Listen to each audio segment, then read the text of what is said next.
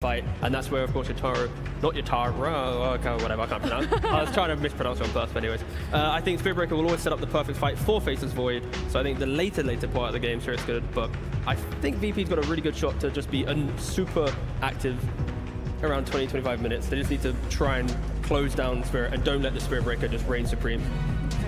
We are going to be jumping into the game very soon, but I assume then it's all unanimous on my panel. You guys are all very Team Spirit with their lineup here in Game 1. Pretty much. All right. Well, then it is time that we head on over to our casters. It's Lyrical and Trent. Thank you so much indeed, Nat, and Dota fans the world over. Are you ready? We got some games to start for you. We're going to get into the game, don't worry. Trent, I'm so freaking excited. I can't wait. We got Team Spirit facing off against VIRTUS.PRO. The draft is going on. I feel like we're going to be going to like 80 minutes or something already out of the gate. It's definitely possible. I mean, probably the most terrifying stat that was shown during that whole draft was the GPM of Collapse on that one Spirit Breaker game that he played so far. 823. He actually out-CS'd Yataro on Troll Warlord. I mean, it doesn't seem fair, honestly. It's really not. He just charges through the waves, all the creeps die, he's just gathering gold all over the place, and yeah, Spirit Breaker, if it goes late, he doesn't really mind it as much as he used to. No, I mean, you see these like Aghanim Scepter, Octarine Core coming out, all of this like incredible mobility, and as Purge talked about at the beginning of this, the bigger map, right? You've got more places to go. It can also mean that you're more separated from your allies, and suddenly there's more pickoffs that happen, and that can be the game-defining thing.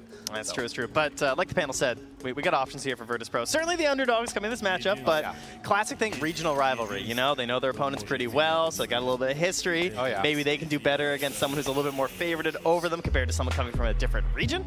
Right. And they know these matchups. Some former teammates mixed in there as well. Oh, yeah. No, and I think like that's one of the things to watch for is now we've got this close setup. The team's right next to so each other. close. As we get into this game, Unpause comes out. We'll see if there are any big pop-offs or something. I want to see someone slam the glass. I hope they've been instructed that that's okay. We're going to have to check the structural integrity. Is it okay? Like, I'd say so. Break it? I don't know. Not sure what that is going to end up looking like. As heading out across the map, you can see that already Team Spirit set up on that top side of the river, smoking in, hoping to find somebody. Doesn't look like they're going to find any purchase there. But we did get that little crazy picks coming out at the end. It was the Viper into the Lina. The panel talked about it a little bit. But this is a little bit of a strange matchup. Is it just about the break? What are you seeing with this Viper pick? Oh yeah, 100% the break for the Viper. No doubt about that, right? It's not just the Bristle either, right? Get a little extra value added in there for a couple of the heroes. A little bit of Lina in there, a little bit of Spectre in there, right? Passives are pretty important. So that can be very helpful. But, you know, Seattle, TI, it's been a while. It's been since TI7. Back in those days, Lina Viper. That was pretty common, right? That was a classic. Viper used to be kind of this hero for a lot of these Seattle TIs. So seeing this matchup here once again, very interesting. Oh, they're getting close to each other. The crowd is hungry for blood as they want to see who's going to give it up first. But Yataro going to back away, not get taken down. By the way, I want to shout out to whoever cheered in the crowd for that Observer Ward D ward. Well done. Yeah, that's the spirit that we're looking for today. As Mira will be pushed back a little bit by Kiritich there. Well, as you can see, the players are just getting comfortable here by spamming all their voice lines. Absolutely. Wow. They're using them from all over, too. It's a Polaris voice line. That's pretty nice. They've invested heavily. Oh, yeah. Counts here, so yeah, it's all good. No surprises in terms of where anyone's going here. And, you know, I gotta say, during the draft, I was looking forward to a couple heroes, but they all got banned. Oh, yeah. You know, we didn't get to see the Enchanters from Aposhka with his 4 straight wins. Obviously, some quick respect there from VIRTUS.PRO. Not gonna let him have it, and that puts him on the AA, as the panel called. Super solid, right? Especially when you pair it with this classic Yataro Faceless Void. I mean, that really does feel like it's going to be the thing to watch for. In the later game engagements, obviously you've got the setups with Collapse Spirit Breaker trying to start the fights, but it's going to be up to Yataro to try and end them with that chrono, and that sets up for all the rest of Team Spirit's abilities.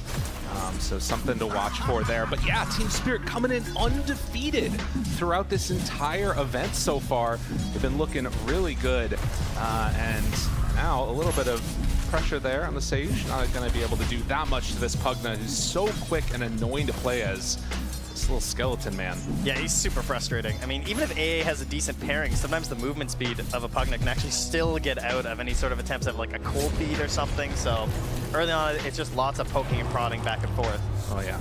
And then, I mean, down here in the bottom lane, you have Mira on one of the less reliable heroes, I would say, these days in the Hoodwink. You know, she struggles a bit, tends to have some pretty low win rates, but the players that really like Hoodwink, they're big fans. I mean, you can see Platinum tier there from Mira doing a little bit of spamming on the hero. Yeah. And again, another hero that's going to try and make use of the break in this game from that sharpshooter. Well, and something that you always love to talk about, too, is the ability to run through those little twin gates there. I feel like Hoodwink is one of those that would love to be able to get active around that, like, 5-6 minute mark somewhere in that neighborhood, try and make some rotation and find a kill. It certainly never hurts, as Tree and Protector has shown us. Oh, yeah. Gets a bash as he heads out of there. But slow, steady going, and at least at the early stages here, it does appear that things relatively even amongst the two safe lane heroes. At least at the moment, though, Viper is having a better time of it mid against the Lina. 5 denies already. Although Laurel, it's brought down very low. I might have spoken too soon there. Be careful here. 2 points in the Dragon Slave. Wants to keep that harass up. We'll hit one more time. Bit of corrosive haze going back the other way. Or, sorry, corrosive skin. There you go. Apologies here. Oh, and look at that Stop Laurel. in the past. He wanted to go over to pick up that rune, but a little bit scary to leave the wave and trying to look for a bash, not able to quite get one. The crowd is hungry for blood. I know, they're ready. They're so ready for this. There's the bash that he was waiting for. Get it at the worst time. I mean, hey, your Spectre hasn't died. 2 in a row. Oh, okay. Oh, be careful now. Okay, your Spectre hasn't died, and it's 3 minutes in. I feel like that's a win for a lot of support players. Oh, yeah. Gets the pull off there as well. FNG helping to protect Kiritich. Had a stick ready. Never in doubt. So far, so good. As Laurel's going to make the move actually for that bounty rune and moving into position. Sage going to try and take it away and gets there just in time. That hurts. The Viper wanted that refill. You need that bad too, because like the Lina versus the Viper, this is the whole idea, right? You're trying to like whittle down the Viper, try and make them really dependable on resources. So support's coming through, getting rid of bounties, maybe getting rid of these river runes as well. Super helpful. And also, Seush wants to be stacking camps because you got this Bristleback, right? And as you notice, we got some blocks happening here, right? They already blocked off one of the camps there. They have unblocked the ancient camp now, so it will finally spawn. But that's really going to slow down this Bristleback's progression here. Something to watch for. As in the 4 minute mark, no kills as of yet, just trying to dodge away. Notice is going to pull this creep wave all the way Bushwhack bottom. Chance, an opportunity. FNG gonna go down. They take him, and now Mira might end up going down a second time. Kiritich moves forward and secures that finish. Oddly enough, it was Creeps that got both of the kills, but still, it's what you want to see. Good play there from FNG at the end to at least put on the Inkswell to get the return kill, but clearly they win there for Team Spirit, getting the first blood. And one thing that you're going to notice this game too is that Ancient Apparition and Hoodwink do share a similar capacity to amplify magic damage, which is really cool because you get the boomerang on the Hoodwink later, and they have 3 cores that add a ton of magic damage, which is a pretty cool use of their draft here. Maposhka coming over to contest this, gets right in his face. Ayu's starting to drop down lower. Says, fine, you want to battle, I'll battle you. They are getting very low and will need to run away. So Contest going in, wanting to shut down that farm that you're talking about from the Bristle. I mean, it's huge. That camp is still blocked out right now, and it's not going to despawn in time either. So it'll be the 6th minute spawn also going to be blocked. And that's huge for this Bristle. That's the whole point of offlane Bristle, is like you want this backup here of these Ancients. Now that being said, he's also doing extremely well on the laning stage right now. Oh yeah. 35 and 6 so far for that Bristleback. But it does also mean that it's been Faceless Void still having a decent time here. Collapse will charge through, gets another bash onto Kiritich right as he comes into the lane. We'll have a few denies in his face though, a little frustrating. As we're getting closer to the next spawn. Of course, runes incredibly important in this game. You've got a couple of heroes that would love to be able to pick them up, and Lina makes the move over. Maposhka is there, Light Strike Array, they get a haste too. Not bad, this should be Maposhka going down as Squadix makes the move, although, wait, a turn, a chance, Maposhka, you god! He was almost able to survive through that one. The sidestep behind the trees. It said it is going to be Sage starting to drop down low. Still a haste rune on Squad X, and that's going to get level 6. Comes in with the Laguna Blade, takes down another. And of course, if you haven't checked out in a while, Laguna Blade, very interesting now, does give you some stacks of the Fiery Soul. So you might be wondering why sometimes these Linas are just going to fire it out. that's going to be why. Right. Absolutely. Just get whatever kills you can with it at that point in time. Now, mid lane, they're going to go again, it looks like, trying to find an opening onto Miposhka, forcing him back. And one more hit. Oh, 19 HP, just barely able to get out of that one. Keep that farm going here. And it is interesting, too, with this Faceless Void pick, because they sort of have an interesting relationship, the Bristleback and the Faceless Void, because like, you constantly have these quill stacks in the laning stage, which is something that you can't really manage that well with Time Walk. Generally, you want to deal with like burst damage, because they just Time Walk it off and you're fine, whereas it's like a lot of damage over time. But meanwhile, down bottom, an attempt to stop this aggression. Oh, it lasts so long now. I know, that Inkswell makes the difference. Here it turns, a little seat shot there, tries to get onto him. But the counterplay, of course, is that, that's Bristleback's advantage over Faceless Void, but he's to deal with time dilation throughout this game. And Bristleback really doesn't buy a lot of Dispel these days. That's not something that you really want to opt for. So that's going to be really frustrating for Notice if he has to constantly deal with this time dilation with his quills.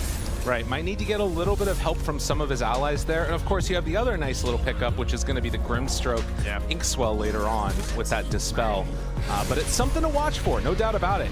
Now they make the move through, gonna get the silence onto Yatoro. Dispel very strong, Inkswell layering together, but Yataro's still making a good distance away. Drops the Chrono to get out, but now Kirita shows up too. They're committing heavy for this kill. They want to take him down, and they're gonna get him. Spectre. Level 1, 60-second cooldown, has the urn complete and now stocked up. And looking towards that very common progression right now of Blade Mail into Radiance. That's currently the plan. Okay. Let's see if it sticks to it. I mean, you come into this, you think Team Spirit's going to be the favorites, haven't dropped a game yet. Now you look at the net worths, they're looking pretty good across the board. It's been a solid showing so far for VIRTUS.PRO. Squadix is terrified mid. He's been sitting in this tree line for a solid 20 seconds. He knows. I know. I'm not coming out there. He is totally aware that this wraparound was happening and it won't catch him.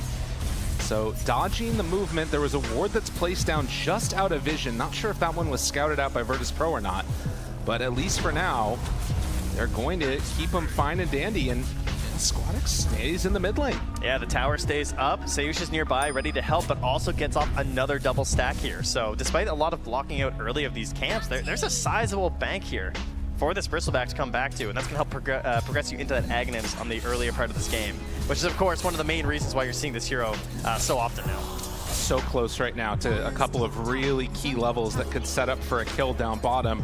You're, about a quarter of the way towards it for the Hoodwink, with Collapse already having 6. But instead, making another move. This Spectre getting involved early, forcing Laurel back. And with the charge coming through, it's going to be VIRTUS.PRO backing out. So they force the rotation and then back away. So a little poking shadow step there. Something you can kind of afford to do now with the lower cooldown. So far, we haven't seen one of the main fears that you would think with a Lina this game, which would be a Spirit Breaker. Right. Because Lina, not really a Yule's buyer necessarily anymore. That isn't something that we see all the time. That used to be like one of the options, of course. Might have to be a consideration for Squadix this game, but probably hoping to avoid that right now. Collapse just been a bit too busy in the lane, trying to get towards that Midas. And another rune there taken away too. So even if you did find an opportunity to maybe get aggressive with Collapse, they haven't been able to get the runes to pair with them. So a little unfortunate for Team Spirit, as the Arcane was denied by Miposhka, so they at very least didn't give that one away to Lina. Does look like top tower is going to be the first one to fall here. Wait a minute, Yatoro does not have a Midas queued up. What's happening? Trent, he must be confused. What's going on, buddy? We'll see if it ends up changing the build eventually, but it looks like they want to get aggressive as Spectre makes another move. Oh, that's so sick. Dude. How annoying is that? Get Inkswell down bottom, Shadow Step up top. That's for the kill under the tower as it's so low with the Catapult coming through. I mean, this is just guaranteed gone. But yeah, Yataro's gone for the treads into the Mask of Madness, so does have a little bit more damage early, higher elements of aggression, perhaps to try and pair up with this Spirit Breaker, Viper, maybe even thinking about some of the timings that VIRTUS.PRO are trying to hit, and you want to be ready to fight in those situations. Oh yeah. Well, and again, for the fighting with VIRTUS.PRO, it feels like because Spectre's gone this Urn build, can get really up in people's face quickly, and is building into that Blade Mail has it done.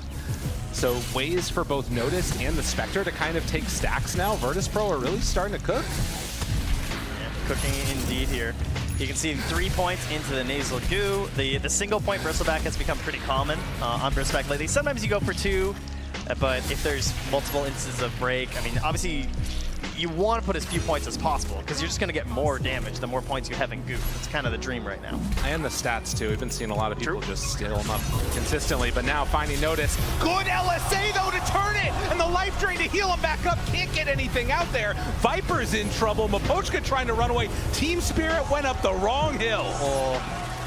Just a great example of the importance of positioning there too. When all you have is an Aether Lens, you know, that's just all preemptive. Great knowledge there from VIRTUS.PRO.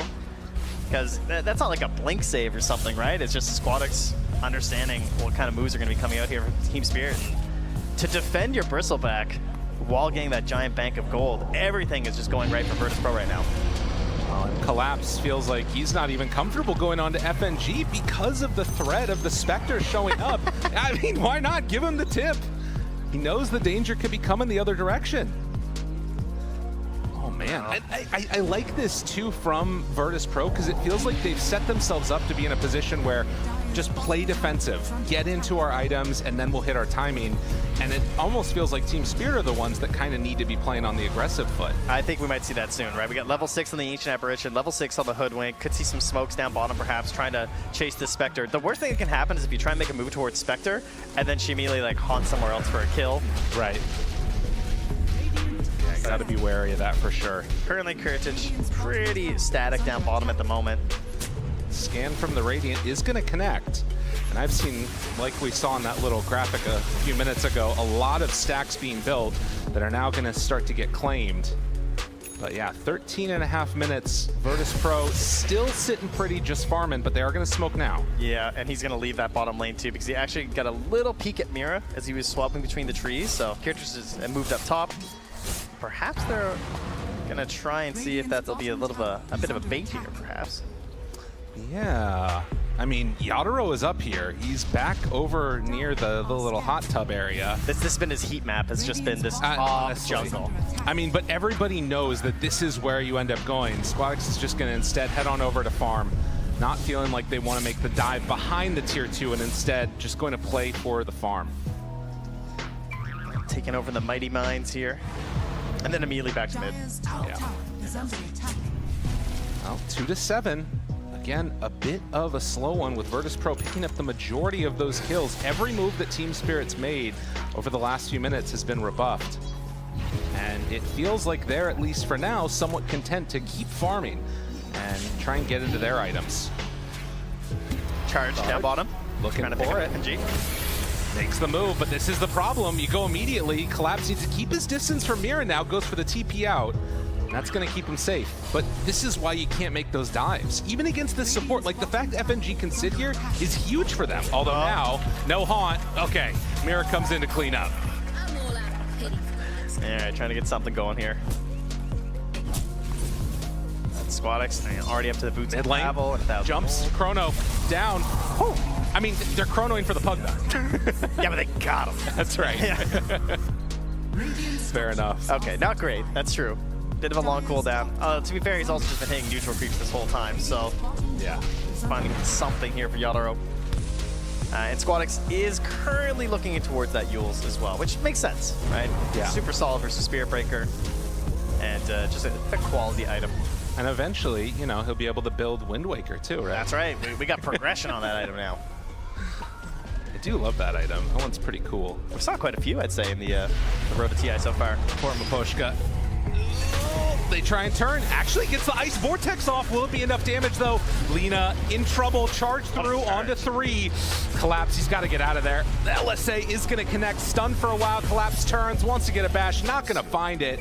And in the end, it is going to be another kill going the way of VIRTUS.PRO. Spirit just can't find a move. They got a Chrono for kills. And you got Notice here mid. Also pushing this in a little bit. Not going to commit, though, by the looks of it. I see. Shield rune up top there, so wants to grab that first, and yeah, immediately pings. I have a shield rune. We are taking this tower. Yeah. Got to make the move, but already in to deny it. So, give a little tip there onto Laurel, who's having to play Viper. You know, we cheer for the Viper, and then you actually have to play it, and it feels different for the players, probably. Well, it's interesting, too, because, you know, 1 point Bristleback, the break isn't necessarily even... I almost think it's more valuable for the Spectre. Oh, definitely. Than it is for the Bristle. Yeah. They're losing map. They've lost the mid-tier 1, they've lost the top tier 1. Yadaro's been hitting neutrals in the Mighty Mines for a solid 12 minutes at this point. Although now they're hitting bottom. I should say that this is like quintessential Spirit in a way, right? When we think of all those games that we used to watch of theirs, it would be a big turnaround kill that made everything work for them. And could this be it? Miposhka gets away as they take down the Lina. A very nice combination to get their kill. I didn't see how that got set up, but that was really cool because he was just charging the wave. I don't know if they knew that he was nearby, but he essentially charged the wave and used that for the mobility to get in there for the Nether Strike. Miposhka's still sitting so low up there on the top side as Collapse is going to get ran at by Notice. TP's away. I feel like there's games where you can tell the teams immediately after draft are like, okay, they're low on stuns. Yeah. Right? Because it is true. You've seen these like really quick TPs a couple times here because they're recognizing there's not a lot to stop us here. Mira, though, he does get stopped in his tracks there. That is a quick kill. Yeah, Aghanim Scepter coming Collapse as well. Very strong, and yeah, looking for more. Collapse tries to run out, gets stunned, and brought down 11-5. They are all over them. This is the kind of swarming that you're hoping for with this lineup right now. Mid lane, though, you have Yadaro here. He's got Maelstrom, he's got Mask of Madness, and Ultimate Orb, and he needs to get involved. He's seeing what's happening to his team. Felt like they wanted to try and set up for something, but again, Swadok's just not getting caught trying to push out waves. He's been doing a really good job of staying active when he needs to. That kill up top there was the first death for the entire game. But we'll see if he can keep up that type of momentum. Ooh, that one hurts. That was almost the completed Octarine core done for the Spirit Breaker. Yeah, not quite finished, so it won't be the worst here right now, but... Yeah, it's definitely, if I remember back to some of those quintessential Spirit games, they'd lose a lot up until about that 20-minute mark, and then they'd make a crazy comeback happen. Can it happen again? Ice Blast is out, but the Decrypt, they don't feel comfortable going for more. Have to back away. They force out a lot of movement, but now Yadaro, he's in further trouble, starts to drop, gets the time walk to get away, but I mean, it's only going to be a moment. Now, they did manage to kill Lina at the same time. They found him on the back line. Okay, nicely done. Good cleanup there from Collapse. But it is a 19-minute Spectre Radiance with Urn and Blade Mail. That is going to be the finished Octarine core now for Collapse once his courier respawns in 1 minute. So that is a huge upgrade for the Spirit Breaker, of course. It's kind of the quintessential item of this hero right now, it feels like. And then possibly eyeing up and towards that Shadow Blade after, by the looks of it. And see if they can try and break open this map a little bit. But, I mean, part of the problem is that Yadaro only has one option right now. He has to hunt for a kill. That's what they went and they did. They feel like, can they really attack and set up on a tower with these heroes? Not really, you know? No, there really isn't much push on either team. I mean, Lina to some extent, but we've seen what can happen. Like, if they commit hard onto Lina, she's going to die. Has to play it a little bit more conservatively back away from the buildings.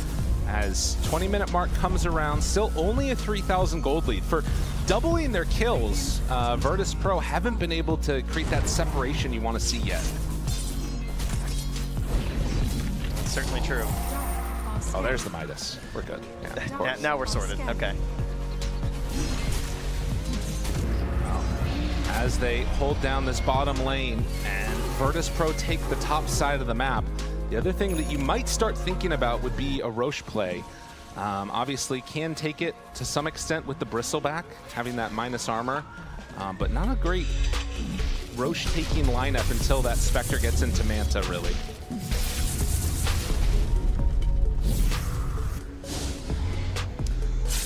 Not a whole lot of vision out on the map either for VIRTUS.PRO. Might be something they're trying to fix right now.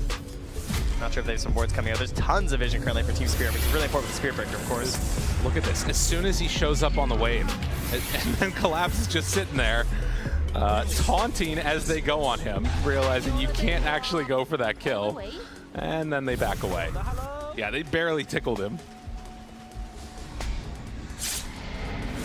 I mean, do you think that maybe if you're Team Spirit, you think about getting active when you know that Haunt is down, or is it just too low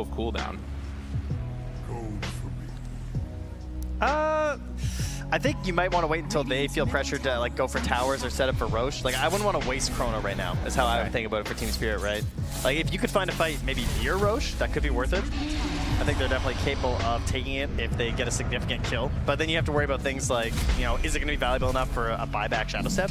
Right. You know, could that create some serious issues for us? Collapse has also purchased up the planar pocket. Oh, wow. Like a straight up purchase early on, which I think's, I don't know, maybe I don't know if I've ever seen that. It's very interesting. Yeah. But the magic resistance is just so ridiculous this game. Right. That that's certainly the best reasoning for it. And of course, if you do catch the right spell, yeah, it is insanely valuable. But like when you're trying to get Shadow Blade and stuff, that seems like a really heavy investment. It is. He has no hope of getting from the Tormentor, though. That is for sure. He is top of the board right now for Team Spirit. So. Right. Yeah, if you want it, you got to get it. I mean, I guess it is, like you said, just a crazy amount of magic resistance that does help out. As down bottom, they managed to find Miposhka, who Glimmer Cave's trying to escape. Actually, almost survived that one, but the jump forward, Chrono now onto 2, but the LSA! Oh, he's in Chrono! Is it still going to be enough to get him out, though? The Decrep is there, along with the Yule Scepter, charge through onto Sage. They find him the second go. Moving forward onto Squadix. They get him with the Bushwhack. They need a little bit more damage, but they're not finding him. The LSA to save his own life in a Chrono. Even time can't stop this guy. And he finally got Seiyushin at the same time, which is so unlikely to happen. This is an Aether Lens Pugna with Glimmer. Like, what are the chances you catch him inside the Chrono with Alina? You finally do it, and he gets off a godly LSA to save himself. And into the Roche pit they go. 5K lead, potential Aegis being set up for them right now. This is everything VIRTUS.PRO wanted with their draft. I don't know if VIRTUS.PRO heard that. Oh no, oh no, oh notice, Roche is angry. He's coming for him at Spirit Breaker too. He's charging through. I think he's gonna finish this one off. It's very close, and no, damn it, they take him down. Collapse says, no, this isn't your Roche. I'm coming in for more. Tries to find more damage. Can he get away? He's slowed, he's silenced. LSA to finish. Ooh. The supports were smoked, trying to get here as fast as possible. Hey yo, that bristleback kill though, right? I mean, got him. Now they're moving in, but Roche, it's already gonna fall. I mean, Spirit are right up on that hill, but they're just a couple of seconds too late. Do they still want to take this fight, They're though? feeling desperate. Mira they looking, want a little Bushwhack, it's online. Can they get it? But the silence is already there. Grimstroke on point. And with the Soulbind out, leashed up, FNG is gonna die, but they wanted more.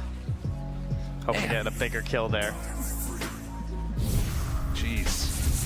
Grimstroke is very good, man. This hero is crazy.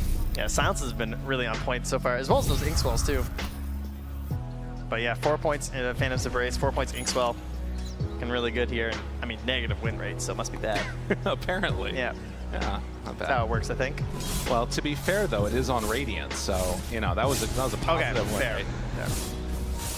4 minutes left on this Aegis, and we'll see what they decide to do with it. VIRTUS.PRO smoke up as 3. They've got Spectre on the other side of the map ready to join them.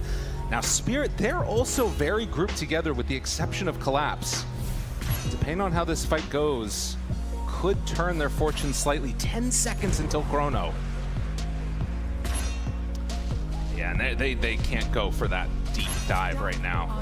Team Spirit are just going to back out, go and play a little bit more defensively around their Ancients and Tormentor.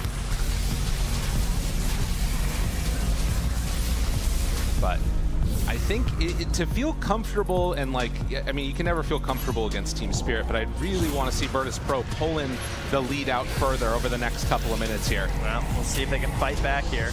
Collapse, charges in, finds one, noticed, he's in front, a lot of damage out onto Lina, but now the turn onto Laurel, can't stand a chance. There's way too much damage coming out with BKB on a noticed, can't do anything. They're just gonna retreat back. Collapse just charging across the map right now. Yeah. And so some pretty cool ideas here. They have this ward in the mid lane that's giving him some like preemptive vision on the waves, which is something that's going to be super important for the Spirit Breaker to keep the game going. So the deeper wards that you can get as the supports on Team Spirit, that'll allow Collapse to try and catch these waves just randomly across the map. And he's just able to charge right through them. And well, there it is, folks. The 26-minute Midas for the Viper. I hope your seats are comfortable. Oh, yeah. Team Spirit are going to try and do what they can to take this game as late as possible. I mean, we'll see if it actually works out, but notice he's getting charged again. Collapse, he sees that Ice Path. He's hungry, although the Ice Blast is about to wear out, so it's going to have to cancel that charge.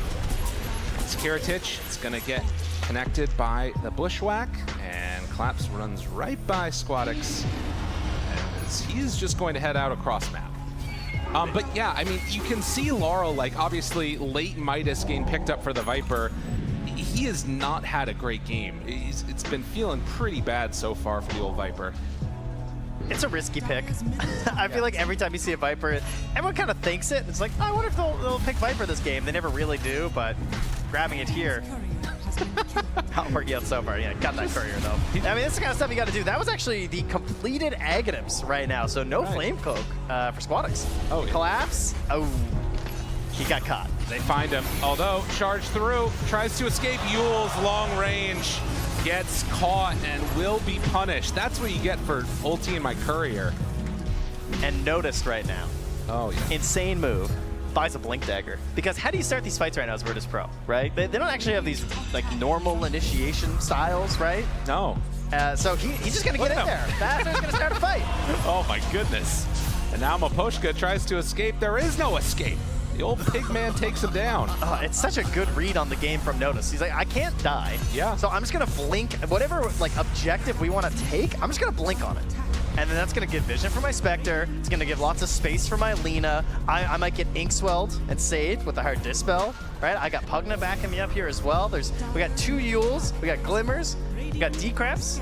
So I'm just going in. I mean, and speaking of, you know, these going in builds, oh, Yadro.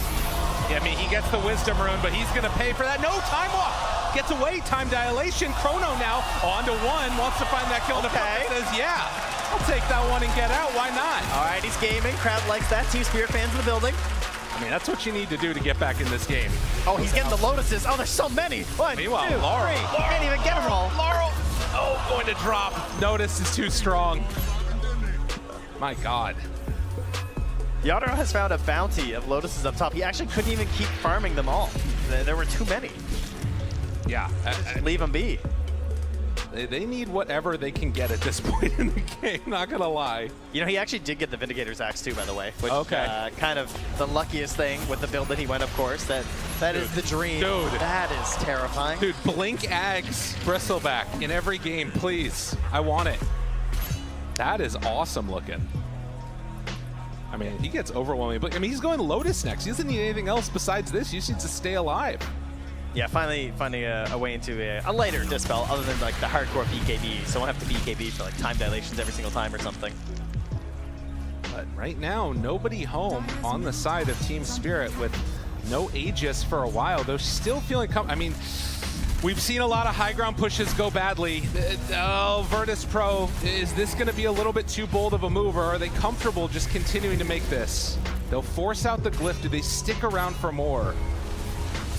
They seem to have the heroes for it, but I can't help but feel uncomfortable. We've seen so many high ground pushes go bad, but a Yule Scepter lift up. Have they found the secret, the way to break it onto Collapse? He's stunned, but there's the Bushwhack. Ice Blast afterwards connects. Notice starting to fall lower and lower, but not going to go down. And with Spectre in the backlines destroying Mapochka, he's finding more. Kiritich tries to TP out. Does he have a way to escape? The life drain heals them back up, and now Laurel also in trouble. VIRTUS.PRO say we don't want to go late game. And Yadro not there to help out. BP trying to put the nail in the coffin. Yeah, he's got no chrono. Not a whole lot he can do in the situation. Trying to delay as much as they can, but they need him if they want to hit these Ice Blasts, if they want to do some crazy combos. Not gonna happen. They're onto him again. Yeah, they're the ones getting comboed right now. That Aghanims, after getting killed on the courier, finally delivered to Squadix, so things only getting harder now for Team Spirit. My goodness. They have to find some crazy Vortex, Boomerang, insane magic amplification damage here for Yadro to try and get a kill, and then he's going to be chronoless. Man, well, he jumps in and then the blink away from the Bristleback immediately. I mean, you talked about Shadow Step. Looking.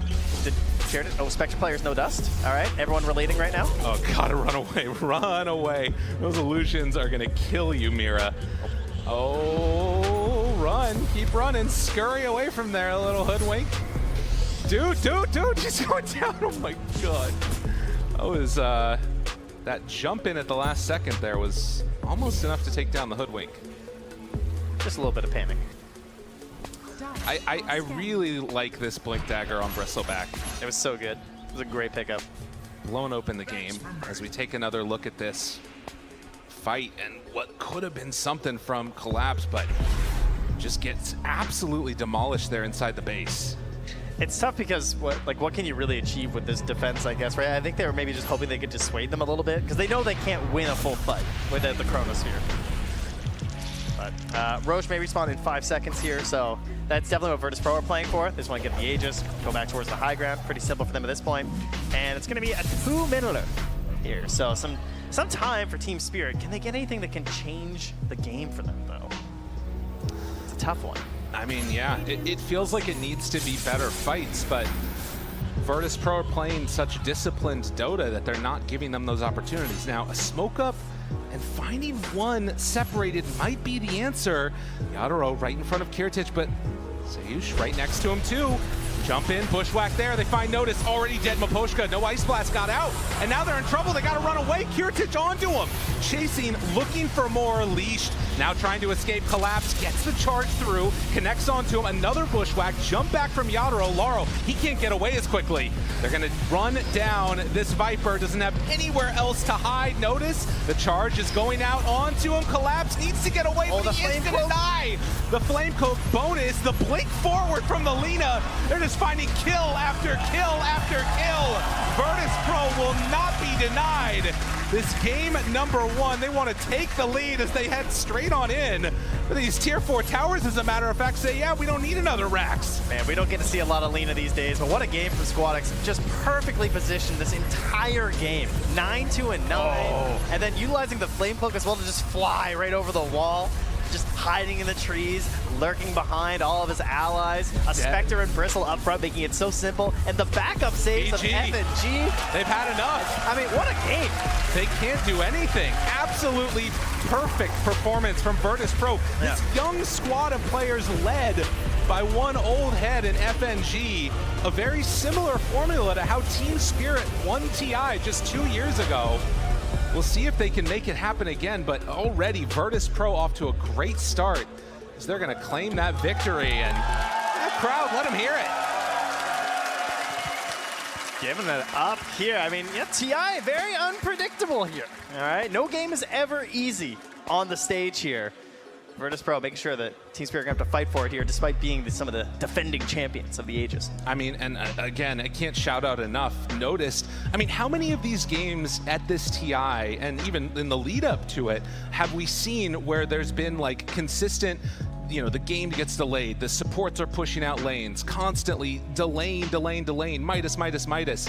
And instead, this one, they find the Blink Daggers to just run in and find pickoffs. I mean, Lina had a Blink Dagger. When was the last time we saw that? Yeah, it was a hard commitment, and it's very scary in this meta, right? We've had several teams struggle in these situations. You buy these items, and then suddenly, oh, we're not winning. Oh, the Blink didn't pay off.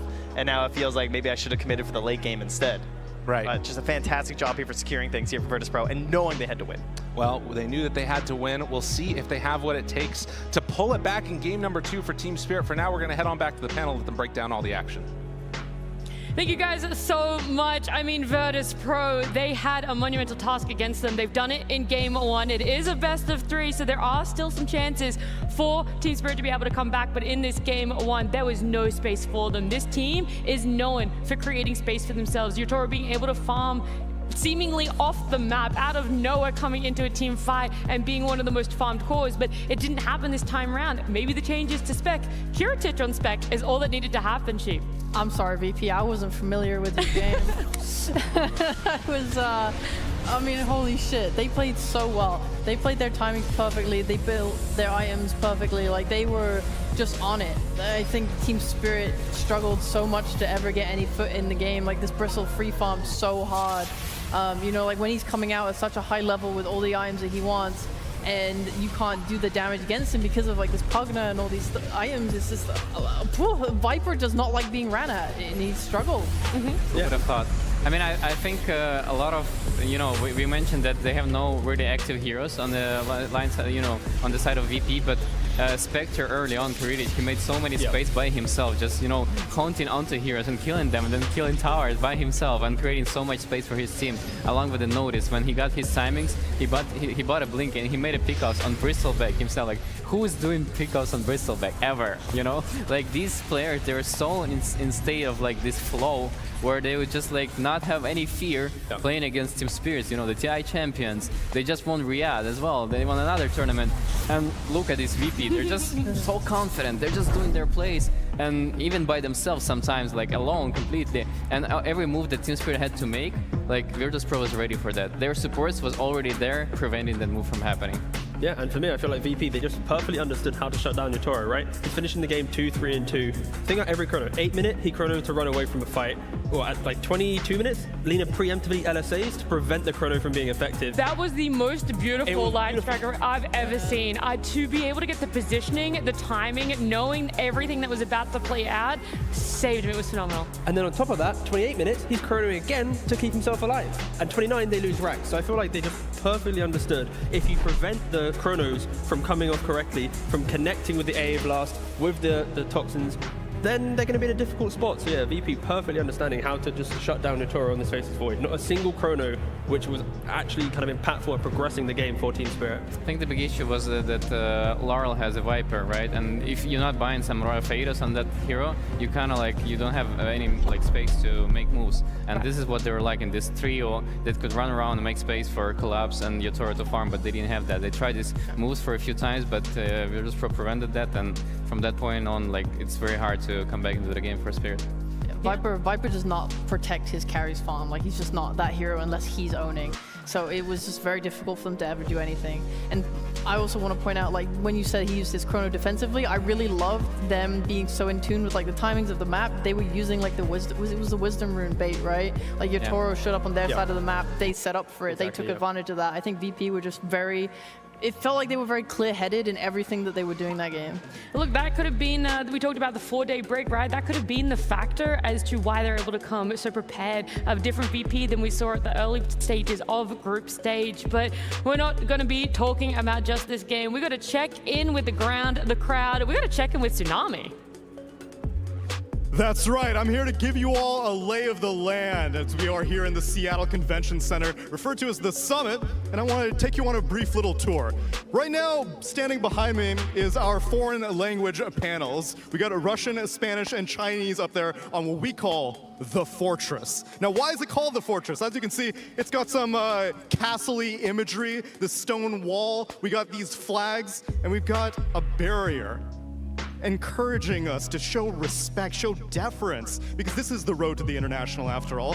And as these teams get through the castle, well, they gotta go into their booths. On these booths, we have brought them back. You saw the blog post, Argon infused, and some nice little plush carpet as well. Oh, so luxurious. Very clean also. And carpeted. They face off against each other because they are hoping to get the Aegis. As you can see, we have two sides of the crowd here. One behind me. Guys, you're behind me, right? Yeah, they're behind me. And we got that side over there. Hey, you guys over there? How's it going? Right now they're taking pictures with the Aegis, but we're on our journey to figure out who's gonna win that Aegis. This is the other team, and looks like this might be the winning booth because VP is playing in there as we make our journey to the English casters. Give us a wave, Gabe and Trent. How's it going? What? Give us a wave. I can't hear you. I can't hear you. That's Radio silence? yeah. Bye. Bye! That's the English casters, and up on our fortress is the English panel. There's Slacks! Oh, fair Slacks! Let down your hair, Slacks! Shut up, Tsunami. Thank you very much. Shut up. Hello down there, everyone. What a great view. Yeah, it's pretty cool in here, man. I like this. You know, fort over here, some blue in the middle. I like to dub this place 2-Fort. I made it up myself. It's a completely me reference, but incredible stuff. The crowd is up. It's early. It's before noon. They're still screaming. What a cool game. And the view up here is phenomenal. I truly feel like some kind of Dota bourgeois. But yeah, that's your little tour of the panel, the whole arena. So we'll send it back to that panel. Back to you, panel. Oh, Slacks, you're right there. I didn't even. Hello. I am right here.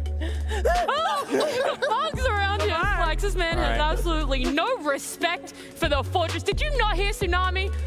We redeem respect on this fortress over here, Slacks. Be gone with you. We're gonna draw our eyes away from the arena, the beautiful arena that is here down at the convention center in Seattle. You guys can still come down. The weekend is only beginning for us, and this series is still only beginning. Game 1 was done and dusted. We loved the look of VIRTUS.PRO, and I think it's pretty easy to say everyone underestimated what they were going to bring to the table today, Sheep. Oh yeah, I did. I straight up went out there and said, yeah, I think we can all say that Team Spirit are the favorites. Yeah, great job, Team Spirit. Good job, let's go.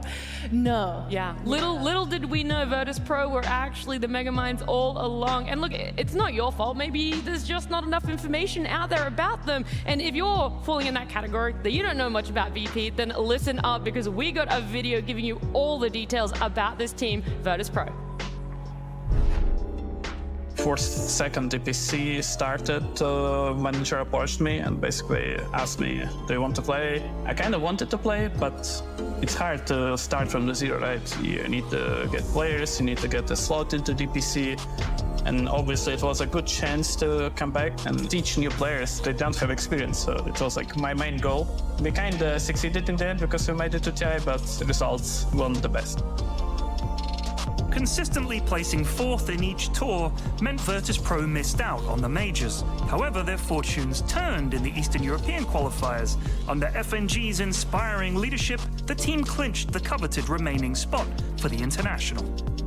Even if you experience, it doesn't mean that you will be a good captain or a good player, a good teammate, and so on. It still takes some time and it still takes some results. You basically need to show your teammates that they have to respect you. At least for me, but maybe for some other people, like Papi, for example. Everybody respects Papi, you know, he doesn't need to prove anything, but I'm other guy, not Papi. I never wanted to be a captain. I'm the most laziest person in the world. I would like to sit at my home, do nothing and get money and all in my life. But for some reason, it's always been like that in teams that I played, they want to have a leader. And that's basically what happened in a lot of my teams. Adaptation is a skill that helps you to work on issues that happen right now and do it in one day. Not like, okay, I need whole months basically to fix this issue. No, you have a game tomorrow. You need to fix it right now. This is, I would say, what is like the biggest thing in this team. That's what I hope we will bring into TI.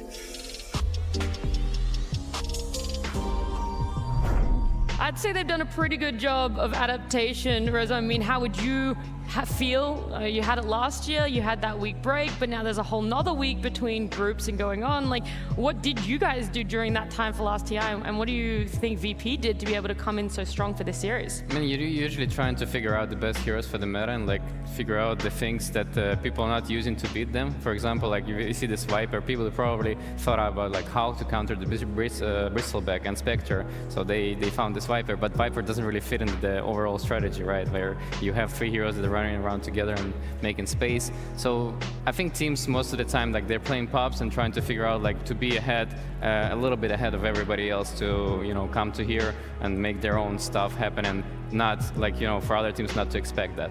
Yep. On top of that, it's like actually you have a captain like FNG where if a player comes to you and says, all right, I really want to play, let's say, Zeus mid or Kotal mid, right? Other captains, other teams might just put that straight away down. It's like, no, we don't want to deal with that. But I think for FNG, we're kind of seeing a little bit of just open-mindedness, like, okay, I'm down to accept this new idea, and then we'll try and incorporate it in. Of course, like Spectre, only like, what, 10, 11 games so far at TI, but Kiritich is, what, now 4-4 and wins, like undefeated, so yeah. Small things like this help a team make runs at TI for sure. It does feel like their players have freedom, what they want to do in the game. They don't have like strict plan of like, you know, 25 minutes, we get this time and we go there, but they have like freedom of like Spectre, Kiritich, he wants to hound in, and on the other side of the map he does it, because like they have this freedom, and FNG is basically the captain of like allowing these players to have free, you know, free feel in the game. Do you feel that he plays Spec in a different way as well, Sheep? Like, people could still play Spec passively, you could still do the stereotypical of what Spectre used to want to do, wait until that 35-minute mark to really be active, or with this change that she had to her ult being a, you know, lower cooldown, you kind of have to be more active. It's not a Kiritich thing, it's just how the hero has to be now. Yeah, I don't think you like have to do anything, but if the hero gives you a tool to allow you to do something, it's foolish not to. So I think having the haunt be so low cooldown now and be able to just go on that one person, especially when your team's having a good game and they can do and set things up for you. I mean, he's obviously like pushing it as hard as you can. You want to get the maximum efficiency out of your hero. Yeah. I just think, like, typically you look at Lina, you look at Bristleback. These are not heroes that are setting up for a Spectre to go in on someone. So he's clearly like playing up and doing better and playing really well. So he's really good at this hero. I think what they found. Oh, sorry, go ahead. No, please go ahead off. No, I think what they found really good in their team is that Curitis is being able to play kind of like position 3 for their team, and like the way he's playing Bristleback and Spectre, for example, he's making space for his both cores to be able to farm.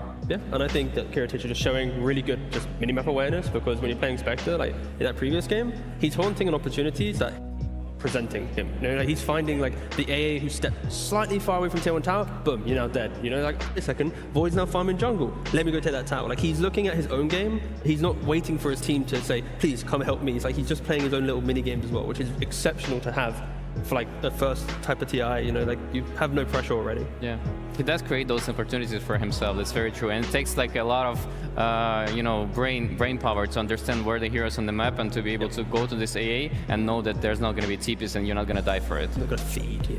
Don't want to feed on TI. It's impressive for himself, impressive enough that we have to ban out this spec when we look towards Game 2 for Team Spirit. You're just like, we don't even question giving the spec over to him anymore. It needs to be taken out, or that's not really the problem. The Bristle should have been answered more because it was a first pick, and they still didn't really be able to deal with it with this Viper. The break just wasn't enough.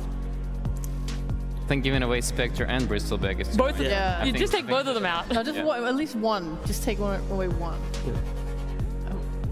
Which one? Which one? Just like, I thought you were going to say which one. John, it's your moment. Which one? Which one? I would get rid of Bristleback. I would get rid of Bristleback. There we go. Spectre you can take advantage of. Bristleback, too annoying, man. God. Too annoying. I disagree. I think their You best disagree? strategy. Wrong. So you would rather come up against the Bristle? Really?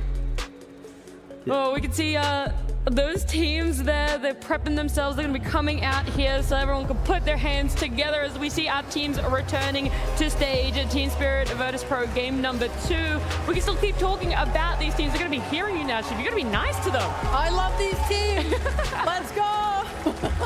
Your biggest fan. I definitely had full faith in you, VIRTUS.PRO. I mean, we had more information on them, so it's only fair that we give Team Spirit their limelight and we find out some more information about our TI-10 champions. Торонто Токио ушел из команды, потому что, я думаю, нам нужна была замена. У нас были внутриигровые разногласия с ним.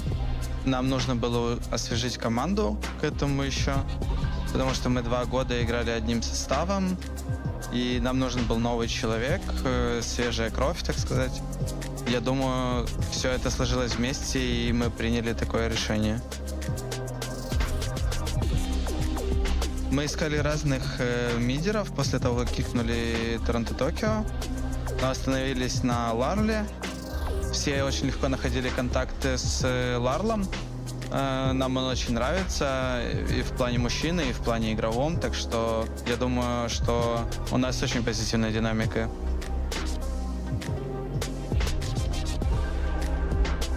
Team Spirit wrapped up the DPC season in a mediocre 10th place. But post-DPC, they dominated, both at Riyadh and then Dream League just a month later. На Рияде у нас все это вместе стакнулось, и не было никаких уже проблем игровых, неигровых и так далее. И мы просто хорошо сыграли, и нашего уровня игры было достаточно, чтобы победить. У нас быстрее начал происходить прогресс. Мы начали больше решать каких-то игровых моментов, можно сказать. Я просто люблю побеждать турниры. А так как я играю в доту предельно хорошо, я играю на хороших турнирах и просто стараюсь побеждать каждый и ненавижу проигрывать. I feel like that's pretty consistent with a lot of Dota players. They just simply like to win tournaments. They hate losing, Rizzo. Yeah, it seems like the name of the game. Love Yeah, winning and winning you hate good. losing, and then you become a champion. No, it doesn't work like that. I like what he said about Lara. He's like, we like him as a man. Like, He's a good man. He's a good man. Yeah, very positive. That's he does look like a good man, the Lara.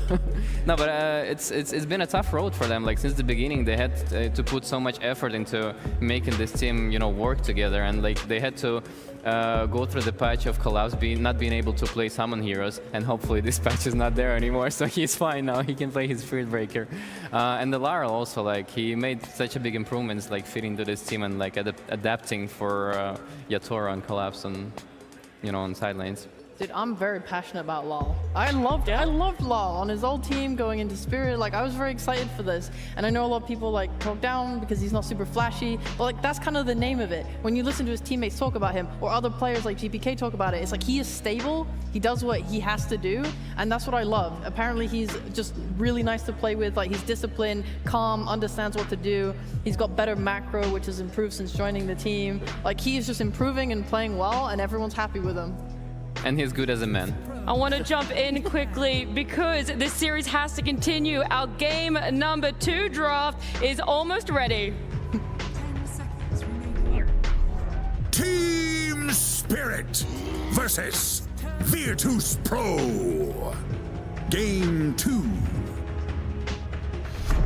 VIRTUS.PRO took game number 1. We saw it there in our banner. They had that little mark against themselves, which means this game 2, there is a lot more pressure. I think coming into the series, you can go, hey, if we lose, we were expected to lose. But now game 2, people are seeing what you were able to deliver in game 1, and are you able to get a similar draft for yourself in game number 2, T? I feel like, again, for VIRTUS.PRO right now, the Spectre is so key for them. They are undefeated on the hero.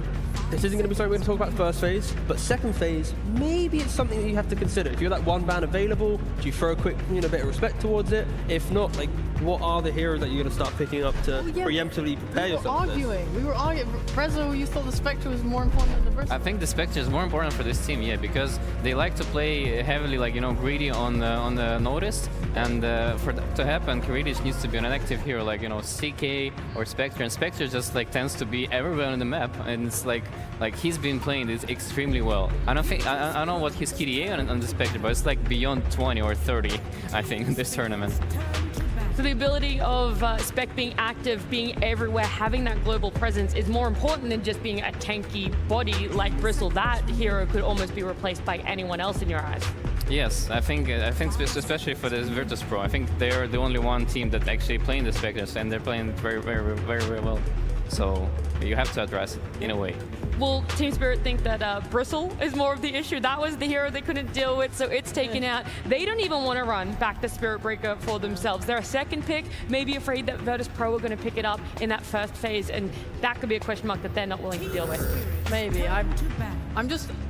My personal thoughts on the Bristle was that it just seems more annoying than Spectre. I think Spectre somewhat gives an easier lane to the off lane if you let it through. And then later, you have Bristle, who does, I feel like, more damage sooner than a Spectre does, especially when you get the Ags and you have that Cool Spray. I just feel like these timings are way more annoying to play into than Spectre. Although I do completely agree that they ramp up that timing with her ult and just play really well off it. It also doesn't help that you don't get to utilize the twin gates on Team Spirit. You avoid after a bad game, he's laning backwards. The Spirit Breaker also, he's just farming himself. So you're never really seeing Spirit utilize the map and how it's kind of set up now, where it's like you throw some 8-minute rotation in, you get that quick chrono kill. Because in a good game, faces Void with chrono, you jump in twin gate, you kill your enemy carry, you pressure that safe lane tower, and then you're kind of progressing the map while still farming. But when you're playing into a hero like Bristle, it's not occurring. So for VP at least, yeah, the Bristle's gone. Now I'm trying to think, okay, what's that next replacement offlaner that can continue the same level of pressure to prevent Spirit from hitting their stride and how they play the map? Well, look, no ban changes from VIRTUS.PRO. Game 1, Game 2 bans are going to be the exact same for themselves. They feel that they're still the heroes that are tough to deal with on the side of Team Spirit, but instead opening up with this Phoenix. Now, we have seen a lot of Phoenix, but how much first pick Phoenix have we seen so far in the road to the International? I know T's got it. I know, that's why I'm throwing it out there. I know T has it. We have seen it an unhealthy amount of times, and of course it helps that Mirana, pretty irrelevant hero, Snapfire, PSG Quest got eliminated pretty early, so we're not seeing that one anymore. Like, this hero, it's just, the anti-Phoenix heroes are already kind of out of meta, and on top of that, we're seeing a lot of these strength heroes getting picked up, a lot of melee heroes, so there isn't that traditional egg hitter. Even like the position forward, it's Grimstrokes and Skyroth. So yeah, I think a first phase Phoenix, incredibly strong, should be able to play out most games if the player can position the egg. Of course, they can put a bad egg out and still die, but It's also the percentage-based damage, right? Yeah. Like you have to have that in times of Heart of Tarask being bought every game almost. So you gotta be able to deal with the tanky guys. But I'm surprised that Timber is like completely ignored. I know like he's been nerfed a lot, but I think still like that hero is one of the better ones against like Bristols, against Primal Beast, because you can chop down like percentage-based damage on them. By the way, I went and had a look. Phoenix mostly picked up in the second phase. I think it's like 20 of the times that she has been picked up, it is in that second phase there. So we'll see if they're going to focus on Phoenix, try and pick up an egg hitter for themselves, even though, like T was saying, a lot of people who play it, a lot of those heroes are kind of out of that meta. Grimstroke going back, they liked it to Team Spirit. Now it's going to be paired with that Tusk. Tusk have any flex in your eyes, or now with the patch, the way that we're going, Tusk is still pretty much just going to be a 4. We won't really see it in mid like we used to see earlier this year. Spirit have played at 5 so far with Mapochka. So an interchange between 4 and 5, Grim and Tusk. And I feel like right now, it's such a nice pairing because the Tusk sets up for just an aggressive lane with Vitaro. Yeah. So you can get some kills. And then on top of that, you have Grimstroke, who's going to be wanting that body to throw Inkswell on and get in. And now if you have a position 5 that gets Inkswell, you know that you're kind of sacrificing a support, not going, please offlaner, go die for my Inkswell to get a pop. It's a nice little front combo, very in your face. Of course, very punishable to egg. If you initiate onto that Phoenix, and during Snowball, Punch, and the bug, you don't kill him, now your supports are kind of in a very awkward spot and probably going to be dying. I would like to see a bit more burst damage from Spirit to like combo with the supports, right? You're not really utilizing the Brim ult right now. You want to be able to kill through the Phoenix Sunray. Like there's currently, last game, they picked up this AA, right? They're like, we're gonna go anti-heal, we're gonna try and deal with it this way. This time they don't have anti-heal. Look at a silent face. He's about these opening. He's like, what? I'm confused too. I have the same face right now. Like, what are these two? To pick you right up. Oh, I love these picks. No, it's a good picks, but in this particular order right here. Yeah. Phoenix into mid and carry. It's like they're statement picks for sure. It's like we're gonna play our game. We don't care what you're going for. This is our draft. They give everything. 100%. Man. There's so much stun, lockdown damage. And it might be the flex as well, the CK for them, right? Did Notice play it before? No, we were talking, because I was going to say that too, but we were talking about how Collapse was the one playing it, and that could be flex on Team Spirit. So, look, it could still be a potential for VIRTUS.PRO, but off the information we have of what they've been doing on the days off, it's looking to fulfill that carry position right now. I think Muerta is one of the better heroes that's been left for the Phoenix deck, right? Like you can just shot with the... You also buy attack speed naturally on the hero. And the lane's also very good because you have your melee Tusk with the range carry. The lane should somewhat play itself out. And I'm just not a big fan against CK. I think CK is way too strong for Muerta. I think if Muerta can get her positioning, it's fine. But if CK is explosive and already on top of you, it's like, okay, this fight's gone. So I think it's about vision and kind of everything else there. And that's why for Spirit, some like maybe Brewmaster style offlaner that can just create so much noise to start the fight, give Muerta the entry with her positioning. She'll buy Silver Edge. I love your suggestion. I think Brewmaster is great here. They go for a puck instead. Well. Very annoying though. Like VP's lockdown, it isn't that clean. It's a Chaos Bolt, Cold Snap, like they're not stopping puck. So Lyle, he's already got a Rampage so far in the Road to TI group stage. This is one of those games that it could happen again. And he's also not afraid to itemize for the Ags from the Mjolnir with the talents. Like, play on the fact that his coil can do the right clicks for him. With a CK, he pops ult, you coil, you step back. Those illusions are going to slowly die. I'm just not a big fan, because what is that? Is it Invoker position 4? Yeah. Yeah, it could 5? No, it's the TA support, of course, right? No, it's... Nice. I love that TA pickup, and I didn't like Muerta and Puck together. I think like it's very squishy to have those two heroes together. Like you need somebody to be in front of you, and Tusk is not enough. Like Tusk is gonna just like disappear quickly. So you need something like Brewmaster or like Tidehunter to create space and like be that front guy for them. And I don't think it's gonna be enough even. It usually like Yatoro, he's going to want to play like the triangle area, like the double ancients. You're playing Muerta, you have ways now to like take these stacks. You're going to want to buy like your Mjolnir, you want to buy this BKB, you want to buy all these items that they tend to go. They like to get the Hurricane Pike, so they have that force off play around. You want to have this area to really hard farm on Muerta. That's like how pros tend to play her. And usually you have like the bodies that protect you. It's going to be on like Tusk, it's going to be on LoL to be able to make plays and stop them from being able to invade that area. Because if they can invade, especially when TA has like her like Dragon Lance and Deso. And I think Shard is going to be a big problem this game too. Yeah, because Shard is owning all of these heroes on the Radiant side. Yeah, I completely agree. I think TA is a big issue. And in regards to Invoker, we've only seen it once so far in support. Tofu played it for Gladiators. We've also seen it in offlane. That was a rough lane, by the way. That Tofu one, he had a really, really difficult lane. And a lot of people were questioning, like, oh, does Invoker still fit this forward? Does this still fit this play style? Like, does it have a place? So we'll see if maybe they're going to have a better lane for VIRTUS.PRO on this opposed for Invoker. The thing is, like, technically, we already mentioned it kind of, like the CK off lane, the TA carry, Invoker mid. There's still like the triple core option. And then if they did want to go a little bit more to the side, I thought about it, but I looked previously, and it doesn't look as if Kiritich really plays. No, he does a different type of player. Yeah. So, I think there's not too much flex now. Yeah, and even with the bans, they banned out the Brewmaster VP, so now Spirit can't go for that. And yeah, 2 offlane bans as well for Spirit. I'm mostly worried about how Puck will do mid versus the TA because obviously it's like really TA favored, but Puck could maybe recover by moving to the side lanes because I think Muerta, like Tusk lane, potentially is very strong. I know like a lot of the Muerta lanes I've watched, she tends to do really well, has like a lot of kill threat. 10 seconds remaining. But on the other hand, you can also die because you're so squishy. It's like if you have like the upper hand in the lane, you can get kills. Otherwise, you can feed. And I don't think TA is going to be moving to the side lane. So if they bring Puck, I think there's a chance to kind of snowball your side lanes instead and maybe get that advantage you need to kind of set up the map state to be good for your Toro to farm. Do you feel that the Puck then is going to fill the role for LoL that Viper couldn't really last game? Like we know the Viper was picked maybe in a response to Bristle, but didn't really fulfill that super active runs around with the supports. Now Puck is that, and like you said, Reza, they really just need this tank. They need this body that can be there or like doesn't need to be there. Puck is definitely much better for them in terms of like making space and doing all the moves, especially with the Dawnbreaker. This is what I wanted from their lineup, because Puck with these supports is not enough usually to chop down through the center and to chop down through the CK, and this is like the hero, that's force hero that's going to come in and help him out.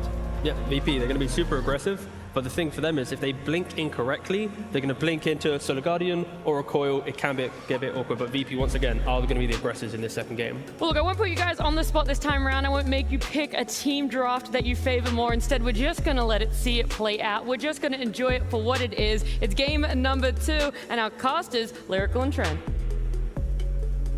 Thank you so much, and Dota fans the world over, and here in the arena we got a great game coming up for you right now. Game number 2. Game number 1 was a little bit of a stomp, but this one I'm feeling like it's gonna be a little closer. How are you feeling? Yeah, just as expected. A stomp there from VIRTUS.PRO over Team Spirit, right? That's what they were saying? That's what everyone expected? Yeah, that's how that went. Okay, no, perfect. It's definitely not. That was the first game they've lost this entire event.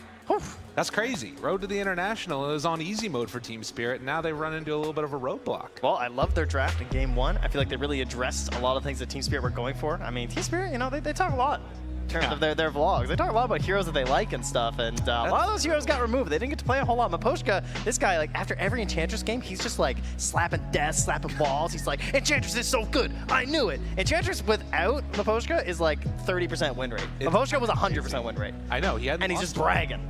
And then it gets banned. That's banned. By the way, again, check out their vlogs. It's really good. It's true. Got to give it to the content. The content's good. I mean, it might have meant that they lost that last game because they gave up all of their strats, but you know, it's worth it, right? All for the views. Yeah. But we are getting ready to go into this game. We round out the draft with the Collapse Dawnbreaker, an absolute classic and a great answer against CK. It was needed. They haven't had a whole lot of second pick games throughout this TI. They spent most of TI so far on first pick, which I think is definitely the better one right now. Feels a little bit better. I feel like this last pick is really difficult in a lot of drafts to secure a solid position. Yeah. And this is also the first time they gave that last pick to Collapse. So handing him the Dawnbreaker. Frankly, everything else was kind of banned. I bet it does certainly slot in really nicely, but so many of his favorite heroes that have been banned every single series except this one, like the Brewmaster, was there for so much of that draft. I know. And then just gets banned at the end, and he's a Dawn. It's kind of crazy how that goes, but it makes sense as well. And as we get into this game number 2, Team Spirit not being dissuaded. They're starting off with a lot of voice lines and starting out with keyboard. Oh no! He can't even caps lock the whole way through. It's a real tragedy. He's got serious problems. I know. What's an issue? Take this time to wash your Oh, there you go. A classic line as well. They're ready. They still can't caps lock the way through. But we're getting into this one now. He's excited, you know? He is, absolutely. Laurel Puck, though. I mean, you and I both have talked a lot about it. As a hero, we don't like Puck that much right now. Puck haters, yeah. Okay. But Laurel is one of those guys that, as they are able to bait out a sentry there, nicely done. He's one of those guys that makes this hero look good. Already got a rampage on it, as the panel talked about. I'm expecting big things from him, and he's going to need to do it, particularly playing into the TA matchup.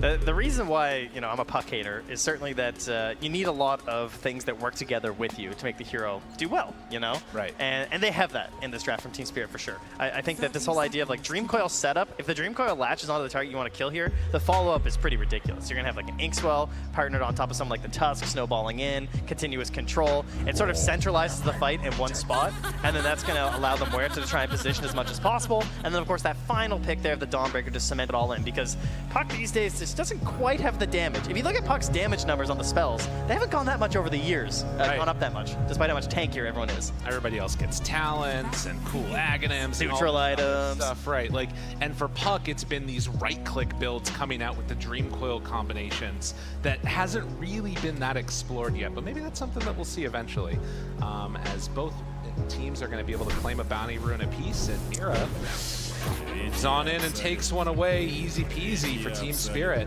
Again, I think that's how we started the last game as well, right? A quick Observer Ward kill here. Oh my god, so that's now double sentry and another one. What is happening? Gold to spend for days. And then again, we talked a lot about Team Spirit here, but for VIRTUS.PRO, they dropped down that Phoenix pick, and then you were talking about it, they spent a minute of their reserve time just trying to figure out what they were going to first pick on Team Spirit. It took them forever. Yeah, they spent a lot of time trying to decide, which is kind of scary, but you know, they've wound up with a draft here that I think they feel pretty comfortable with overall in terms of their heroes. But in their actual vlog, they talked quite a bit about Phoenix. Yeah. Someone talking about how they feel like it's a pretty strong hero right now, and for good reason. Everyone's super tanky, and not only do you have percent-based damage, but percent-based heal. It seems very strong. Squadix underneath the tower, trying to get some pressure now into Laurel, find a couple of denies, but with the orb forward, he's still able to get a few of them. Takes a good chunk of tower hits on his way out. But you can see this is why the counter exists. And this is also why you've been seeing a lot of TA bans coming up against VIRTUS.PRO several times in the first phase as well, including in our first match here. You know, it was the first ban in the previous game by Team Spirit. Yeah. So, I mean, TA obviously has moved into more commonly being a carry hero at this point in the meta, but you always are going to have these classic matchups mid that you can go for, and the Puck is certainly one of them, because you're just going to play with your refractions and trying to take too much damage. I mean, right there, you get hit by an illusory orb, doesn't matter, right? Just shield it off. Mira makes the movement over, trying to get a little bit of separation from FNG. Oh, Sage down bottom, in trouble. A chance, an opportunity, a couple more hits, and yeah, that's going to be it. Yadaro takes down the first kill, and now body blocks coming in from Miposhka. Not often that you get to see this position 5 Tusk, but Miposhka can play it pretty well. I know there's at least one confused viewer wondering why that Invoker was there. Yes. And just died. So yeah, Invoker's kind of a support now sometimes, which is really cool. Position 4 hero, oftentimes in draft. Certainly still flexible, often spends a lot of time in the mid lane too, and can still be your classic mid hero, but we have this roaming, earning Invoker. So there you go. And he died. Yes, he did. Yeah. I mean, that's how I tend to see him play, but we'll see. Yeah, Laurel already, you can see, taking a beating there, 14-4 versus 9-3. This is not going to be an easy lane for Laurel on the Puck. And as I think Sheep talked about on the panel, they're going to need to see some rotations maybe later to find some kills, see if they can maybe play together with the Tusk Muerta. But here to the side, that's where they want to try and find FNG. It lasts so long. Duration. on Inkswell, but it's still not going to be enough. Kiritich threw out the stun, now throwing another grenade. The stun strike! Oh! Just enough to take down Mira. That is actually kind of huge, though. For an Invoker that early. A support Invoker, nonetheless. Yeah, to get a little bit of help towards that urn. I mean, he's going to pay for it now as they find the silence, the calling, a couple more hits, gunslingers, and a dead shot for Notice. And another death for that Invoker. We try to come back in for the Courier a bit there. Takes a bit more damage after that. We also saw in the picture there, Laryl walking home. Yeah. Not what you want to be doing in that mid lane. Currently 11-4 to the 21-8 of Squadix. Yeah, it's not getting easier. It's been a really tough time so far for Laurel, as well, they're doing a good job down bottom here of continuing to make every CS just not that easy for Noticed. But you can see it's not a huge difference though. He's still getting the levels on that Centaur. We'll have to watch for it. I mean, the movements from Laurel and how he recovers from this is going to be really important to see. As Claps takes a couple more beatings. That was nice. That's because FNG and Mira were just trading blows off to the side there, and they knew that the Inkswell was on cooldown, so able to actually just take advantage of that and try and bully Collapse a little bit. And 2 points in the Celestial Hammer can often give you kill opportunities versus several safe laners, but not really CK. I mean, since these buffs to the hero, the lifesteal is just so ridiculous that it's really hard to catch CK on low HP. Dude. And like actually feel confident to go for a kill. Look at this. Can you sense it? It's feeling like it might happen. I mean, he's dodging the best that he can. Even just steps forward to break that bottle charge, and right in his face. Meanwhile, down bottom, Notice in no man's land, and with the tag team there, a couple points, able to find him. So Yaro carrying the load right now for Team Spirit. Yeah, he's the only one really up there in the last. Oh, meanwhile though, it's enough. Unstrike to help out. Well played, getting active. So very back and forth, and Squadix gets closer to his level 6. He actually almost has it. That could be another point where Laurel needs to be real careful. A trap could spell his doom. Oh yeah, maybe we'll get a really stylish deny, you know? Oh yeah. A little deny splash like our TAs like to do now. There's definitely a chance of it. He's getting closer and closer while the Twin Gate is used. They're wrapping now. It was spotted. I mean, Ward was up there on the Twin Gate as well, so FNG immediately de-wards it, but you know they know that Yadro is well aware of their intentions. I mean, this is a dangerous position, right? You're sending. I mean, they have to send Maposhka mid to help, so Yadro being able to survive here is really important. And as you can see, making the move over, they're going to try and deny a rune. Laurel, he's in some trouble. Azmira moving in. They're committing everything to try and shut down this TA. Is it going to work? 6-minute rune, it's down bottom. Sunstrike not going to connect onto the Grimstroke, but they still should be able to run down Mira. So giving up his life for the bottle. And everyone's coming in? Dude, they all showed up. A Sage is right on top of Maposhka. With the haster and the rundown, it might be enough to take down this Tusk. Sage right on top of him. Laurel is there, does have level 6 though. Now Dreamcoil connects on to 3. Do they have more help? Are any teammates here to help at all? No, they get 1 kill. Now looking for a second. Oh, the movement, they swell, they get enough. They have the chase down. That is exactly what Laurel needed. Help comes as they bring back Mira from the dead, and he's right on top of FNG now. Will they be able to kill him too? Looks like he should be able to get away from this. Yeah, still has dive just in case, but oh, Sage gets that haster, and maybe not the way he was hoping to fill up the he's going for the 7-minute rune, and no, they're not gonna let you have that one. So we'll run down FNG, and it's gonna be a trade-off of 2 wisdom runes apiece. Sunstrike. Oh, I got him. Take that with you, why don't you? Okay, that's for taking out the ward, huh? Man, Sage is on fire right now. These snipes on the support Invoker. He's having a good one. That's earn charges now for him too on the Invoker. So could be some scary stuff coming out.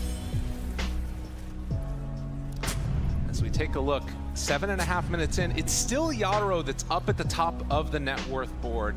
And to be honest, we haven't actually seen that many stacks getting built up in the VIRTUS.PRO jungle. So TA won't have a huge piggy bank to go back to when these lanes start to break down a bit. As Laurel in in the mid, just trying to get what he can. And yeah, now they're going to start to build up those stacks. Yeah, get them all set and ready to go here. Meanwhile, they're hoping to just keep capitalizing on these Dream Coils right now with Collapse on top. And SEATLLE be bottom, though. Yeah, nice move and an easy kill. That's the type of play that you can expect going forward. Miposhka needs to be the one to set these up. And then with the Dawnbreaker coming in, they can finish him off. Yeah, unfortunately, Laro getting a shield rune. Not what you're hoping for on Puck. Trying to get some of these power runes that are a little bit more offensive. See if you can try and get a kill somewhere else. And again, it's also just the difficulty of ganking some of these heroes. Right. You know, I mean, they do manage to take down the Centaur. He's a pretty beefy guy. Got a CK who's probably going to be full HP up top there. And then dealing with refractions is always a bit of a bother. So tough to get the game moving. It's going to be really important. They're going to go again. Start committing. On to Notice, 3 points in tag team. This is a huge kill if they can get it. The hoof stomp's there, runs back into the calling, trying to bring him down. A couple more hits, and the dead shot is there for the finish. That is very nice, although they might lose Yadro now. Sunstrike to follow. After the stun, it's enough for the kill. Miposhka, too, is going to die, so they get the kill on the Centaur.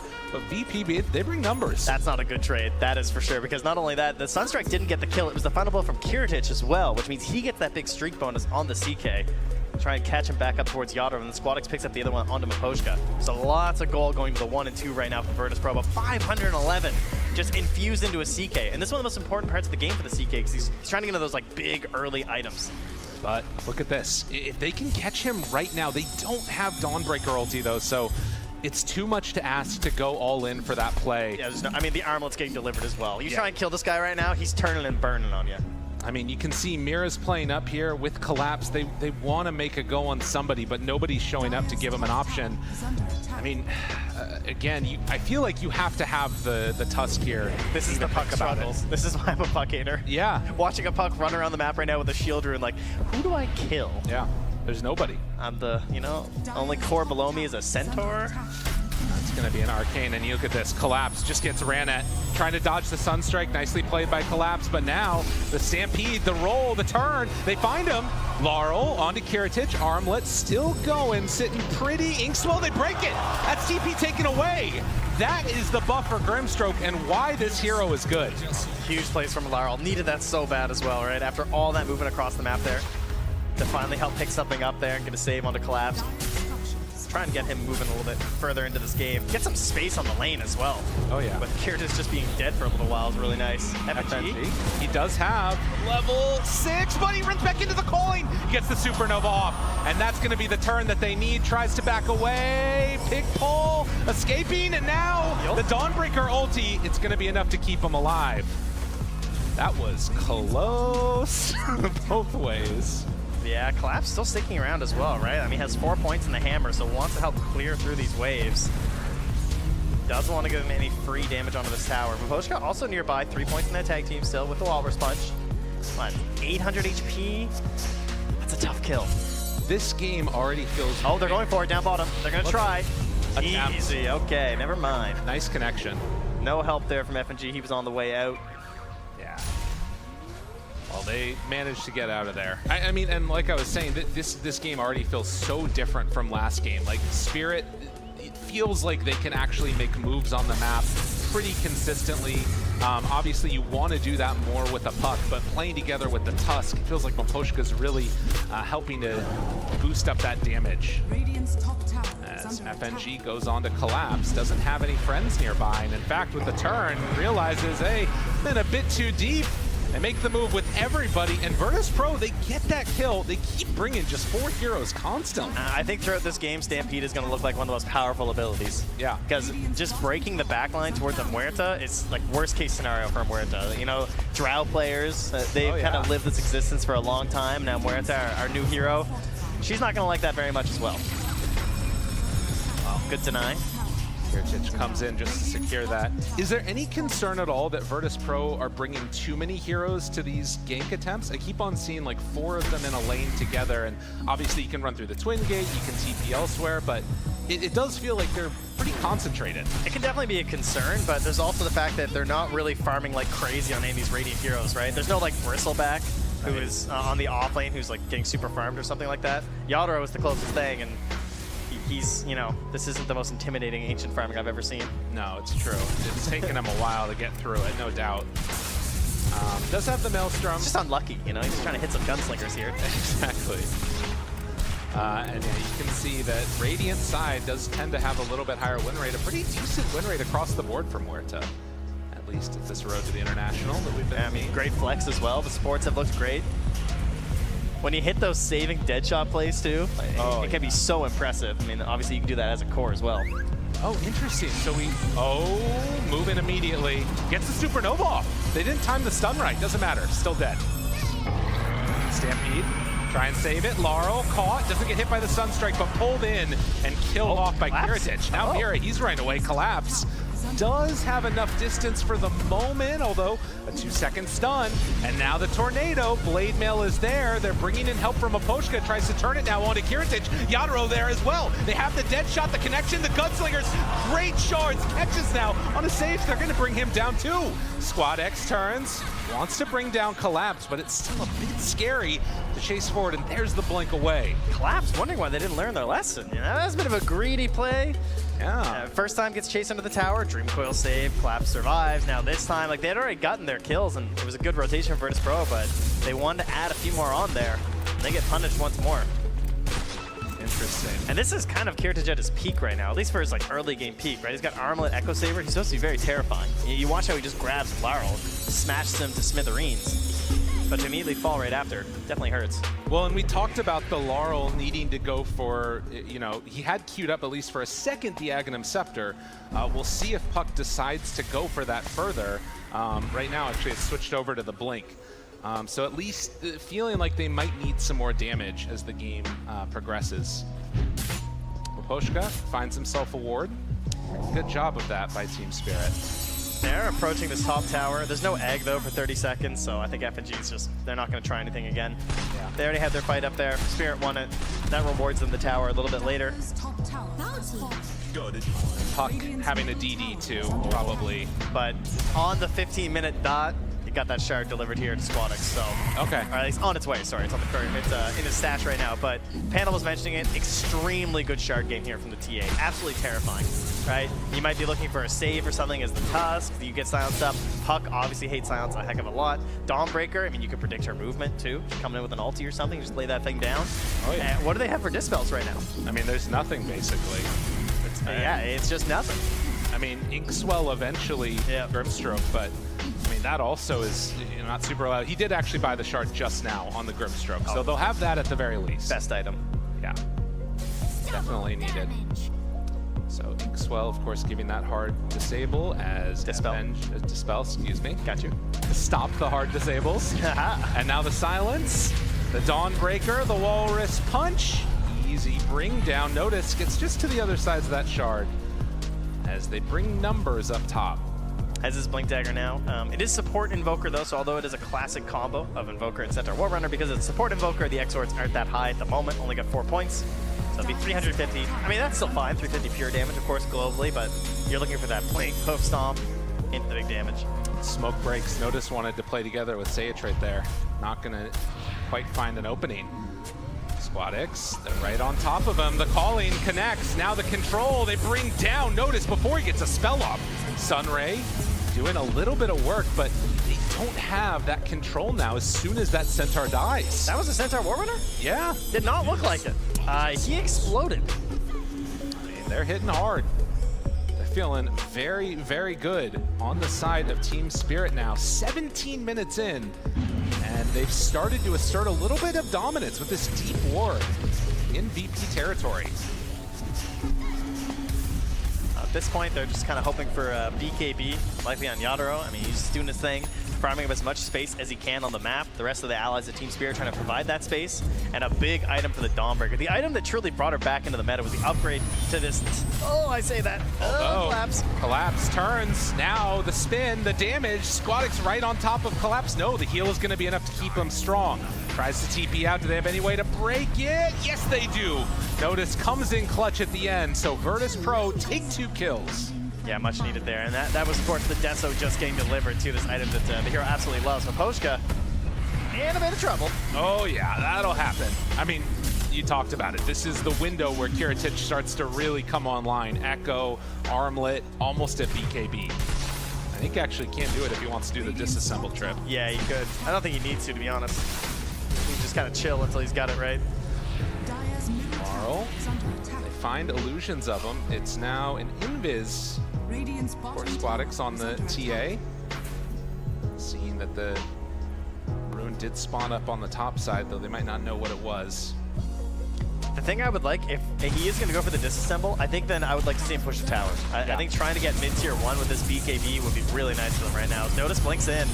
Oh, they find him, but the Dawnbreaker, he's turning, hits, big stun, Laurel right on top of him, gets him in the damage, although Yadro gets away before the Supernova does enough to bring him down. The coil was too good. Sage was trying to get in there for the Spirit Vessel. Can they find any more? FNG just out of range of the vision, and that's Miposhka Blink Dagger. That was the dream target they found too, right? Like catching Yadro, farming him in the Ancients, great defense there from the team.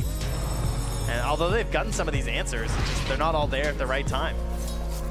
I mean, the Dawnbreaker pick was fabulous, and it's doing exactly what they needed it to do. The VIRTUS.PRO come up with answers now. I mean, we've had a very fast-paced game, 31 kills in 19 minutes. It is not stopped for a moment. It feels like Team Spirit have actually gotten like almost lucky in terms of like how aggressive VIRTUS.PRO's been in some moments. They're gonna try and get aggressive again now that there's no play here from the Dawnbreaker, and see if they can use this BKB to force mid alongside this Mage Slayer. So a smoke to the top side after baiting TA for a moment. They're gonna run into Miposhka first. Collapse is a really good target if they can get it, and does he manage to break it? Yes. So they find Miposhka right at the start. Dawnbreaker getting chased and found. Does he have a way out of there? Snowball keeping him under control. They do bring down one, and now the turn for the second kill. And with that, the VP, they might think about Roche. Yeah, they just got Deso as well on the Squadix, so a Deso of their own. And they're making their rotation down. Yeah, they're gonna set up and prep as we move to daytime, get down some traps, so you have this defensive perimeter of silences all around you to help protect yourselves. Maybe pick up a couple Lotuses, chill in the pool there, you know? Perfect timing. So into the pit they'll go. I don't believe that Team Spirit can get there. Although they're moving. Laurel is moving. He's got Blink. Let's see. Put that Fairy Fire in the backpack. What do you got? Dawnbreaker. What do you got, Laurel? How you feeling? I mean, Dawnbreaker's gonna have ulti back up again too. They're all TPing. Roche down to about a 5th HP. It's getting lower and lower, and a second time in a row. It's just too fast. VIRTUS.PRO get the Aegis just as Team Spirit was moving in, and now do they take the fight? Just for no! Laurel, he didn't get it in time. Can't quite connect. That one hurts. Oh, and then tipping him afterward. What are you doing? So mean. All right, the Bandits escape here with the Aegis.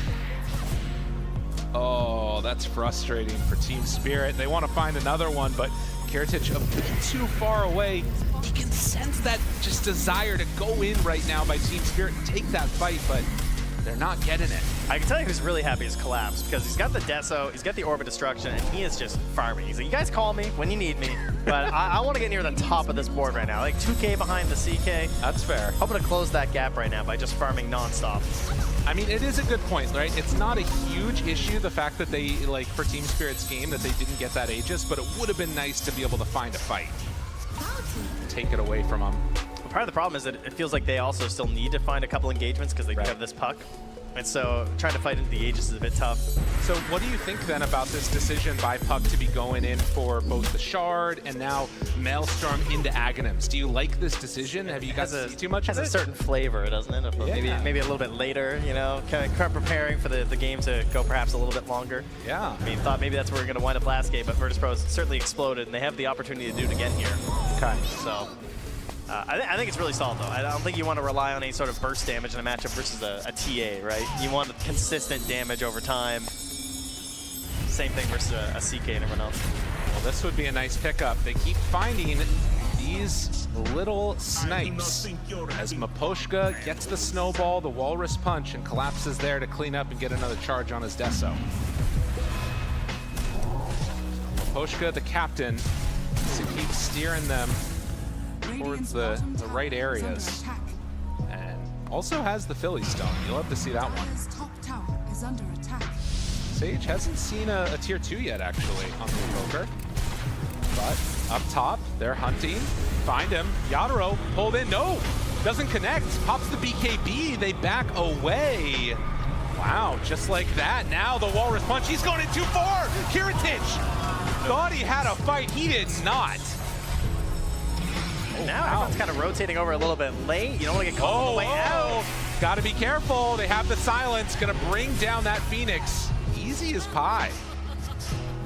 Now with the Aegis, getting caught a bit out of position here. Perhaps, you know, kind of greedily farming like one does with an Aegis. Yeah. Not necessarily all grouped up here, so good poke here from Team Spirit. Try and take something away here as they keep hitting this tower.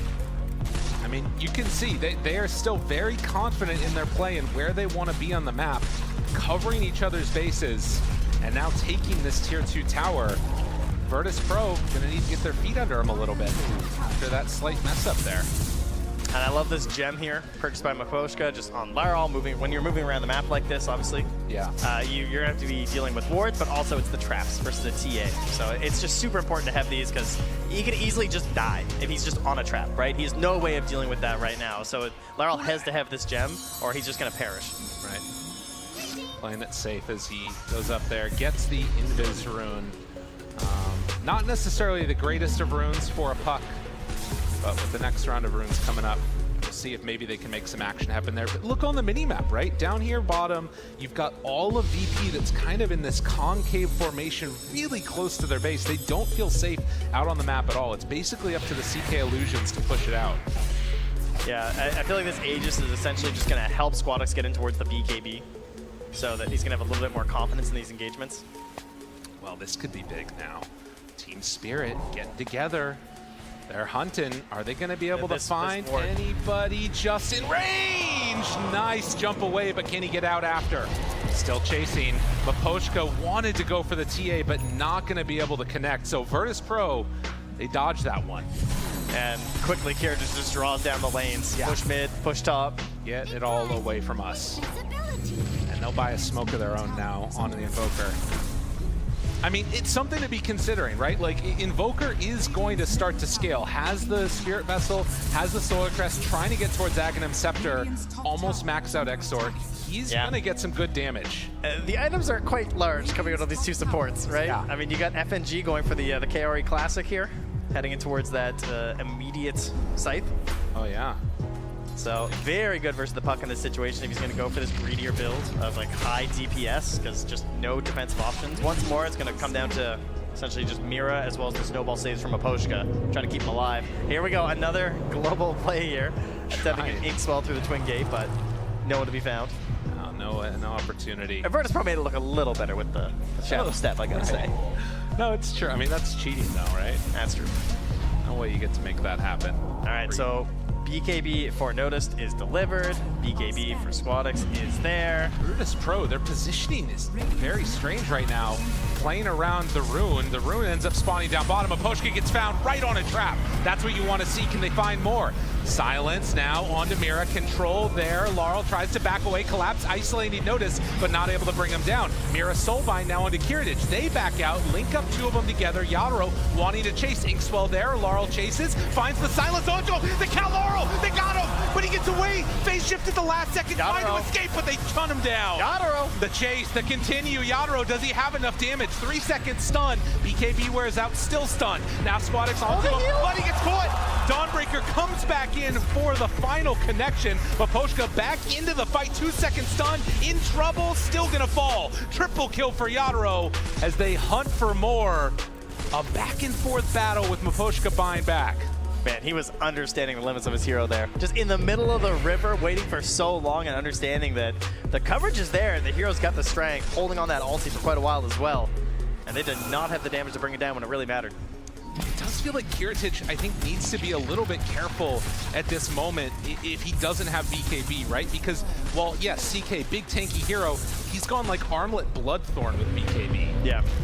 Could be an issue if he gets caught without that. 27 minutes in and still only 1,000 gold separating these two teams. Yeah, McGee just one game away here as we take a look at that replay. I mean, great start to the fight, right? Removing one of the big saves that they have. But they were pretty patient in terms of like just immediately running high ground. Yadro was just in vision the whole time as well, but they couldn't actually find any way to really punish him too. A lot of times saving the BKB, as you can see as well, which was a great choice there from Kiritich. But right here, they blow up so many of the surrounding units of Yadro, but the hero himself, they just could not handle. Right. Also, got quite a bit of use out of the neutral item there too, the Specialist Array. Oh, it's super solid. Seems like it's a really good pickup. And of course, Swadex just in too far and was maybe not anticipating that Dawnbreaker ulti to come in. But it was super solid for them, and now we're set up again for what could be another Roche battle.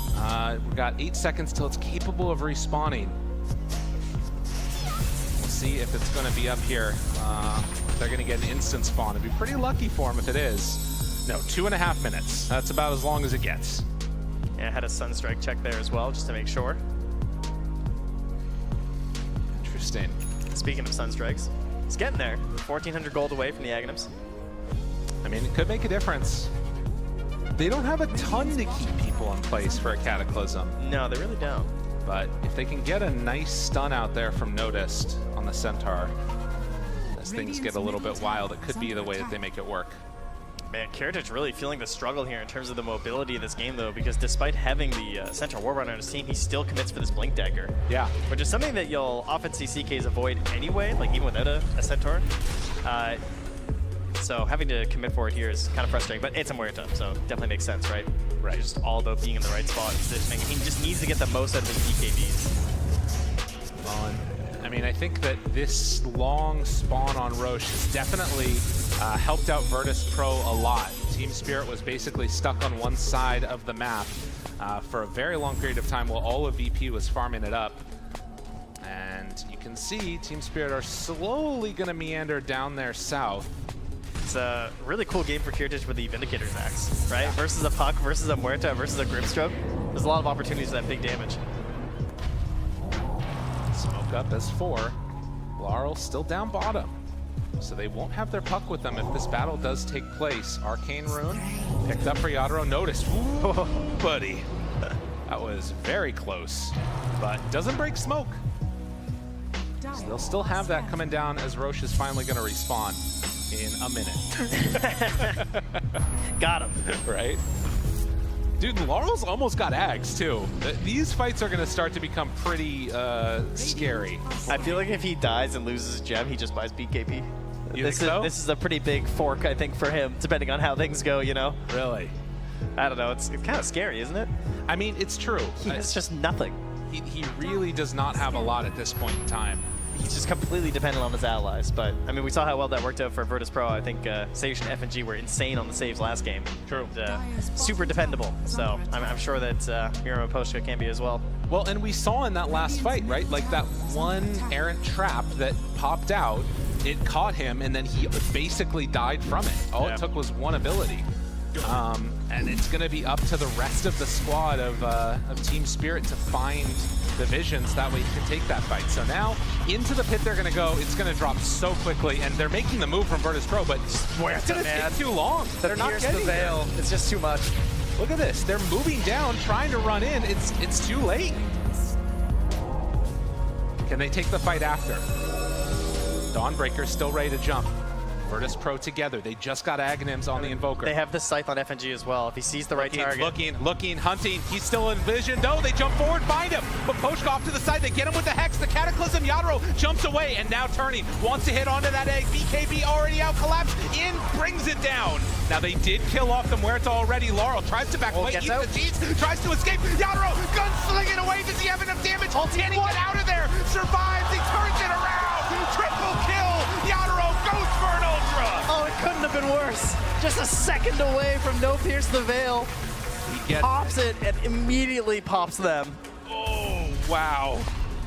You know, I think gunplay sometimes ruins fantasy, and this time it destroyed VIRTUS.PRO. Oh, man. Sage now trying to do what he can to slow this down, but look at how much that blows open the lead here for Team Spirit. One fight. That's all they needed. They did so many things right, too. They get this vision up on the pillar here, the initial stun onto the Muerta. What more can you ask for to begin an engagement? The Cataclysm not able to hit too many targets, unfortunately. And with the heals coming through, delaying that first death on the Aegis. And also the cheese there too from Laurel was huge. I know, getting those right clicks out, and as you look at mentioned, look at it, pierce the nail, back up, gets it out. They almost had him. They almost had him. To be fair, they might not have made it out of there alive, though, I gotta say. It wasn't looking too good after. You're not wrong. Well, Team Spirit not ready to drop down to the lower bracket. They want to keep their hopes alive here and push this to a game number 3.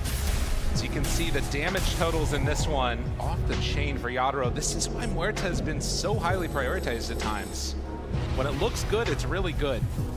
And then sometimes you die like you did before Aegis. It's really funny to see Laurel just running around the map with an Ags in his backpack. Yeah, that's a good point. So yeah, I need this illusion rune out. There we go. Okay, I'm ready now. 70% is the call. I mean, we'll see. It feels like it could go either way depending on how these fights go, to be honest. I mean, plus side, they did get rid of that Aegis, but certainly in Team Spirit's hands right now, they have the Solar Guardian back up. Probably the hardest thing for them to play around right now.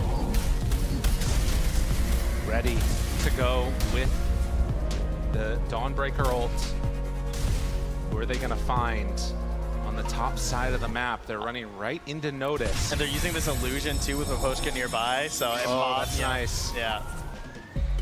So they thought that might be the real one. They hex it. Oh, good start, but not going to go for more yet. See what kind of an Inkswell play they might be considering here as well, of course. Mira just thinking of who to put that on top of, but they scout him out, they let him go. Back to farming a little bit here, and Yadro taking a pretty sizable lead at this point, almost 5k ahead. Yeah. Of Squadix there on the Templar Assassin. But is almost into the Daedalus. Okay. Sizable damage upgrade at this point. Jumps in, Snowball to start, finding more with the Inkswell stun, control, bash, gone. Just like that. Meanwhile, Maposhka getting hit with the cold snap, the stun, 3-second Cataclysm, gone. Okay. So they connect in onto 2. Ooh, now do they go for more? Are you gonna buy that? Mira, silence onto both. Thinking about jumping, but not going as of yet. And instead, Notice is there for the turn. And now the Dream Coil connects onto both. Collapse runs forward. Yadro starting to lay in, brings down one, wants to find another. Squadix in trouble. FNG caught by the fear. He gets the Supernova off, though. That's enough to turn it for the moment. They lose the Grimstroke, but they already bought back on this Phoenix. It's a big commitment by VP to hold off the assault. Yeah, buyback as well from the Tusk too, I believe. Getting that one. They held for a long time on FNG because it didn't really look like the fight was going to develop anymore after that. They're coming back in on Team Spirit. They want to bring him down. Notice he's in some trouble, but they managed to find the stun. Okay, Dawnbreaker ult now in to join the fight. FNG is gone. Didn't stand a chance there. As the Blade Mail is popped and collapsed, they're still hunting Notice, but they're going to settle for the tier 2. They're willing to go aggressive too, even when they don't have the Pierce the Veil up. Just trying to poke for these little kills. And now comes down bottom to the outpost. Gotta find Notice. Oh, is he gonna get another kill here to permaset? He doesn't catch Notice going through the Twin Gate. Whew. Right, that would have been big. Can't connect onto him. Instead, it's Laurel that's pushing out this whole wave. And Notice is gonna pressure the top side. But yeah, a back and forth one so far, and now BKB done for Puck. That makes the fight significantly harder for him. But wait a minute, Mira? Mira going for it all? Mira wanting glory? Mira gets another silence? Mira, do you have enough damage? Well, with a little bit of help, you might, or it could get brought down. Forces out at least one, takes off the cold snap. Mira's running down 2 heroes, not a care in the world. He's kind of stuck here on Notice, actually. He's got no mana. He's got to wait a while, has to pop a Lotus. All right, well, Wasted Stampede team, you're welcome.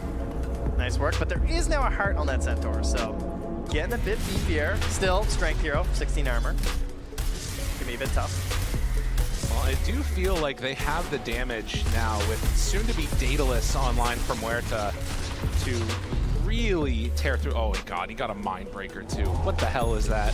That's devastating. Oh, perfect. Oh my god, they got so much damage. Yeah, you don't stand a chance here. Not even a little bit. I mean, they have to kill Yadro. They can't let him survive through the fight. And in fact, the jump, Noticed, pops the BKB, Snowball backs away. Squadix onto him, but the Ghost Scepter immediately. They've got all the answers on Team Spirit. As Gunslinger goes out, the buildings are falling. No answer yet from VIRTUS.PRO. And this has got to be one of the best things about Muerta as well, right? Just no one else really hits buildings like her, obviously. Oh no. A little bit ridiculous. Well, EMP won't connect. Meanwhile, Kirtich farms on the other side of the map. They have been able to stop the high ground push. That's something at the very least now for VIRTUS.PRO. Collapse just comfortably chilling down here. I don't think there's a whole lot of threats that he can really worry about dying to, honestly. Like this close to a tier 2, not too concerned as he farms up towards the overwhelming blink. Just gonna be putting up more and more HP. And that 25 talent too, so Starbreaker is all the time ready. Up top though, they find one. Can they get him up near the twin gate? Oh no, that was just an illusion, excuse me.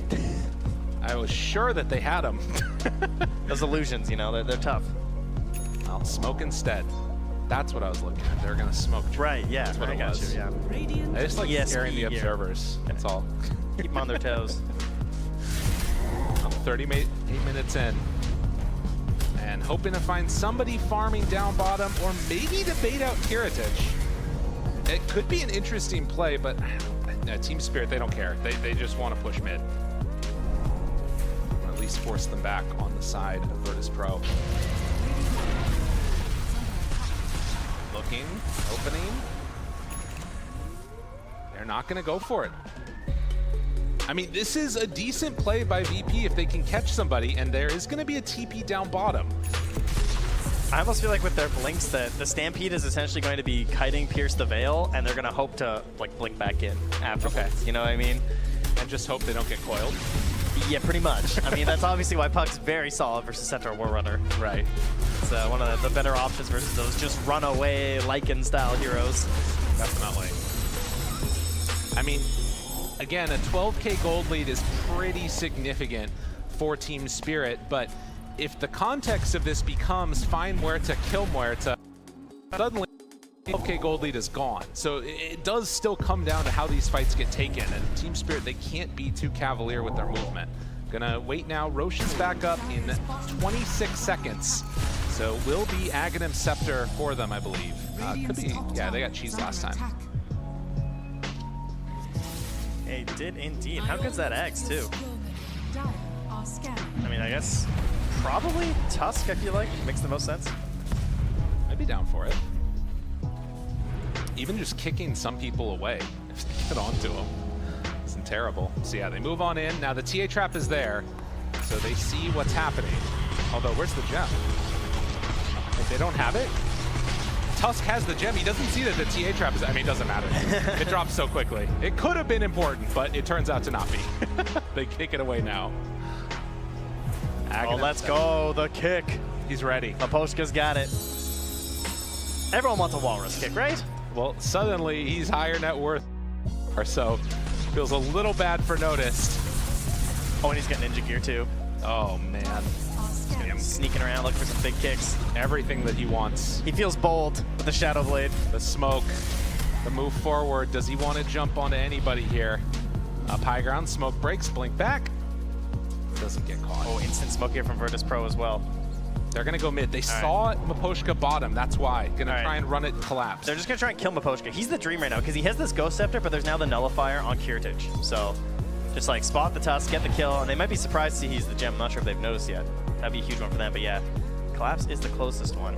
Collapse. Does he realize what's going on? Notice break smoke. Collapse still sitting there. Didn't Does quite get YOLO? vision. FNG. Oh.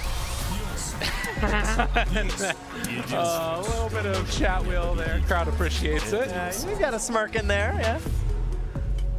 It was funny on the, I think it was in that vlog again that they did. He kept saying like, they're always going after me. They're always trying to kill me. Yeah. So Collapse has been getting the treatment this road to the TI so far. I mean, that's what happens when you're, you know, you have that one performance at TI-10 as well. Oh yeah. Tornado, lift up, EMP, but Force Staff gets Yadoro out of trouble. Still have another 3 minutes on this Aegis. As Muerta steps in, gets kicked back. Easy connection, Notice down low, but not dead yet. Now the Dawnbreaker ulti connects onto Kirtich, trying to kill him off. Does get the Living? turn and down pretty low. So they hold out on that high ground push with the kick after Maboshka dies. That's Gem on the ground. Oh, wait. Jumps in, catches everybody. Let it go. Starts ripping them to shreds. Sage almost dead. Laurel wants to hunt, wants to get away, but no! It managed to find the kill, and now the jump forward collapse. Wants to get that Gem back, wants to get out of here, but with buyback coming in, they might have stepped a bit too far forward. Turn now onto collapse, down very low HP, but Huerta doing some good hits. Yadaro trying to stand his ground. That is 3 already dead behind the tower. Notice. Now the jump forward, the stun, the collapse, the jump. Yadaro goes down. Can they get him a second time? Team Spirit, you gotta learn the rule. Never, ever go high ground. It is a folly, although pierce the veil. Maybe you could do it against that. Try to find a couple more in onto them. They have buyback on the Phoenix if they want to do it. There's the lift up connection. Nice Stun, timing. a couple more hits, and they get the finish. VIRTUS.PRO coming back with a vengeance after their high ground was disrespected. All 5 go down. Oh, they chase so deep there. I mean, I'm starting to see why the only carry player or hero he's played more than once is Huerta. I mean, I get it on Yadaro, right? He keeps moving through all these other heroes, picks the Faceless Void for the first time game 1, comes back with his Huerta here. But that time, I mean, he does so much, but when his allies, you know, drop so fast, I mean, going back in there with no Maboshka, like, his save has been invaluable. I mean, you look at that fight recap, how much gold was granted over, how quickly it all turned. I mean, that's the type of thing that you lose 1 or 2 heroes and it's okay. You lose all 5, you're in a serious problem. I think it also comes back a little bit to some of the issues you could have with this puck build, because like you already have so much damage on the Huerta. I feel like you're not really lacking damage, so this whole idea of just like getting more and more control, if it works, it's amazing. There's no doubt, right? Yeah. I mean, Laurel wants to get in here and use his Dream Coil because you see it.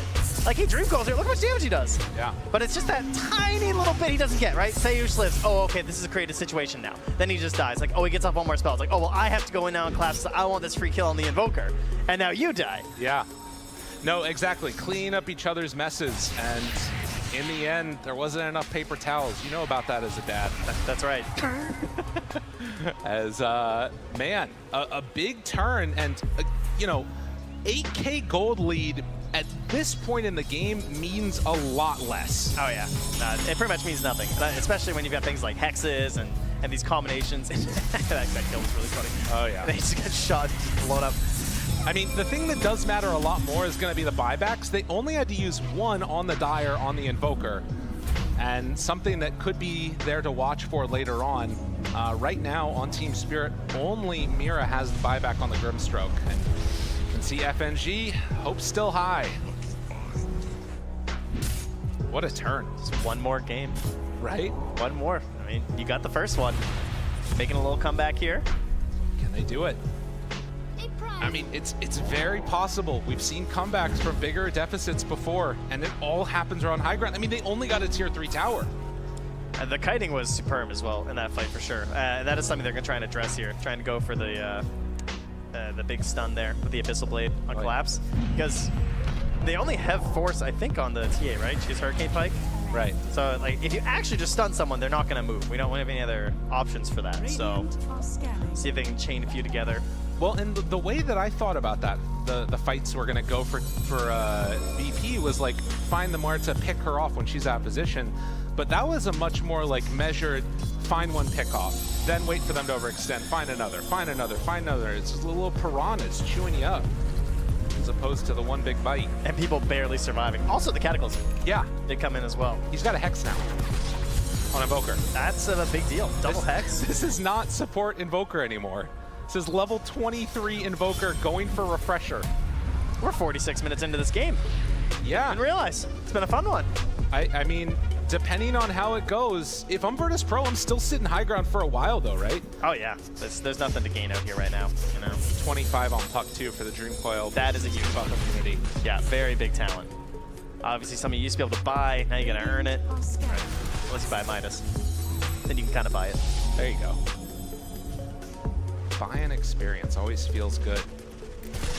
But yeah, 7K gold, all that separates these 2 teams. And at a decent position, 61 kills in for VIRTUS.PRO to continue to mount this comeback. but They have gotta a be lot careful. of vision. They have this op sentry. It just gets dewarded now, but they saw them all up here on this pillar. Scary, scary. Thinking about jumping in. Maposhka up front and center with that ninja gear.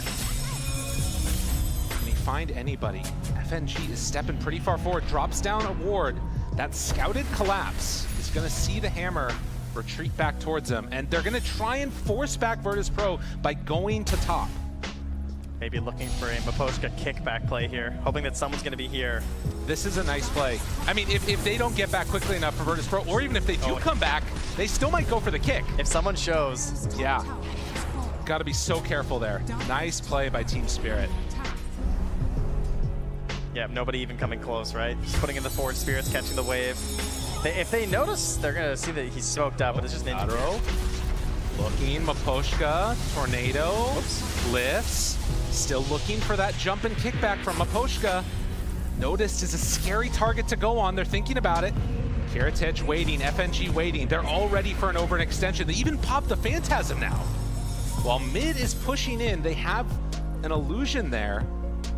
And they're going to TP one back. So Collapse is going to deal with the waves. Yeah, has his Solar Guardian come right back into the fight, so he's certainly the prime target, but they're going to smoke out right away. Again, Solar Guardian can come through, but they're looking for a kill Mira through that healing. SWATix open. Laurel down low ground. Silence, get him. Force the BKB. That's big. They're just going to take back space right now. Phantasms are running a little bit low. They just want to secure some space to get a little bit of gold right now. Dude, it's so, you can tell these teams are freaked out. One wrong move, you're potentially going to the lower bracket for Team Spirit. VIRTUS.PRO, they're continuing on. They're still chasing? They want to take advantage of no BKB, I guess. They're constantly dewarding as well, checking these high grounds right now. Yeah. Unfortunately, they don't have a lot of vision to leave behind. I mean, they have traps, sure. Sending in some. Thinking. Poshka, Yadaro steps forward. They're all there right to the side, waiting up on that high ground. Now, Roche is capable of respawning. We know it's going to come back bottom. This is where the battle is going to take place. Yadaro might run into Roche here. Maposhka, he steps forward, breaks smoke. Kiritich also breaks. Roche, don't ruin this fight here. Thinking, dead shot almost connects onto the CK. Dude, this is where Ninja Gear becomes so good, too. Having that on Tusk, as well as Grimstroke, is absolutely clutch. 30 more seconds to the respawn. Collapse still farming the whole time through. He might try and push them by pressuring topside, too. There's a chance. You can sense, though, it just becomes this sort of battle of attrition. Noticed wanting to find an opening. They don't have the reposition tools, though, on VIRTUS.PRO in the same way that Team Spirit do. But much better scouting. Maposhka. Does he see one? He sees him. Noticed. Still don't want to go on the Centaur. And there it is. Pushes up. Both teams see it. Dude, they're right on the edge. Oh, man, this Aeon Disc, this egg. They're looking, I mean, Laurel has a great Dream Coil. If VP are not careful, they got to be so I mean, look at Maposhka. Send the Dream through. Illusory Orb. Meanwhile, Collapse is just farming away. Collapse is up there now. Look, they're taking a whole Rax. But Kiritich finds him. 3 seconds done. Cataclysm. Is it going to be enough? They find and kill Collapse. Can they get back bottom, though? Team Spirit already there trying to bring it down. They're going to trade it. They have the Invoker, but he can't stop this. Interesting. I mean, there's no way you're getting back to go for that kill. I mean, yeah. You can't have your cake and eat it, too. Maposhka not connecting on the FNG. They are immediately running back down here. Want to take advantage of the numbers, force this buyback here. I mean, this is the worst hero to try and kill because Collapse has buyback and can get right back into the fight. But if they get him again. That's true. I mean, he's super crucial in these fights. You're not wrong. Jump forward. Hex is there. Control. Maposhka low dead. And now Collapse in the midst of the fray in a terrible position is going to start to get isolated. Do they have enough to bring it down? This is going to be a dieback for Collapse. That is what they were waiting for. And now, look at Yadaro. Yadaro in trouble. Silence. That's dead one time. Can they find more? Maposhka, control onto Notice. Snowball. He's going to fall. SWATix trying to find more. He's just fighting illusions, though, as Yadaro gets forced down the low ground. Maposhka, though, this is going to be another one. They fight Kiritich. He's dead. More dead. This is going to be a second dieback, but they lost Kiritich. Can they do anything else? VIRTUS.PRO win the fight, lose the Aegis. And they take care of the Aegis. Yes. They get the dieback on Collapse. They get the dieback on Maposhka. I think that pays off. That was quite the gambit, I gotta say. I mean, and again, if you're Kiritich, you know that Maposhka and Collapse are dead for 90 seconds. I mean, you can see they want to make a move down bottom. I don't know if you want to buy back on the CK to It's try kind and of get it done. That's a tough one. I mean, because you could go for the all-in play. That's the bold move, because you know that they're down 2 heroes for at least 70 seconds. Maybe too scary, though. Safer bet. Yadro walks forward, gets the stun. Going crazy. That guy's nuts. They try and get him. Tornado, lift up, but he's lifted for a long time. Yadro, he didn't get hit by the stun. Oh, jeez. Oh, man. Oh, goodness. Dark Portrait is scary. And now buildings are being hit. Still 40 seconds without Collapse. Puck is gone for 30. Yadro having to do it all alone. The Inkswell, the break-in, and now the turn. The Aeon's going to be there. Can they kill him off? Yadro going to be lifted. Why is this so scary with 2 heroes? Right on top of him because it's Yadro, but Yadro caught it dead! Now he does have buyback, 100 seconds away. VP, how long do you want to stick around? How much do you want right now? I mean, it's just too close for the buyback on the Laurel. There's no way, right? Can't stop and save that. Oh, man. Do they want? They really respected that Muerta. They really did. They waited so long because they understand the damage. I mean, that's what the heroes got right now. It's just absolutely ridiculous. Plus the backup there of the hard dispel from Mira. Scary moment right now. Again, a second set of racks while they don't have Kiritich. Laurel right on to him, and he gets away. That is debuff piercing. That would have been maybe Squadix gone. Also, Revenant's Brooch passed over. Squadix has it. So they have an answer now for Muerta too. That pierced the veil. Also have the Dark Portrait for the Grimstroke. We have the Scythe now as well for the Soulbind too. So Mira just has crazy options in this fight on top of a Blink Dagger. So Mira could certainly make humongous plays here, possibly just win the entire fight. Dude, this is oh, double Stampede though. Double Stampede. I don't know, VIRTUS.PRO, it really feels like they're in control of this game now. Complete control. They have so much. They're all so scaled. All it takes is one bad fight, but they've been getting all good fights. DD. Illusory Orb. Revenant's Brooch ready. Maposhka looking for a jump kickback. Can he find a good target? Inkswell, get him, but the Hex! They were all over that one, so ready. Snowball will have a kickback if he wants it, but no. Able to dodge away. Still, buildings are going down. They need to find an opening. Hex is there, but they don't have any follow-up. All right, Kiritich is just taunting nearby.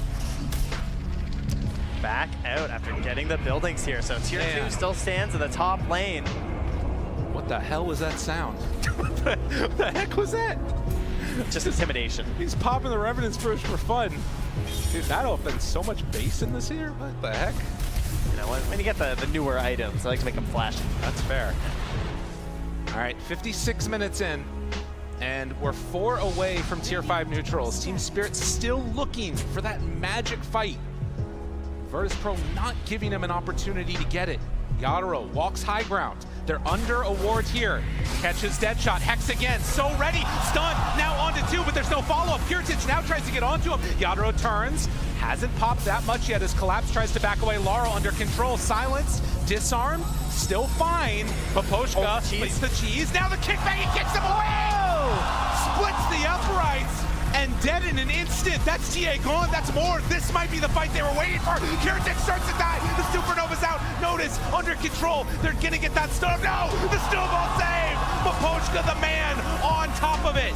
They find more. Kill him off again. Triple kill. Yadro. That is what Spirit needed.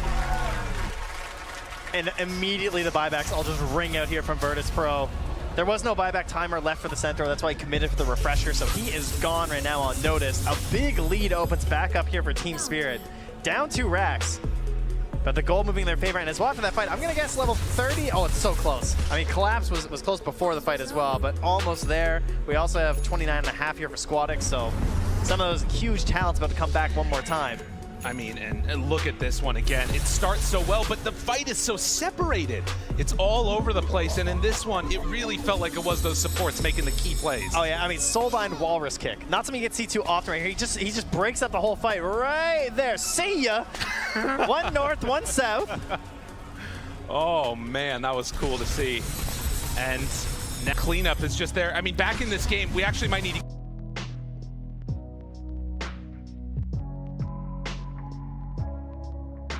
get into this one in a second, because they could think about... They have Refresher Dream Coil. They're running down mid with Laurel right now. I mean, again, you don't have Centaur for a while as they start to siege high ground, take down one set of racks. In this moment, are they going to be able to get everything? They've already taken all the tier 3 towers, now going to move for the bottom racks. This was looking like VIRTUS.PRO were going to clean up the end of it. Team Spirit rally back. They have creeps in their base still. I mean, what's going to happen now? It looks like they're just going to try and defend the last racks. Look how VIRTUS.PRO are playing right now. Smoked up, hugging the tree line up top, hoping that they overcommit onto Kiritich. Waiting. Buyback status, none of them. Nobody has buyback, nobody. But look at that, Yadro gets caught. Still, no, the snowball save is there for the turnaround yet again. They got what they need. Laurel, can he do enough? They try to bring him down quickly. Dead for 2 minutes. They bring it back in fabulous fashion. Team Spirit, the hexes are not enough. The supernova is not enough. But do they have enough of the sun ray? Not going to happen. Maposhka, the captain, is there to carry the game. With picks, with snowballs, he does it.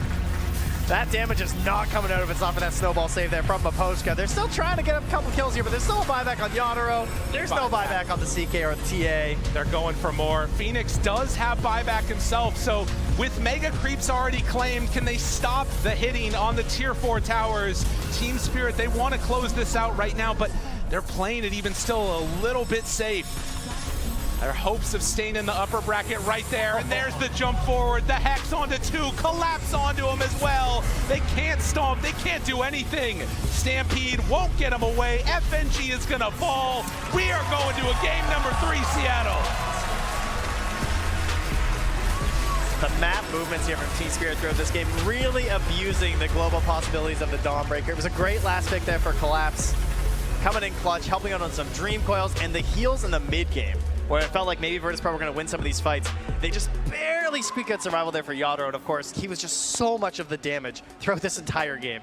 He absolutely was. Man, what a freaking game. We get right up to that 60-minute mark, players going crazy, and how many times did we have the seesaw back and forth? Like, VIRTUS.PRO pull it back, felt like they were right on the verge of being able to take that one away, and then Team Spirit with that one magical fight and the double kick, make it work. Oh God, I love Dota so much. Give it to him, crowd. I know you're happy about a game number 3. They were pretty loud for Team Spirit as the series started, so I think the crowd's happy to see a win come out there, and of course Yadro leading the charge there, doubling up the next highest hero damage on his entire team. Obviously the role of the Muerta in this one, and yeah, again, not a surprise that it's the only hero he's played more than once in TI. God, it's so good. And who knows what the heck we're gonna see in this next one. I mean, it's all come down to this. I do know some people that are gonna have a lot to say about it. Let's head on back to the panel. We have so much to say, not only about this game, but this series. I mean, Team Spirit being able to bring it back. It wasn't clean by any means, but it was definitely entertaining. VIRTUS.PRO putting them to the test. I thought it was going to be the massive comeback for them. I thought they were just going to be able to take it there, especially when they got the dieback off of Collapse towards the end. Yeah, I mean, VP, they're showing some beautifully aggressive Dota. Like, they're in their face every time in the early game. They see some move, they're bringing 3-4 heroes, they're punishing Spirit for not bringing as many numbers, and that kind of helps them in the mid game to have that confidence. But yeah, you can never count Spirit out. I feel like Yatoro on this Muerta, there's so many times where he just finds that kind of clutch turnaround, and Maposhka, every time. The initiations, there's a couple were kind of not so good, but he's the one having to initiate every time. So you're going to expect some bad initiations, but overall, very good game from Maposhka. No one's 100% I think the last fight was very decisive, and I think VP won actually the game at that time, but they just didn't have the patience of like continuing just, you know, being looking for that specific moment to end the game with, but they were just kind of rushing to end the game right there and then. So if you think a little bit more patience from them could have been it, because the way I saw it was Team Spirit getting a perfect engage onto TA, right, in that middle, towards that later part after they had lost their bottom racks. They were able to find the perfect target for themselves, and that was their way back in. But Reza, explain more as to why it might have just been VP playing overextending or just being too aggressive, wanting too much. I think it's just like when you're playing against Tusk Aghanim's, it's very hard to go high ground because you're already like putting yourself in a very weird spot. I mean, they kind of was ready for that. They were ready for that to hex the Tusk right away, but I think like still they leave so much room for a mistake doing that type of play. Oh my god, was this I hated this fight. The 1 I just second, don't know yeah. why VP took it after they just got Aegis, and they just caught. You're playing into Tusk, Grimstroke with Shard and Dawnbreaker in this whole game. Like, the amount of saves they have on Muerta in general makes it so hard for them to ever find like the right pickup. They have to, there's like a very specific order of people they have to like kill or murder to make it to the carry. And when they start on the carry, especially with Aegis, it's just, ugh. Oh, this was so upsetting. I think it would have been a better fight if Egg was on the high ground. Yeah. On top of that, it's like the Muerta, the Pierce of Air, it's like 1 second cooldown. Like this entire narrative, if she dies there, then she's not getting the kills, VP are probably crushing the fight, or he's getting enough resources taken away from Spirit that that fight looks better, right? So it's 1 second was the difference between Spirit having a comeback in that moment. Yeah.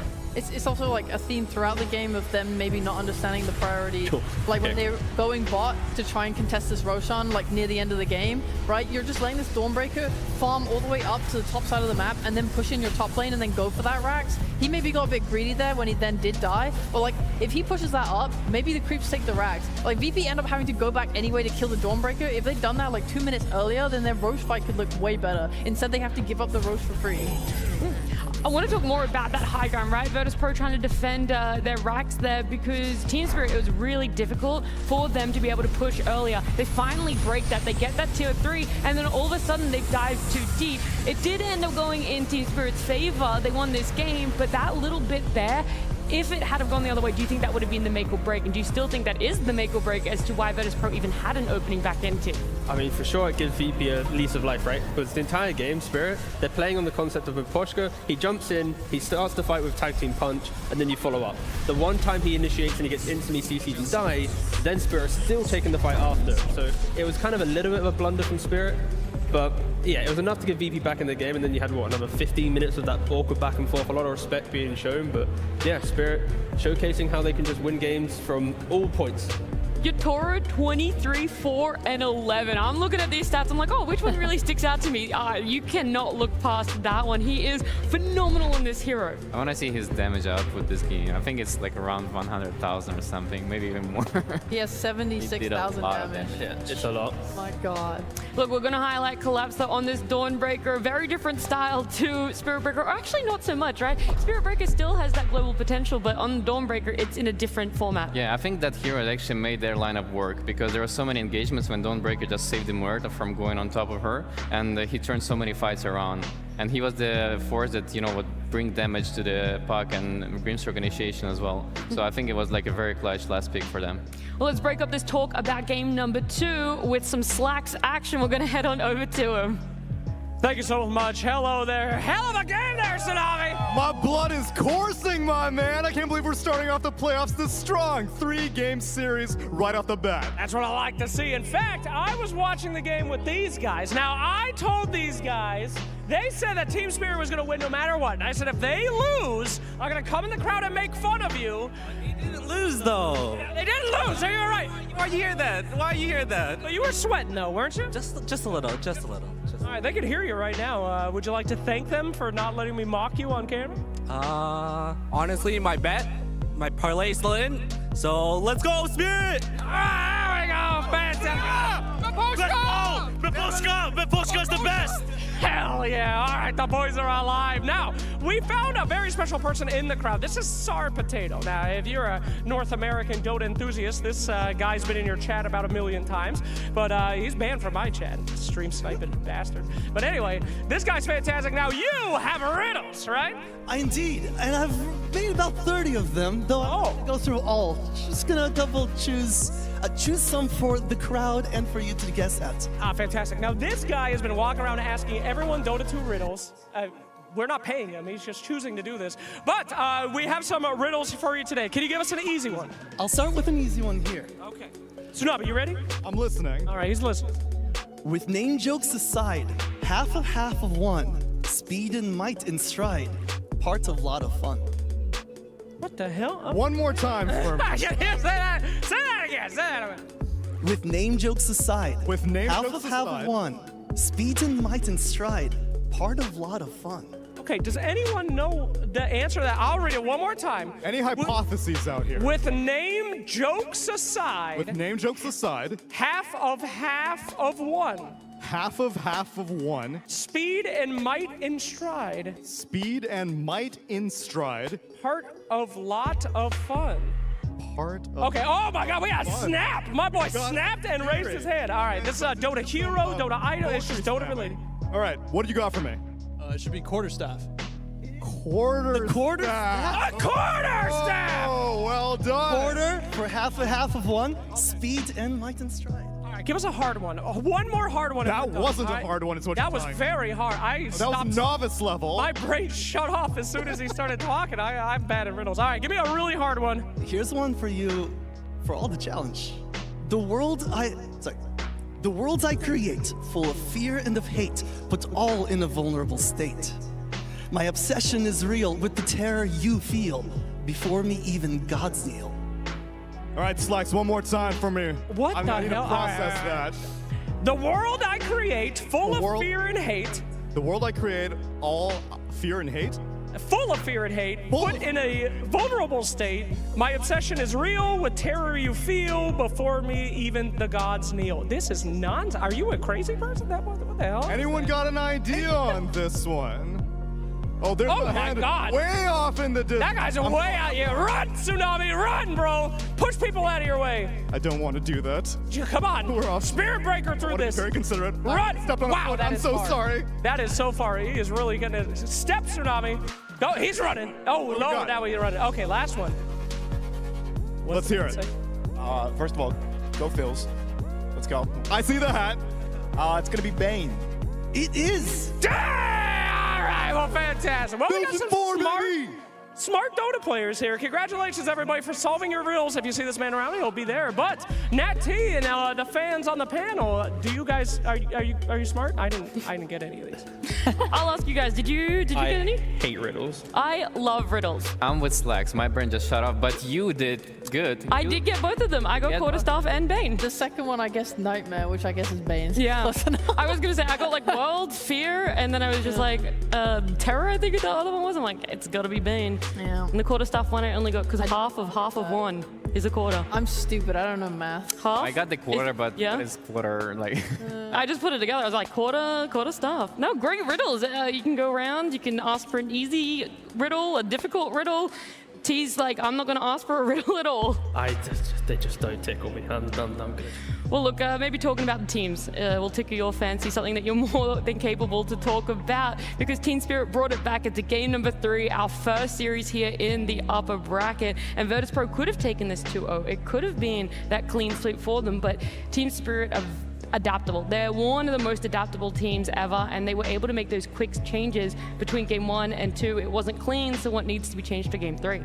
I think for VP at least, they now need to know that Spirit understands their aggression. Like, you see Spirit's adaptation, right? You got Muerto as a carry, Dawnbreaker as an off lane, Puck as a mid lane. All 3 of these cores are amazing at making like counter moves. Like, you come to me, I can then rebuttal that with some big play.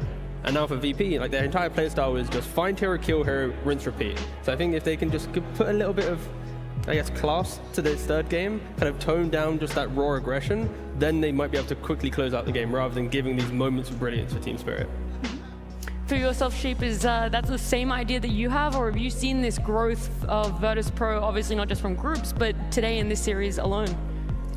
I think VIRTUS.PRO could have and should have won that game. I think it's literally just like the little moments, the little decision making, like how they took that Roche later maybe wrong, how they took that fight after the early Aegis wrong. Like, these things are stuff that if they fix they can win. Spirit are just like, I don't know what's happening. I think maybe their heroes are like harder to execute in some ways, right? You're playing 4 squishy heroes and then like your Dawnbreaker, usually everyone's running, like we saw first game 1, you know, you have all these Kunkers that are getting banned out, you have your Bristlebacks, all the tanky big boys. So they're playing like more precariously. Maybe if Spirit were just to pick like hard on meta, like these are their strength heroes, maybe it makes their game much easier. They're definitely like doing strategic lineups right now. But I'm gonna tell you guys, these 2 games, they did not feel like it was like Team Spirit and Virtus.PRO. Yeah. It was like even, yeah, it was so close, like all the time. And I think like in both games, whoever started first aggression, but actually ended up losing. So I think the theme of the game is just don't be aggressive. Just make sure you react correctly to the aggression of the other team. Let them push into you and you're like, all right, we'll capitalize this. We'll be there laying, baiting, and trying to get out all of those big spells for themselves for game 3. We saw VIRTUS.PRO have the same bans in game 1 and 2, especially in that first phase. Is that going to have to be changed up? Are you now willing to let Ench or Primal or who's the third hero they banned? That was a Kunkka ban as well. Kunkka, that's it. I would never let Ench through if you're playing against Team Spirit. It's I too agree easy with to- this, yeah. man. It's like so easy to draft. If your first pick, you pick it. If you don't pick it first phase, you get a second phase. But like at any point, you're like, oh, my lane's gonna be awkward. He's gonna buy a moon shard at like minute 30, and he's gonna be some artillery cannon just destroying everything. Too good, too high skill, TI winning hero. Don't let him play it. But you don't have the same viewpoint as about Primal and Kunkka. Nah, I mean, Kunkka, to be fair, Kunkka's kind of in the same repertoire with like Ag Shard, so chaotic. Of course, Reza was talking about this earlier. It like just simplifies the game too much. Like when the game's not easy, but when the game plan is that easy, everyone else can just feel good in the fights. I think Kunkka makes fights too easy, and Maposhka on the Enchantress, it's that insurance policy. So I think these 2 heroes are like the big ones against Team Spirit at least. Have you figured out a little bit more about VIRTUS.PRO, how they draft, what their inclination is, Reza? I mean, I think they're just doing the same thing. They understand the meta pretty well, especially on the support role. Like you see them all the time scaling. Like they pick Invoker even to like have this, you know, Solar Crest Aghanim's. He was doing such a good job. Like this game, he was making a big impact. And are they coming out? Yeah, they're going to be coming out. We could just keep talking over it as we are going to be seeing them walk out. They had their 15-minute break. They have their reset sheep. Where's the mental for this? A team that everyone thought was going to 2-0 it, and a team that could have 2-0'd it in VIRTUS.PRO. I have no idea where your mental's at. I mean, I think now it's like the pressure is high because you don't have that buffer anymore of like, okay, we won game 1, we can lose game 2 potentially, so we have 3. I don't know. I think that if they keep that core of like confidence, like FNG said, just confidence. They've clearly proven that they can just demolish this team like in game 1. They've proven that they can win like they should have in game 2. Like there's nothing they need to really change other than just tightening up the small issues. It's been over 2 years since VP have actually beaten Team Spirit. Like they're 1 game away from finally breaking that, and it's in the upper bracket of TI to get to the, you know, to the meaty positions. Yeah, these players are walking out. All the games today are upper bracket, so no matter who loses this best of 3, not that anyone wants to lose a best of 3, you're in that upper bracket. You do still have the lower bracket to fall back on, so really the pressure should feel alleviated. You have that second lifeline for yourself, Reza. Yeah, I think VIRTUS.PRO has nothing to fear, and they should just stick to whatever they feel the best, like working the best for them. Maybe going back for that Spectre, maybe even early on, like not the first pick, of course, but you know, somewhere getting early. Because, I mean, on that hero, Kuridic is unstoppable, really. Yeah, the 4 for 4 so far on the road to the International, 100% success rate on him. It's just being able to play it. What was so changed between his spec playstyle to his Chaos Knight playstyle? I think the Notice hero was changed because Notice wasn't able to scale as much in Centaur as he was on the Bristleback, so you need to make sure that Notice has a scalable hero. Oh, okay. Does that resonate with you as well, Sheep? That's probably where they should be looking. Kuridic can play a bunch of carries. You don't necessarily need to prioritize him as much as maybe looking towards Notice. Well, again, I think they should have won that game. I don't really think their draft was like wrong or bad. I think Centaur's like a really good hero against Muerta as well, because it's just like you're so hard to, you do so much damage back when she's trying to deal damage to you early. Like, you know, late game we saw Muerta going pew pew, two-hitting people, but early game is a different story, and Centaur is good against her and her timing's there. So I liked it. I thought CK was a great hero. I thought their draft was fine. I really just think it was execution issues. Purely execution. Yeah. It also helps that the difference between game 1 and game 2 was how Noticed was able to punish Yotaro, right? In the first game, Yotaro was running down like the bottom side of the map, farming up all the jungle camps, not making any moves. In the second game, you know, Morito is kind of top net worth, having a pretty good time. So even if you are playing aggressive and closing out the game, you're still giving this, wait a second, their carry's still farming, he's still scaling, there's going to be that X factor at some point. So I would like in game 3, either keep the Centaur but have a better position 4 to re-punish in the lane, or just make sure that you have that kind of Bristle-esque matchup, which is, oh, Yotaro has to just AFK jungle now because he just can't play the lane. I think if they can find that recipe, that's when they look their strongest form. Yeah, I also think it's important just because of that reason that you need to punish Yotaro on the lane and don't give him free game, because his Muerta task, like this lane is very strong. You need to be prepared for something that, you know, is going to beat that one. It doubles down on that execution that you were talking about, Sheep. Any hopes for when we do get this draft of what is picked up? I want to know if Team Spirit intentionally let TA through, because it came after the puck pick, and he did lose mid, I think. And that seemed like a mistake for me, because especially when you look at SquadX and how good he is, he even had like a really good game. I think the other cores struggled more. Last game 1, they banned it, and yeah, I don't know. We'll see. Yeah. Well, look, because of the way that this has gone, a game 3 is on the cards for us in our first upper bracket series. Team Spirit versus VIRTUS.PRO. Game 3. We are treated to a game 3, another draft. We talked about if that TA was let through on purpose, and maybe it was and maybe it wasn't. Either way, Team Spirit don't want to deal with it. When it does come up on our screens, you guys will see that that was the first ban, the first hero that Team Spirit got rid of, and they are first pick this time around. They were second pick in game 2, game 1 first pick, game 3 here first pick. That seems to be their priority, what they really want. Yeah, not much has changed since the last game. Nope. Same bans. We questioned if VIRTUS.PRO was going to change the mob racer. They did not. They did not. And I think it's right, because they had a pretty good thing going on for them with the drafting wise, you know, purposes. Yeah, I think just the bans of Kunkka, Ench, Primal, and then that fourth one can be a little bit of flavor based on team preference and stuff. But yeah, so far, ban's pretty stable. There's heroes getting through though. We got Spirit Breaker, Dazzle, and Treant Protector so far that were banned last game. That are out in the pool. I would love to see Dazzle from VP. I think it's one of their strongest sides when they're playing like as a ball and they have this huge timing.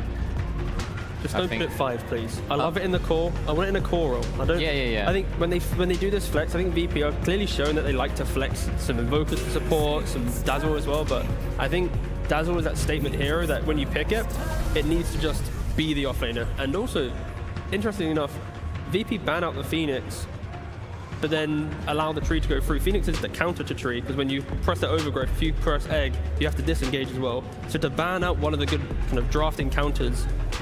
Yeah, they probably didn't want to give Phoenix first pick, but I'm not sure if Team Spirit rated that highly. Yeah, it's not something they've been rushing towards, so yeah, either way, tree gets picked up, and now VP are going to have to think what they want again already. The Dazzle's still available, the Spirit Breaker's still available. FNG does not look very confident.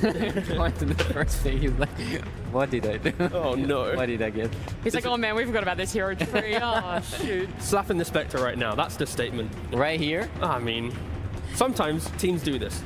Do I expect VP to do it? Probably not. Did Team Spirit ban the Spectre second phase? They did, yeah. That was the one ban they had in the second phase. So like, do you expect that? The respect. Yeah. Of course they have 2 bans this time around. Wow. Oh, wow. Muerta. I mean, I guess it's flex. Oh, right, yeah. More of a support hero, right? They were considering that just not, they don't want to let Treant and Muerta be on the same team. That's why probably they got it right here. We haven't seen VP pick her up yet. Yeah. They are showing some new stuff though. And that is the new format to the Road to International, right? Like they didn't pick up Invoker 4, we suddenly see them play Invoker 4. Now we haven't seen them play Muerta, they're picking up Muerta, right? So maybe Sayus just train hard those 2 heroes during the break. You want me to check his pubs real quick? Try it, yeah. We'll see. I mean, I think Spectre should be banned still. I think it's their go-to anyways. And very comfort zone, so Team Spirit does not want to let him have it. Alright, he's played 2 Muerta games in his pubs. He lost with Quinn, and he lost with Thompson. Oh, well, that's not his fault, you know. Now he's ready. Yeah. These mid laners. Oh, These lower bracket mid laners, am I right? Oh, so true, so true. The puck being banned out there. They got another ban for Team Spirit. We have guests. And then we do have guests. Yeah, it's the karaoke section of the draft. It's a new thing. I'm trying to think hard of why they would ban out Puck here, and if it's going to be another mid laner that they double down on, or if they're tossing up between this spec. Right, they're trying to bluff of where is the Murta going to go? Are they going to have her in that carry? Is that something Kiritich can do, or is he significantly more comfortable in the spec and they should just ban it out, even if it's deemed a respect best? I think he's played it before. I think he can do it, but the Spectre is in. So I know it is in. Thinking about. That could be the flair of getting the Muerta, right? Like, it's something that they don't have information on. They have to respect the flex in some capacity, and of course Spirit taking away the puck, taking away the Spirit Breaker, these are very potent. They're kind of like the tournament heroes, while Spectre feels like the VP hero right now. Yeah. We spoke about it a lot, it also could just get ignored. I mean, I would also love to see the Wraithkin on notice this game, just because of the tree. I think it's very good against tree, just because of the skeletons, and he's been played it before. What else sort of counters Tree? Like if we talk overarching, you know, what is needed to shut him down? Is it this AoE that he struggles to deal with? Is it single target, someone to always be able to get on top of him? I like it when teams draft a lot of Dispel against Tree, like multiple ways to remove the ult. What sucks is if you're a carry and you're like, I'm just going to buy a BKB, and then you enter this fight, you BKB, and then you're rooted, and it sucks. Yeah. If you're able to buy like a Manta style, if any of your offlaner maybe can buy there's the spec. There you go. Can buy a Lotus Orb. Those are all really nice things to have against the Tree. I mean, if you want to go down, just go down your way. Yeah, right. I like that. I like that. Yeah, I'm not opposed. And also with the Tree in laning phase, I love having ways to kind of push that Tree away from you, either through slows or banishes, because then the leech seed value doesn't come into play. He can't just put the leech seed, heal himself up whilst punching you. It's like just anything. It's like, well, you're too far away from me. You're not getting that healing. You're not amping up your allies. So I think, yeah, laning phase is pretty critical as well when playing against this hero. Tree does a lot, but he has to be in close proximity. You know? Exactly. He literally hits like a truck, but if he can't get his hands on you, then it doesn't really matter too much. I'm intrigued as to if they go for a collapse hero here, knowing that it's going to be a spec, that's going to be the lane matchup, or if you just go again for your support. We're going to see double core if it's going to be a support, and probably your off lane is the only core you're really willing to reveal here. They have that possibility to pick collapse hero right now. Something like Downbreaker sounds good to me, this spot. I think if anything for Spirit now, to play into Spectre, you need to have self-sufficient heroes. Because at any minute on the map, this hero is going to be jumping on you with this the Haunt, or whatever it's called now. And just that issue alone, you can't have to react every time. So for example, Tree, you've got Overgrowth, you've got the Tree Walking, somewhat self-sufficient. Tidehunter already. You get jumped, you're going to have auras, Kraken, you're fine. So I think Spirit have 3 or 4 heroes that can just not die to Spectre's 20-minute window in the early game where she gets 3 kills. That's when maybe you push this hero into, wait, you just got a Spectre, guys. You can never end the game. Shadow, again, the Realm from Willow. Same kind of concept. It's very hard for Spectre right now to kill any of these heroes. I mean, it's good against Tree because it gives vision to him walking around, but Tidehunter and Willow, pretty hard. Oh my god, I hate this so much, dude. I can't. They have to have so much go well. I'm looking at these heroes. I think Muerta is a greedy support. I think she wants to like farm items. I think she's kind of useless without items. I think Spectre is, we've seen game 1 how he doesn't have to be a greedy farming carry and he can make those plays, but now we're looking at Team Spirit's draft, which kind of counters that and says you're not just going to get free pickoffs and do whatever you want. Now they pick Wraith King. I watched so many Wraith King like off-lane replays because I couldn't understand why it was so good, and this hero is greedy as hell because he plays up on the map as much as he can until his ult goes down, and as soon as it's down, you see these like off-lanes like Gabby and all this stuff, they just retreat and they play like the sides of the map and jungle and just farm as much as they can to try and get this like, you know, Radiance build, whatever they want. They want big items too. You have potentially so many greedy heroes right now on VP, and Wraith King, I would say, is not hard to kill. He doesn't have a very good way to defend himself. Like if Spirit run at them, they want a lot of gold and they're not that great at team fighting. Yeah, and even after laning phase, you've got the living armor plus the Tidehunters, and now Tide, he can soak up the skeletons. He can, you know, anchor smash them down. He protect his towers, simple as. And I think it is a bit of greed for sure for VP, but some of these teams, when they're picking off lane Wraith King, they do hit that quick stride, and kills become the way in which Wraith King gets into the game. So I'm looking at the mid laner now for VP to be some super explosive hero. Otherwise, yeah, they're going to have some very static, lots of farm issues potentially. Yeah, I'll give it to the one thing I really liked in the replays I watched was Wraith King Grimstroke lane is so much damage, but like you just stun, go in with the Inkswell. Yeah. I was seeing these weaker supports just die straight up in lane, and you can kind of get benefits off that. I don't know, guys. I tend to disagree with your points. Like, I think they already setting up a very good win condition for them, where Kuritish is like, you know, this active hero on the Spectre.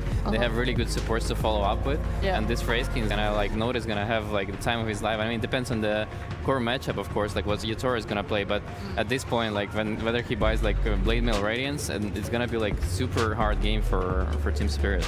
I think the other thing about the offlane Wraith King is depending on how sacrificial you're willing to play. Let's say if it takes 2 or 3 heroes from Team Spirit to kill you while you're in that jungle, there is now that opportunity for Spec to be able to jump somewhere with the supports as well, right? Or to be able to find someone that isn't going on this Wraith King for a pickoff. I know it is kind of difficult, but if they're really that like separated on the map, that does give a window and an opening for Spectre. It might not happen, it might not play out that way, but depending on how sacrificial of a Wraith King you want to be, there is that chance. And also, like, I'm looking at the damage on Team Spirit lineup. It's very lacking. It's very lacking right now. It's like they don't progress the map. Like they don't hit towers. Like they can find kills with like the Willow, the tree play together, Invoker connects in. But after the kills, they don't suddenly say, now the tower's dead, the tier 2's dead, we're looking at Roshan. It's a lot of just existence. And the VP, it does look kind of greedy, very static. But I would be surprised if they're shut out of the map in like the first half an hour of this game. Like Spirit's draft so far isn't presenting that. Maybe the Luna pick with the VP ban could have given some tempo to Spirit, but Spirit needs a carry. They needed it, Luna or Troll, to open up the map for them. And I mean, purely calculating numbers, I think VIRTUS.PRO lineup has like way more damage than Team Spirit one has. Yeah, but if my only concern is that if they get like, let's say a Wraith King blink or whatever, or they bring him into fight and that move doesn't work, like into a Ravage or whatever, how do they keep playing? I feel like they're not tanky enough. Oh, Coddle. High pace hero. I like Coddle. I like Coddle too. I don't know, guys. I love VP lineup. I like the Coddle. The Coddle made me a lot warmer towards Yeah, why is that? Why is that? Explain why the Coddle was enough for you guys to, at least for you, she push aside the roller coaster right now. It's a roller coaster. Yeah, no. Mostly because I think Coddle, especially as a core when you have levels, is a really good damage mitigation hero. Like your ability to kind of push heroes off your team, and you're going to lose all your physical damage, and then you're not going to be able to sit on them with like Bedlam and stuff like that. You're doing so much magical damage and like rebuffing the enemy's attacks. Like you guys talk about their damage like problems already. I think Coddle makes that even worse for them. Even when we see this Sven, you guys are still in that realm of there's a damage problem, or the damage now is only really going to be coming from that Sven, and that's later in the game too. I think the damage in regards to the Sven will come from the initiation and setting up the fight correctly. The rest of the draft does allow that, so they just need to play like a very stable, disciplined game. Whilst VP, they need to be that kind of chaotic nature, right? They're going to go for a keeper like mid, some Vessel, some Boots of Travel, keep playing on their timings of early kills, and if they kind of fall flat and miss execute, I can see Yatora just ripping through this game. But yeah, VP, they have a very annoying, just tanky ball that will just potentially be unkillable in like the 30-minute mark if Spirit's still catching up. The other question when I look at this is, you know, a tree ult, long cooldown, Tidehunter, long cooldown. Even for Sven, if you pop it at the wrong time, it can feel like a long cooldown. Yeah. So does that worry you, Rezo, that it's just going to be a lot of skirmishes from VIRTUS.PRO and Team Spirit almost having to retreat when these ults are cooled down? I think so, yeah. They have really big downtimes, and this Coddle is going to allow them to play like even faster with the Spectre, because they're going to be everywhere on the map, and I'm not sure if like, you know, Team Spirit is going to be ready for that. Okay, any other holes that you see in this, or you're like pretty happy with this? It could still go either way. I mean, it's a game 3. This is to stay in the upper bracket. This is to get top 8 for either of these two teams. It's only about the laning. I think if VP are going to lose their lanes, it's going to be like a very hard spot for them to come back from. But either way, I think they're going to be fine, just from the laning standpoint. And T, any final closing thoughts from you? Just use cooldowns better for Team Spirit. Team Spirit game 1 cooldowns, woof. Game 3, maybe they're better at it. Maybe they're better, maybe they've already learned. The one thing I do know is our casters are ready, so let's head on over to Lyrical and Trend. Thank you so much, Nat and Dota fans all over. Cooldowns, the things to watch for. Yeah. We had our cooldown after that crazy long game, and we did get to see some a little bit unique picks. I feel like the panel was all about VIRTUS.PRO at this point now. They're kind of liking it after the Coddle pick in particular. How are you feeling? Yeah, it's like the wish list got kind of checked off there, right? Notice on the Wraith King, better scaling hero, sort of things that Reza really wanted to see. Gets it. And the cooldown, I think, is a great point to make. Certainly a major concern here for Team Spirit. Well, look at how the dead shot to push him on back. All right, we're starting off fast. Team's ready to battle it out up here along the top side of the map. You guys might have noticed there. Silent was in that booth for a long time. Oh, yeah. Picks finished, G's out of there. All right, VIRTUS.PRO, they got the headsets on, whatever. Silent was in there until they were loading in. He took the maximum amount of time there as the coach, and he was given a full-on speech of how to play this game. Oh, yeah. So, I mean, to me, that makes it feel like maybe your draft didn't go that well. Like, I mean, like, if you need that much instruction on how to play, right? Like, I mean, different. Are we lacking some confidence here, or maybe he's just like, listen to me. Yeah. We are the better team. Okay, Exactly. we came in here as favorites. Are you trying to recreate his speech now? The motivational speech going on? I couldn't, because he's clearly so good at it that they already won a TI. I thought it was because he was speaking a different language, but yeah. A little bit of horn sounds from inside the hall as we are off to the races. And right at the get-go, looks like it's going to be, is that 2 apiece? No, Team Spirit able to sneak one extra one away for themselves. So 3 bounty runes go in their direction. Well, they keep getting advantages at the start of these games. Usually it's been the wards. Now they get another bounty rune. VIRTUS.PRO do get an observer, though. Sage gets kill on one. Apparently they don't get to come to lane. And they're going to body block these creeps, so it's going to push in under the tower. And he had to actually TP on Kiritich. Wait a minute. Oh, I love this play. FNG, they take Gush level 1. We're taking that first blood for himself. Collapse has had a very frustrating couple of games. He's ready to have a good one for himself on Tidehunter. I mean, he loved last game, let's be real. That's fair. He was just farming the whole time. That was the recovery game after the Spirit Breaker, you know? They gave him last pick, got Dawnbreaker, and just got to farm the whole time. True. It's kind of like a little bit of a spa day for offlaners. Oh, I like it. You know, they just get to chill, farm, press their ulti when they have to fight. Hit up the sauna. Yeah. It's nice. This game, though, it's VIRTUS.PRO back with the press ulti to fight in the sense of the Shadow Step here on that Spectre. The hero that won them game 1 makes a return here in game 3. See if it can push them through a little bit further in this upper bracket. And it feels like you also have another, I mean, obviously the combination of the Grimstroke, Inkswell with it is going to be really strong once you hit those level 6s. But the other thing is a Coddle, right? Like another hero that likes to play very fast tempo, running around, throwing out those Illuminate blasts. I do want to see if they decide to change up the build though, because I'm assuming they're not going to be getting 2 urns. Spectre already has it queued up, and it looks like Coddle is going to be having to do without. All right, so Dagon.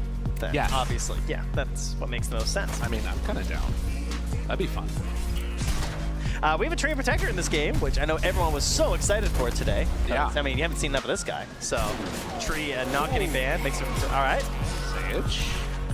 It's okay. You need to warm up. It's fine. That was the most insane shot. That's what he's aiming for. Yeah. Let's try to hit that one. He's a little bit crazy. Of course, Tree Protector, why is this hero so broken?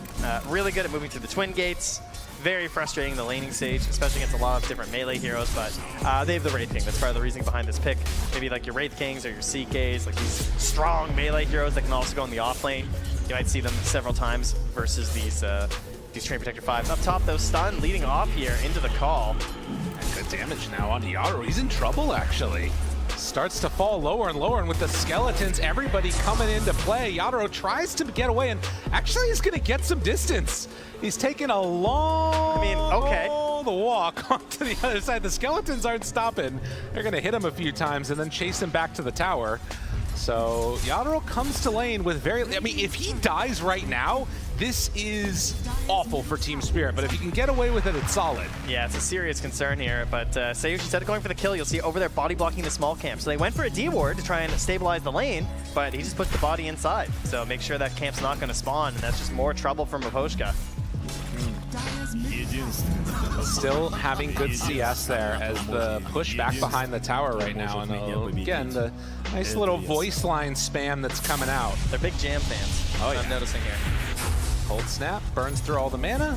Squadix not very happy about that. This is just a mid laner's mid right now. We got 10 denies versus 7 denies.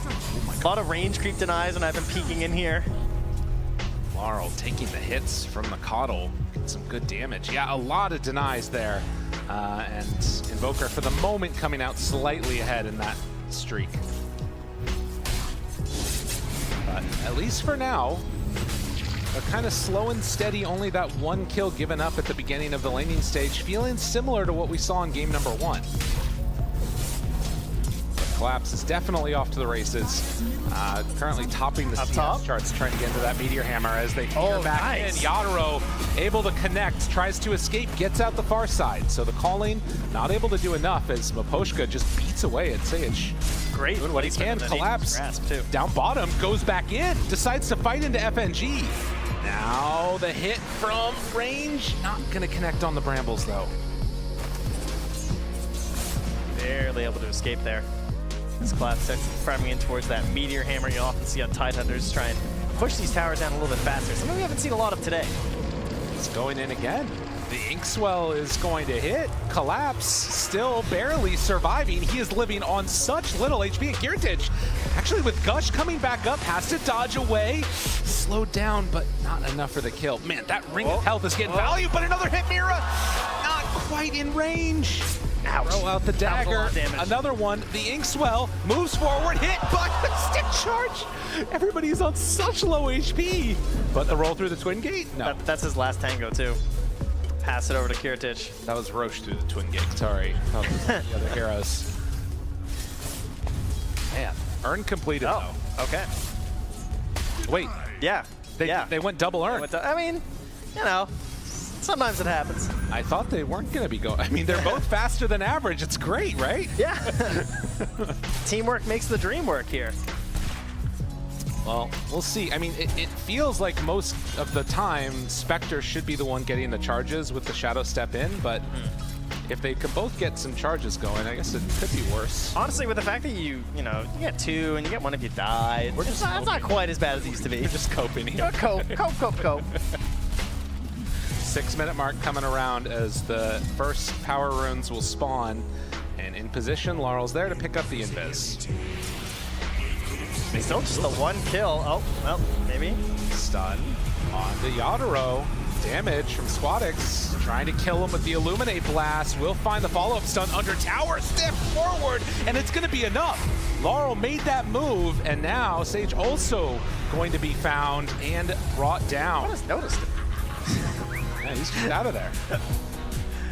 He's going back in. I don't know, trying to throw a random stun at or something, but he will be the one who survives and makes his way back to the Lotus Pool. So they rotate the kill Yatoro, but they lose 2. So not the best trade in the world here. Immediately, Yatoro TP's mid. Says, hey, you just stay up there, Laurel. You're a little bit busy, ganging for the Wisdom Rune. I'll go take your farm. But is he going to get it? Because Sage is also here.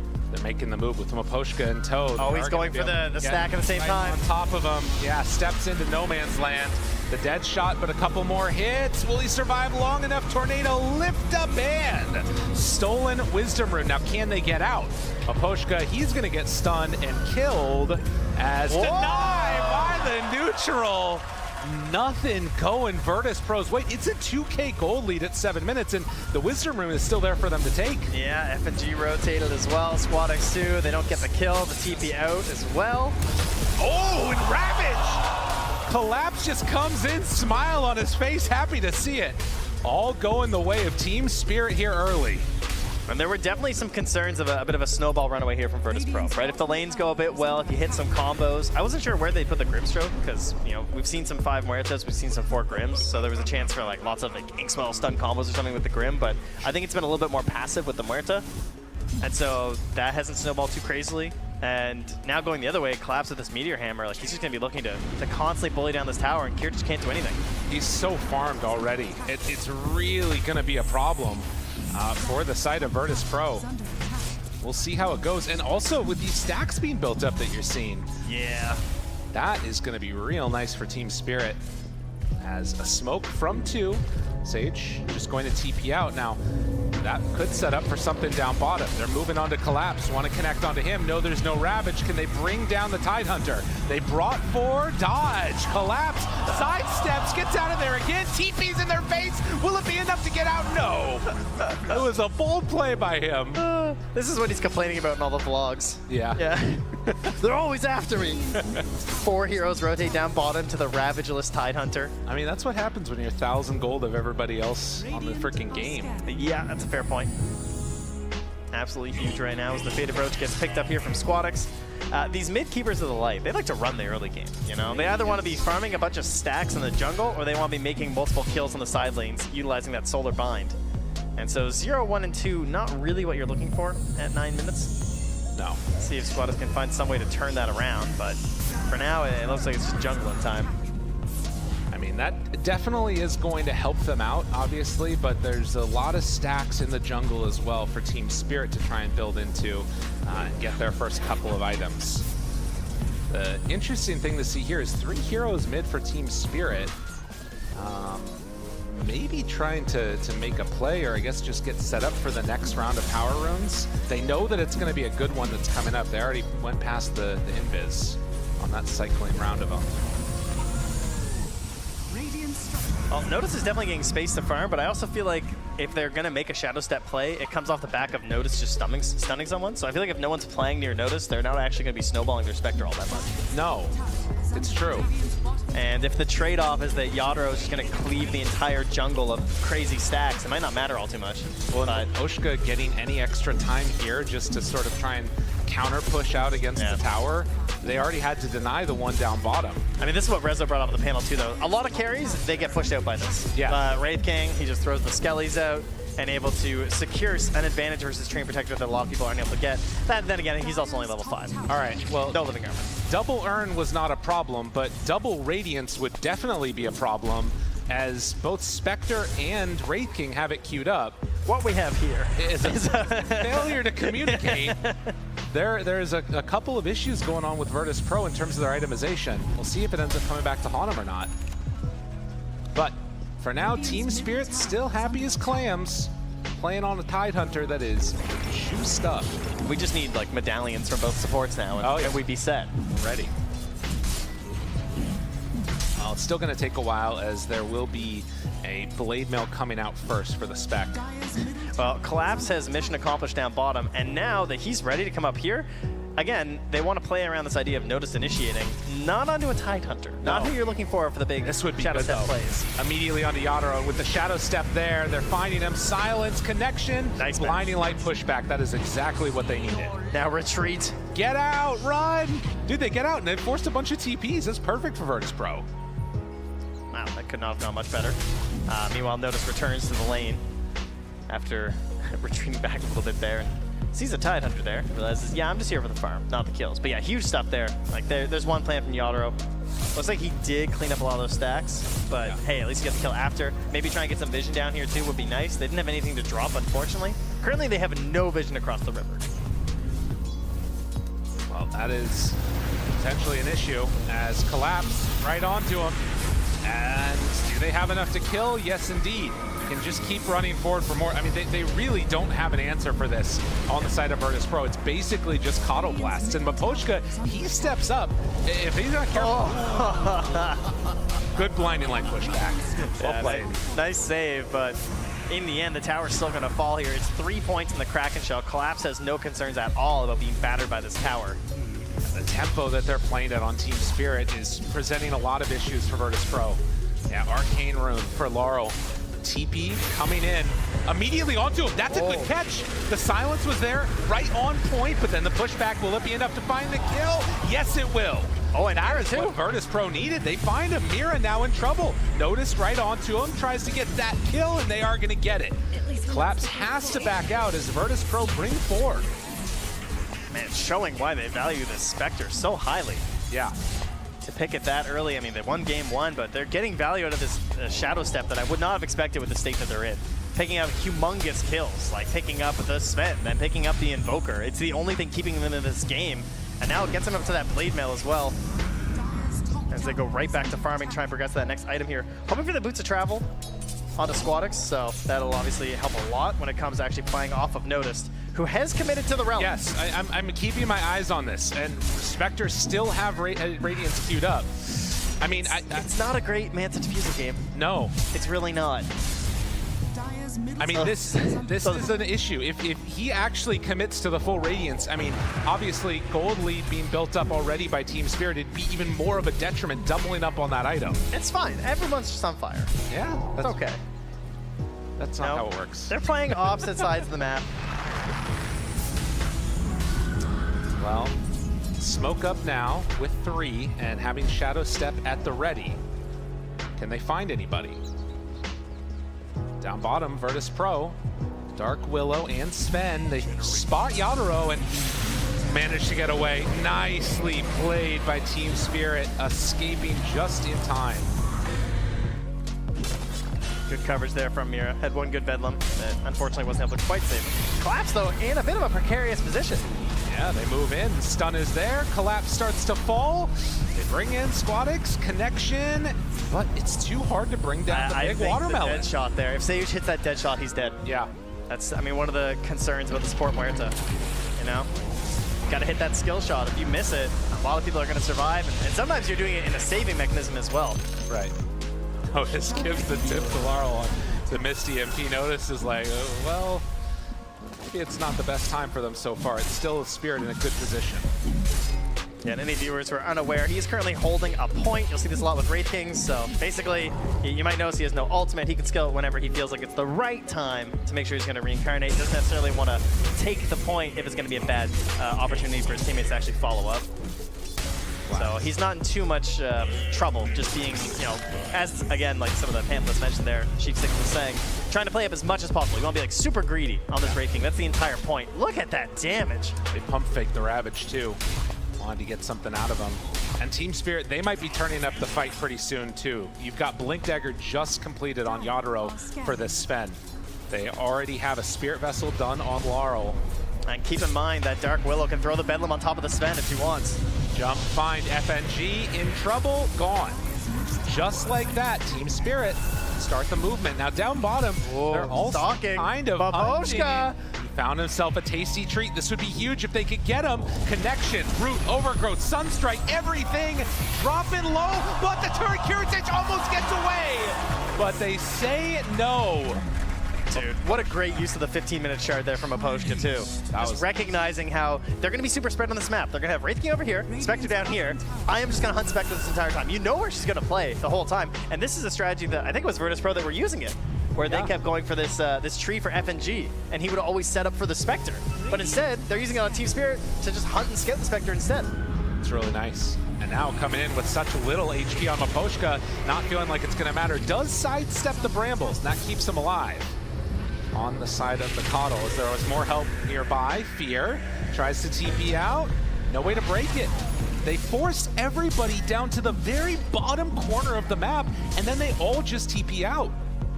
Team Spirit playing this map beautifully. Collapse just continues to plant himself wherever he wants, has the pipe delivered to him from the courier, and now eyeing up that Blink Dagger so they can actually go for aggressive plays when they want. Off of something other than just a jump there. Stun, 3 swipes and he's dead. Can they find more though? The turnaround on this would be big. They managed to bring him down. Yadoro falls. Signs of life for VP. I mean, that's the thing. They have overwhelming magic damage right now, right? With this Solar Bind combined up with the Illuminate and some Spirit Vesseling. You might feel tanky on a Sven with some Warcry, but it's not going to help you all too much in those situations. So, good scouting from the Invoker to help set that up in the first place with the Forge Spirits. But maybe Yadoro regretting that one. Still has that queued up. See if the switch ends up happening. But right now, sitting pretty. And these side lanes not feeling safe because of that tree. They're scanning. Yeah, they know. Like, they know that they can just die so quickly, and they're just outside of the scan. They have to get some off-center combos. Yeah. It's the only option right now. Or do this, bring numbers down for Laurel. Gets him there with the silence, looks in for the stun. The Inkswell takes forever to come in, and now with the follow-up hit, they have enough. Laurel, very, very low, ends up dying. Oh, they got him. Connection for more, good dead shot. Just like that, VIRTUS.PRO come back in, get a couple clutch kills. Trying to free up this space right now is so important for Kiritich, as he is struggling on the net worth. As you can see, the lowest of all the cores in the game, not what you want for your Spectre. And probably just still trying to figure out exactly what to do to fully commit for the Radiant. I do feel like it's the only choice. I mean, you think he knows at this point that he knows. The Wraith King has it. I mean, he's got a blink too. I'd hope he knows. Yeah, I mean, that's what I'm saying. I think it's just the reality of the game. Wow. Coming up on 19 minutes. Nice. Push back the shot there. Tries to TP out. Oh, just in time. Able to get out of there. That was pretty cool. Obviously, one of the benefits there, being able to help yourself versus Shadow Realm. Notice makes his way through this jungle. There is a dire ward, so they're aware of where this Wraith King's moving through, but what's the plan here for Team Spirit? Looks like they want to push this bottom lane a little bit. That's what it feels like, at least for now. Still very much stuck together. Can go for another Shadow Step play on VIRTUS.PRO. Getting tier 2 items. Now heading in towards... I mean, again, you're just running right into Collapse. He just does not care. He is just playing the wall right now. Anywhere that they try and make a move, Collapse is there to stop their progress. And at least for the moment, they've only been able to take one tier 1 tower on the side of VP. And now if you want to approach a tower, there's a Blink Dagger on a Tidehunter. And that is one thing where, you know, this lineup, sure, there's cooldown issues, no doubt about that, but they need those perfect setups there. And look at how close that was. That was crazy, actually. Super close. But yeah, it's super important that Sven starts the fight off the right way. I mean, that's obviously very important with the hero. You want to do as much damage as you can in the initial stun, and Ravage just extends that. You know, you can do a Ravage setup, get a few hits off, follow up with a stun. It also simplifies the game for Invoker and Dark Willow a lot. It can play off of this already aggressive Treant Protector with the Shard. Getting closer and closer. And another smoke play by VP, hoping to find one at the same time that is happening. Miposhka is hunting, finds Sage, connects with the Overgrowth, and, well, they are just going to bring down the Muerta. FNG just got a big upgrade, though. Level 10 has the -5-second Ink Swell cooldown and already has the Shard, too. Okay. So super helpful for them in these fights. They want to keep Notice swinging as much as possible, as well as just, like, moving through these fights. They just haven't been able to find like a good fight for themselves. The movement from Team Spirit away and dodging the bad fights, it's been pretty clutch. I think with the Shadow Step up, they could approach this mid tower and just count on Reincarnation. Okay. Looks like they're gonna do it very casually. I mean, yeah, just skeletons, that's it. And I mean, this again is something that Yadoro is comfortable stepping up himself to stop the push. The rest of his team smoking over towards him. Team Spirit are in complete control of this game. Smoked up. They're gonna head out. Kiritich bought the relic, and now they're running right into him. He's 1,000 gold away from the Radiance. They move in, they find him. Kiritich in trouble, goes for the haunt away down south though. Connects onto Laurel, now the jump, they chase him down, and now jumps away. He's back out of there. Miposhka, Collapse, they're both onto him, wanting to find that kill to silence. He gave him the old do-si-do. We're in America now, baby. As they chase for more. They actually get Mira. One kill. Mira ends up going down. Can they get any more? Notice burning, slightly dying, and wants to deny himself. Maybe gets denied by the neutral creeps. Now, Sage back into it. That's 2 dead for 2, but one of them was a deny. Oh, the pings. What a wild fight. Notice quickly realizing that the Wisdom Rune is up, but not taken here from Team Spirit. He's just pinging it frantically right now. And what a hold by Collapse in that instance to not pop the Ravage, because now you still don't feel safe going for these fights, and particularly when lose the Muerta. So Team Spirit keeps the ball rolling. It still hasn't ballooned out into a big gold lead. As you can see, even these little fights here before they ended up losing one more, gold favoring VP. Oh, Squadix gets his first item in a long time as well, picking up that E-Blade, so gonna have some defense here up against Yadoro, just immediately jumping on top of him, as well as, of course, some aggressive potential. Just like that. It's still waiting. The Radiance. It's been a long wait. It has been rough. Kiritich not having the game that he did in #1. As they do have an E-Blade done on the Coddle, which will help in trying to get towards that Hex. but a lot of net worth right now that's just not able to get the most out of it for him. 23 minutes. He had this, I think, 4 or 5 minutes earlier in game 1. Swags gets caught though. Tornado lift up, and now the stun. Kiritich shows up. They're trying to kill off the Coddle. Will they be able to? Soaking up the damage. Notice shows up, and they take down 2. Can they go for more? Looking, thinking about it, hunting. Kiritich. Does he want to? It's a little bit too scary. He just wants to farm. Leave this man alone. Yeah, notice that blink up in a few seconds, so maybe hoping that someone would get aggressive and he can go in for the big saving play. Has his ulti back up in 10 seconds. So chance they want to go for a aggressive play on the next Shadow Step, which is also in 15 seconds. So things certainly lining up here for VIRTUS.PRO. So they've hit their timings, but it should be noted if a fight happens 5-on-5, VP are basically down an extra, what, like 4,000 gold or something, because they have double radiance, right? Yeah, if they're like stacked on top of each other, yeah. Okay. True. I mean, that is sort of, I mean, there's other, you know, you get 55 damage. That's fair. Right? You get some evasion. Fair enough, fair enough. Do you think that VIRTUS.PRO would want to try and go in for a battle now, like in terms of their timings and when they're hitting it? Oh, collapse. Kiritich got the start. Oh my god. Not great when your carry gets it, but now the injection of gold, it helps him out a little bit. Collapse.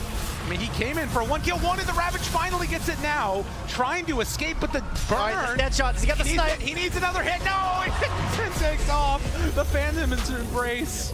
Managed to find that stun. Yadro walks forward onto Notice, trying to bring him down. Gets swiped to death. Miposhka still hunting. Sunstrike getting vision. Sayich is nearby, and now Miposhka, he's gone out too far. Mira shows up, throws down the Bramble Maze. One last hit. Sidesteps it, the pushback. And then the DOT is enough to kill off Miposhka. FNG's got to get some arcanes. I feel like he's struggling a little bit here. Oh, he has to go for the gem. Someone called him out. He was running to the secret shop. Yeah. Desperately out of mana here. Trying to help out, of course, versus this frustrating Invoker. But, yeah, need that gem. Try and secure things. And, yeah, like you said, getting the shard on Kiritich. A plan coming together, perhaps. Yes. Maybe this was their plan all along. That's right. Just sack the net worth so he gets a free shard. Genius stuff coming out here, and that's going to put him right over top of the Wraith King here. Shadow Step defensively almost at this point. Kiritich ends up killing himself on Mira. I mean, that's a nice way to save your buddy. Pop Blade Mill and run into it. Dude, have they turned a corner? VIRTUS.PRO starting to look good. It's, you know, what did Rezo say? Just don't go aggressive. You know, Collapse just wants to burn an ulti on a Wraith King here under a tier 2 tower. Yeah. Ends up getting punished, and you can see Dota Plus, they're believers. They're believers. Oh, it's in this Spectre. upset. Don't even put it away. All right. Dota Plus and Spectre, there's something going on there. You're not wrong. Well, a Shadow Blade into a Silver Edge going to be completed for Yadro. That will definitely look to try and swipe her down to size. Already the rest of VP is back and hiding out. Now, Roche is up. Yeah, it's definitely what both teams are thinking about at the moment.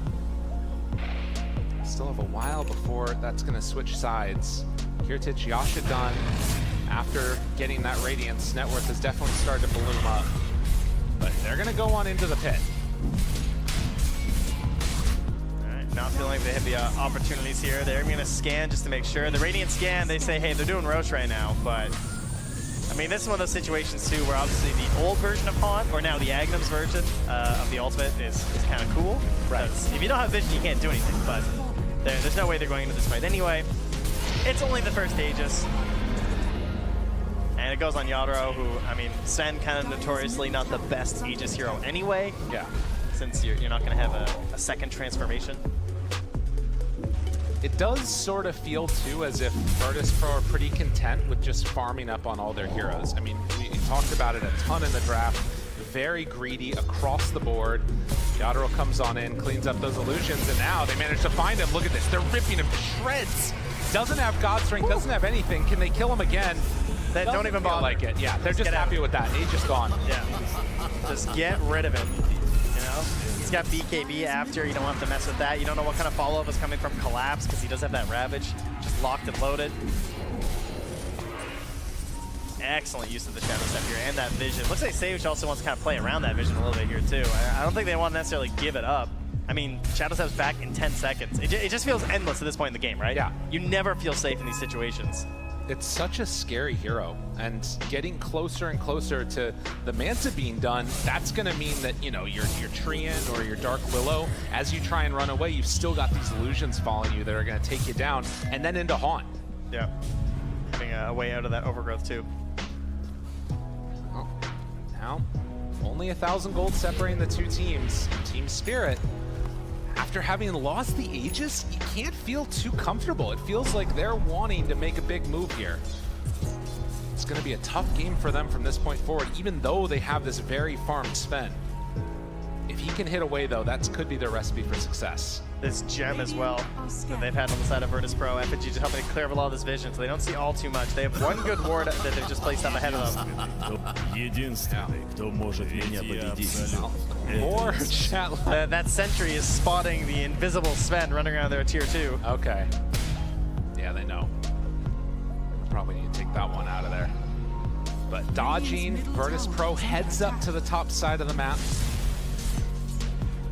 And Laurel on the hunt. Not really any global heroes that he can rely upon in the similar fashion of the Spectre. He kind of has to be the one there with the Sunstrike help. Are they going to run in and notice the Sage up here? They're looking. Creep camp's gone. Tornado not on the mark. Just a little bit late. Yeah. Blinking into some camps that Skellies are clearing up. Yadro just making sure that he's not still around, but that means he's come up here. They're going to miss out on some farm, but they're about to respawn anyway. They haven't been shut out of the map. VP are clean now. They're absolutely on it. Now the next big upgrade is probably Squadix's Scythe. Yeah. Try and break up these fights. Of course, there's some insane targets that you could get. You know, maybe you have vision on Collapse. Right? Maybe you break his initiation coming in. Maposhka as well, if he just gets caught on a sentry ward. That could be a quick Scythe just to ensure they don't get a solid setup there from the overgrowth. Well, and the real problem, too, that you're going to see, I think, for Spirit is that while Maposhka can find those, like, pick-off hunting plays, a lot of the heroes that you would be most important to pick off, you're not going to be able to kill with just him. You're going to need that Invoker there, potentially. Look at Kiriti's illusion on the bottom lane right now. Yeah. What a hero. Just running it all the way down here behind tier 2, farming up entire waves. Yeah. Yep, don't worry about me. Just going to park this here. That's so annoying to play. Catapult. Yeah, and he's burning through it. So they will be able to claim the Tormentor, but Kirita just really causing issues. The Spectre hurt early, but it's actually getting another full wave. Yeah. This is ridiculous. I mean, that's what happens. You let it sit there, it's just going to keep doing its thing. Oh, wait. Oh. Ah, beautiful. And yeah. Okay, nothing else is happening anyway. We can watch these. It's fine. Oh, they're comfy. Absolutely. I mean, this is the problem, though, is like, eventually, Maposhka just wants to do something. He's move commanded on Tillman, comes back in for the finish. Dude, it's devastating. It's just death over and over again for these 4 supports. It's just weird to expect it to be some like long cooldown or something after, and you look at the hero and you're like, oh, it's back in 20 seconds. Yeah. You know, by the time everything cleans up. When you get to this stage against these types of heroes, there really does not feel like it's that many answers. But they do have Aghanim Scepter now done for Invoker, and Cataclysm, that should be enough to get kills on these other guys. I mean, you know, barring their ability to escape from an Overgrowth. Yeah, the setup's pretty nasty. Between Ravage, Overgrowth, Sven Stun. Yeah. There's a good chance you get caught inside multiple Sunstrikes.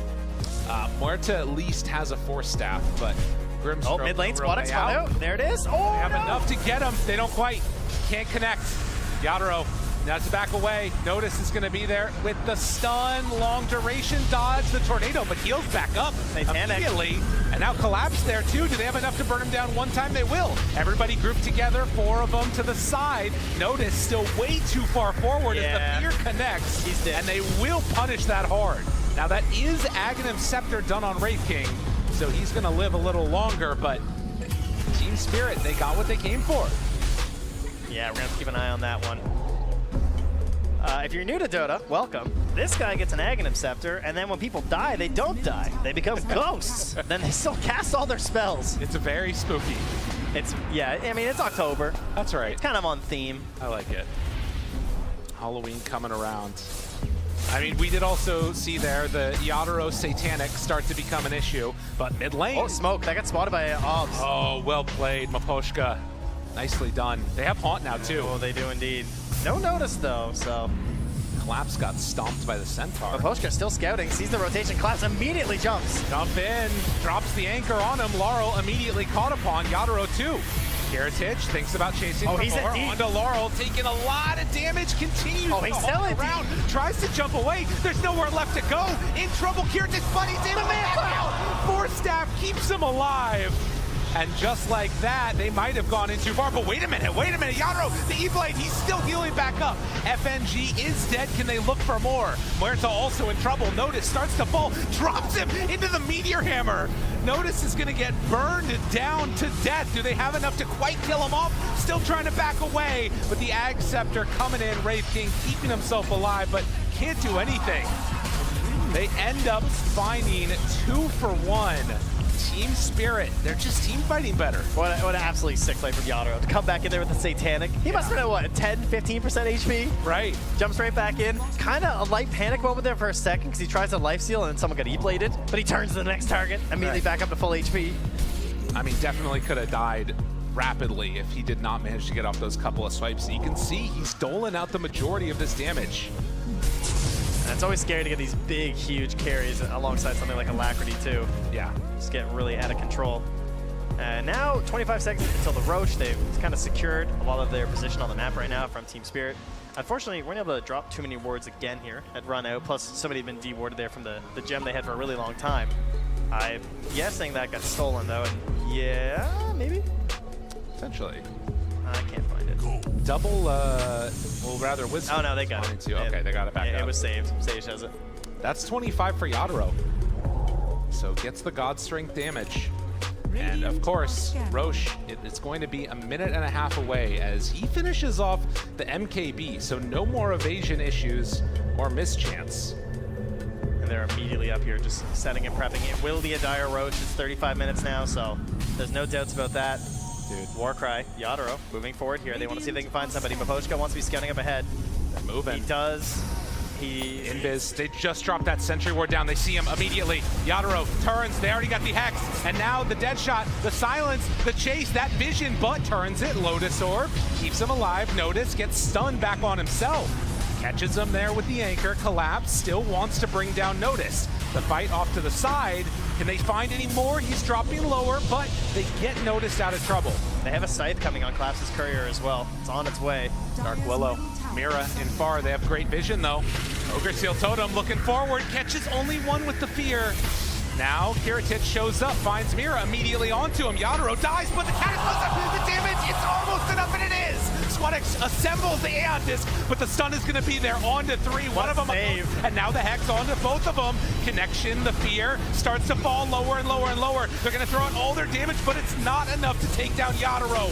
Yadaro standing tall, streaming forward, finding another kill. He backs out. Squadex and Kiritich, they got to get out of here. There's only a couple left, and they can... Oh, the anchor! Down. They connect onto him. Anchor down, leashed up, starting to fall. Kiritich nowhere else to go as the tornado is going to kill him off. Laurel with the triple kill and no buybacks. Oh, they're slowly whittling down in that fight. It was getting a little bit scary, I gotta say.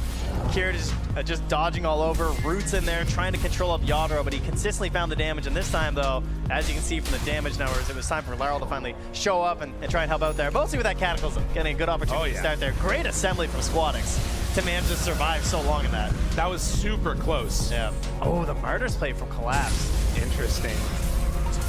I mean, they're hitting it. That Dead in the Water, it's really showing up and providing a ton of value. And like we said, with that Hex there too, you're in a scary position as we'll take another look at it.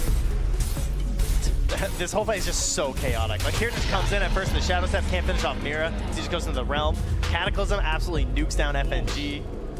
Barely survives. That assemble. Wraith King. Yeah, that was right before the right click came in. Yeah, Squadex barely surviving on that one, and then Kiritich just like dances up on the cliff for a little while. Yeah. Jumps over to Maposhka, almost dies to Yadaro right here, but there's a root. Nice Atos topped out there from Sage. That's what that was. And then Laurel also almost goes down, just so close. And that dead in the water, keeping him leashed and nowhere to go. I mean, the dispersion you can see here too with that shard doing a ton of damage back onto the rest of Team Spirit, but they just haven't been able to keep their heroes alive long enough for it to fully work. Man, 12,000 gold lead now as Team Spirit Aegis cheese in hand. We'll have to see how they want to take the fights better. I mean, again, it's been even. The vision has felt slightly into the favor of Team Spirit in that last fight. Dark Willow able to get the ward up on the high ground. Yeah. Mira, clutch play. Yeah, you give the advantage of the haunt at the very least. So that will be helpful, but that's only once every 3 minutes. Yeah. So need those big ideas. Those really good fights for the haunt. Make sure it's on the right one. For now, Team Spirit feeling very comfortable, right? Although we've seen some issues going high ground this morning. Oh yeah. As well as like throughout the rest of this event. And really, I think that as long as they can play sort of, you know, their safe version of Dota right now on Team Spirit, don't go too wild. You know, you can be comfortable at this stage just holding the map, trying to build up more of a gold lead, not necessarily having to take crazy fights, but if they come to you like this, it could work.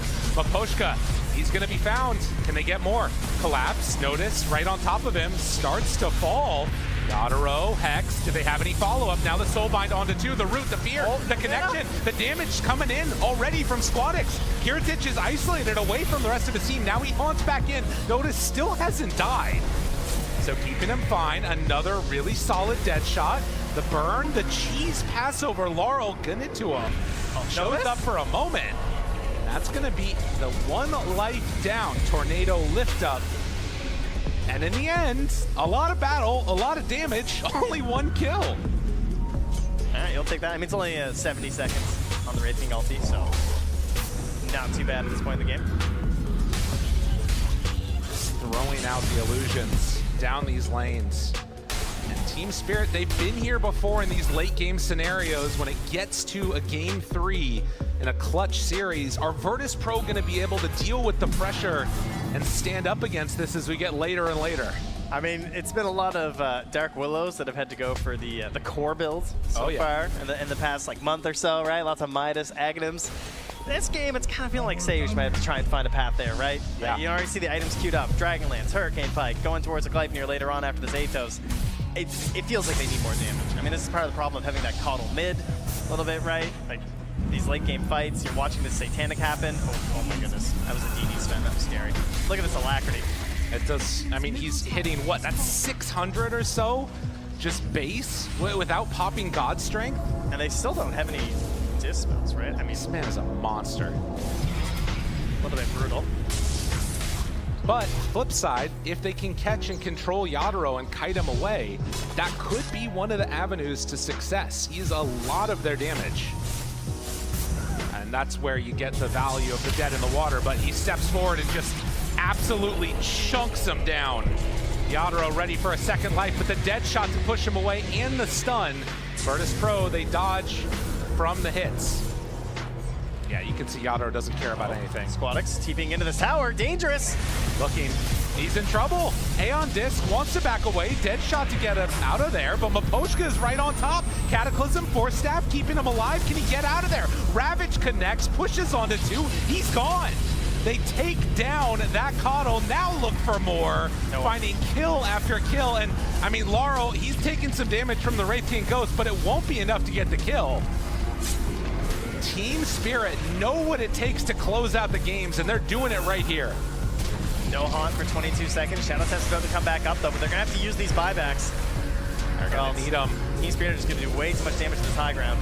The buyback comes already from Coddle after a misplay on his TP in. Forced into that, and an Aeon Disc now for Grimstroke too. Kiritich, he steps in. It's just not feeling like he has enough to stop Collapse, any of them.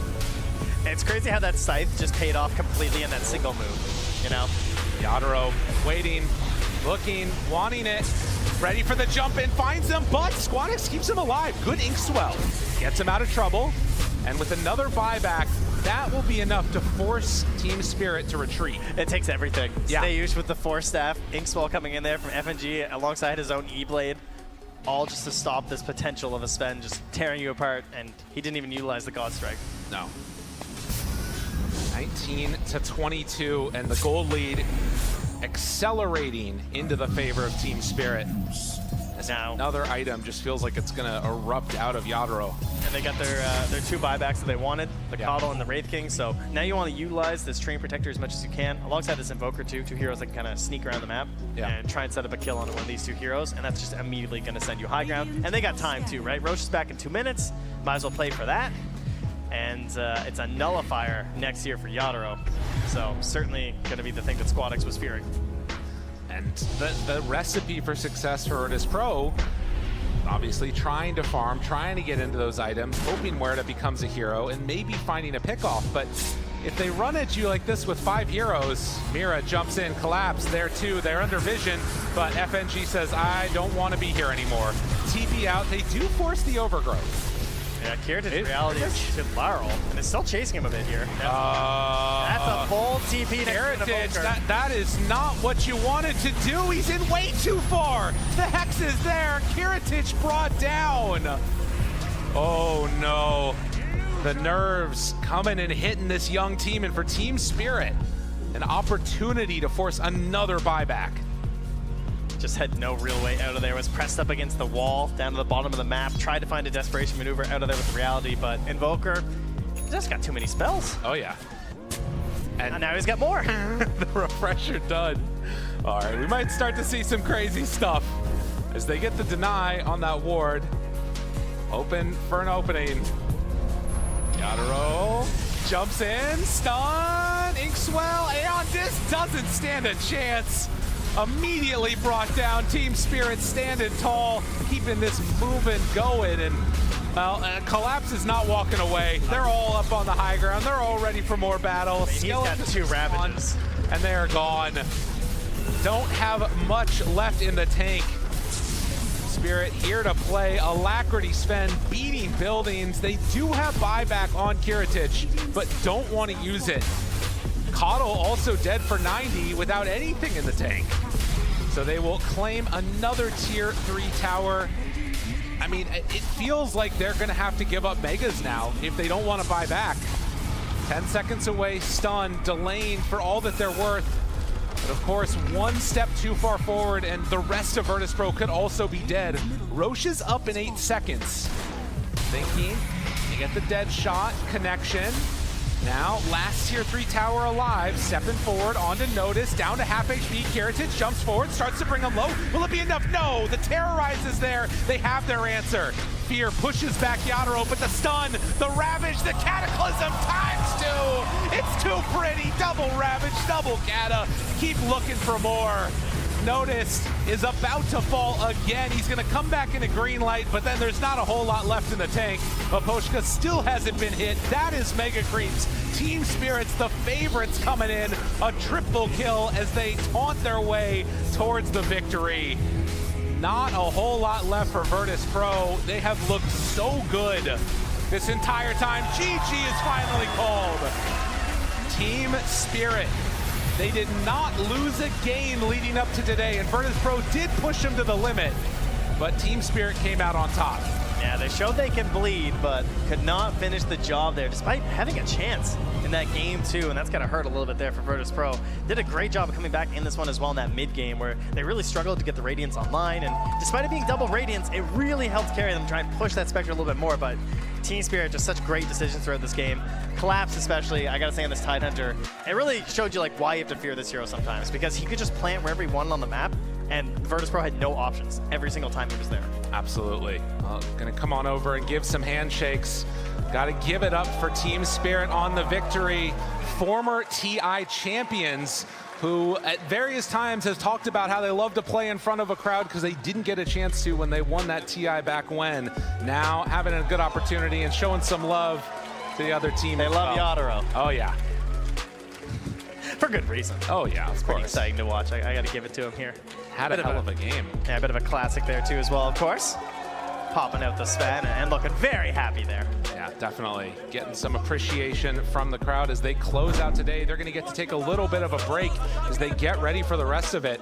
Man, and VIRTUS.PRO, again, a team that at this point looked really solid. I feel like there were some really solid performances from them overall. They were able to take games off Team Spirit. Nobody else had done that. Where do you see them going forward now? I mean, they definitely have some strats that they really like, obviously, especially the Spectre. That's looking very good. So I'm kind of expecting that to stick around. Maybe some adjustments to be made to it, like similar ideas to what we saw from previously, where they have like a little bit better setup for it. Okay. Kind of like they struggled a little bit getting the haunts online early in this one. Right. Then, of course, the double Radiance, which, I mean, again, it's just, I don't really think that there was much choice. So here's the thing, you know, pub players like to emulate what the pros are doing. Yeah. Hopefully that doesn't happen. We'll see, though, if that's a strat that comes around. As we head on back to the panel, them talk about it.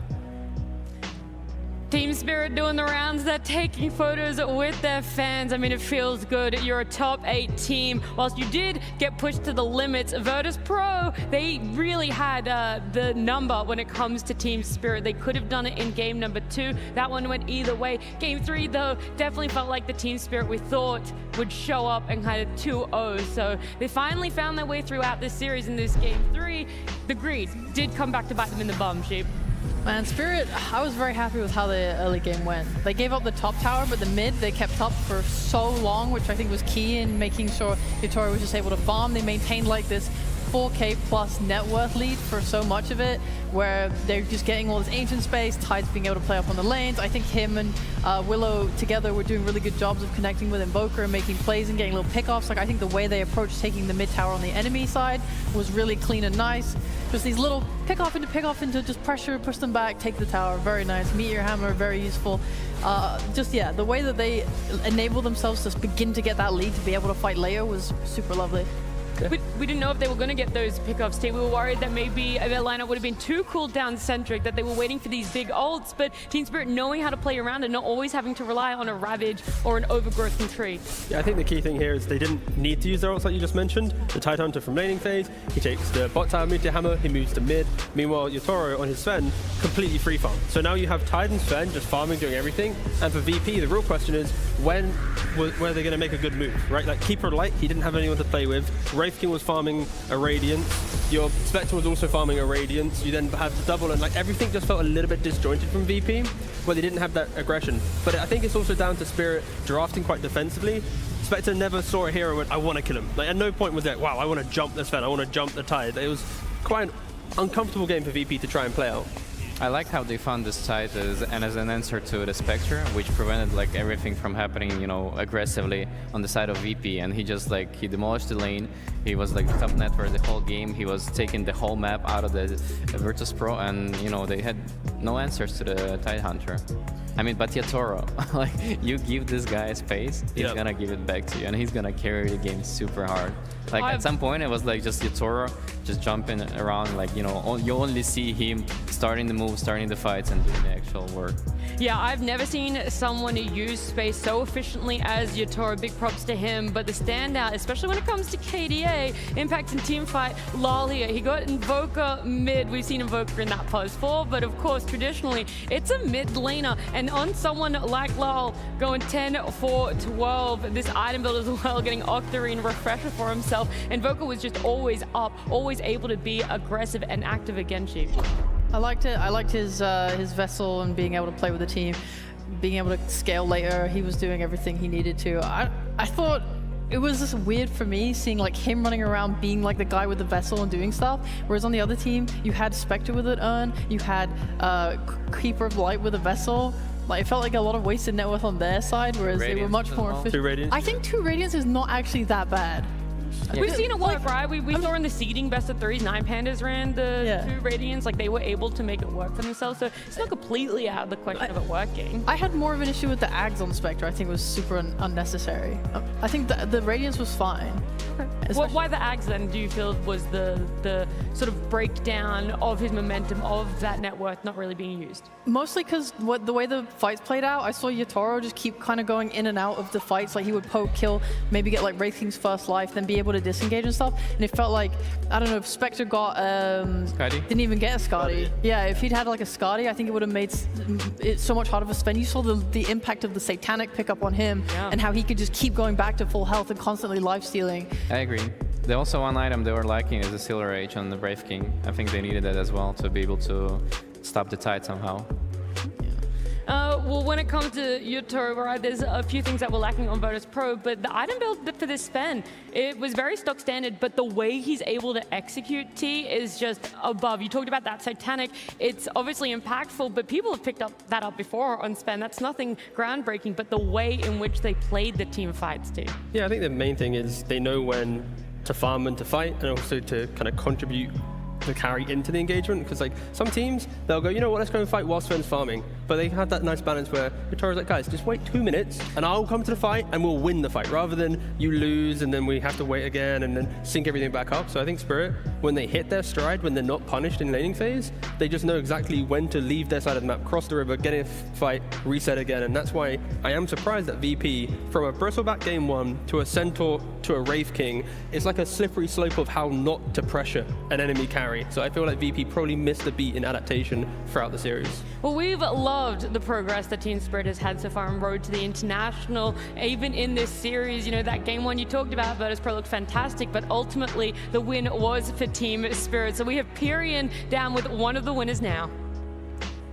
Yeah, thanks, Nat. I'm here with Maposhka. First of all, congratulations on your win. You must be delighted. Thank you, thank you. What was the question? I was just checking in with you, making sure you're okay. Game 1, it felt like this Bristleback was out of control. Were you kind of like, oh, blimey, we're in for a tough series here? To be honest, I think our drought was not that bad, and we could play much better than we played, but we died too many times, like some random deaths in game, and that's why game became much harder. But we still had some options to kill that Bristleback in late game and other things, but we did some mistakes, and also opponents, they were really good in first game, actually in full series. That's, it shows in our next games, I guess. So. But this is a team you know very well, right? I guess right now they're kind of different team. It's not the team which we play against in DPC. They definitely much better than previous our series. So that was the first game that you actually lost so far on the road to the international. Were you worried at that point, or were you just confident, like we'll figure this out? I mean, I guess a bit worried, but I think it doesn't matter. Like anyway. Everyone wants just to win tournament. I don't think someone putting some goal to win some tournaments without losers. I think it's not really matters. That's why we have best of 3 matches. Okay, well, congratulations. We look forward to seeing more for you in the tournament. And back to you, Nat, and the panel. Thank you so much, Pyrian, as well as Maposhka. There's some valuable information. You know, we've talked about this head-to-head. VIRTUS.PRO not really being able to stand up to the likes of Team Spirit in DPC, but even Maposhka thinks that this team is a completely different one. The road to the international, VIRTUS.PRO is completely different. Forget everything that they were earlier in the year, because this is a new roster, and they should be walking away with their heads held high. But what is a key takeaway for you, Rezo, that you want VIRTUS.PRO walking out of here with? I mean, I think they deserve kind of like to be in the top 6 at least for this tournament, from what I've seen they play and how they feel the meta and how they understand the heroes. The only thing I would suggest them, I actually don't know they need to change that much. I think that the other opponents are going to be like way weaker for them than the Team Spirit as well. Look, they might be in the lower bracket, but they can still do that run. We're still looking at our upper bracket matchups, though, and it's time that we start looking towards our second series. The first team that we want to focus on is Team Liquid, so let's have a little bit of a dive into that roster. I think this year for Liquid has been honestly really good. It's been a really good year, but there's like a slight caveat in that we got second place in almost every tournament that we played. But apart from that, I mean, we've been playing well. We've been getting to grand finals in almost every event that we played, all the DPC marriages. So super happy with that.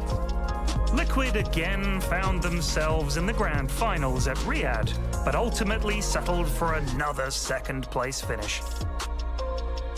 Reflecting on Zai's journey that began with a 3rd place at his first TI, he's perpetually been on the cusp of greatness and has etched his name as one of the most accomplished players yet to grasp the pin.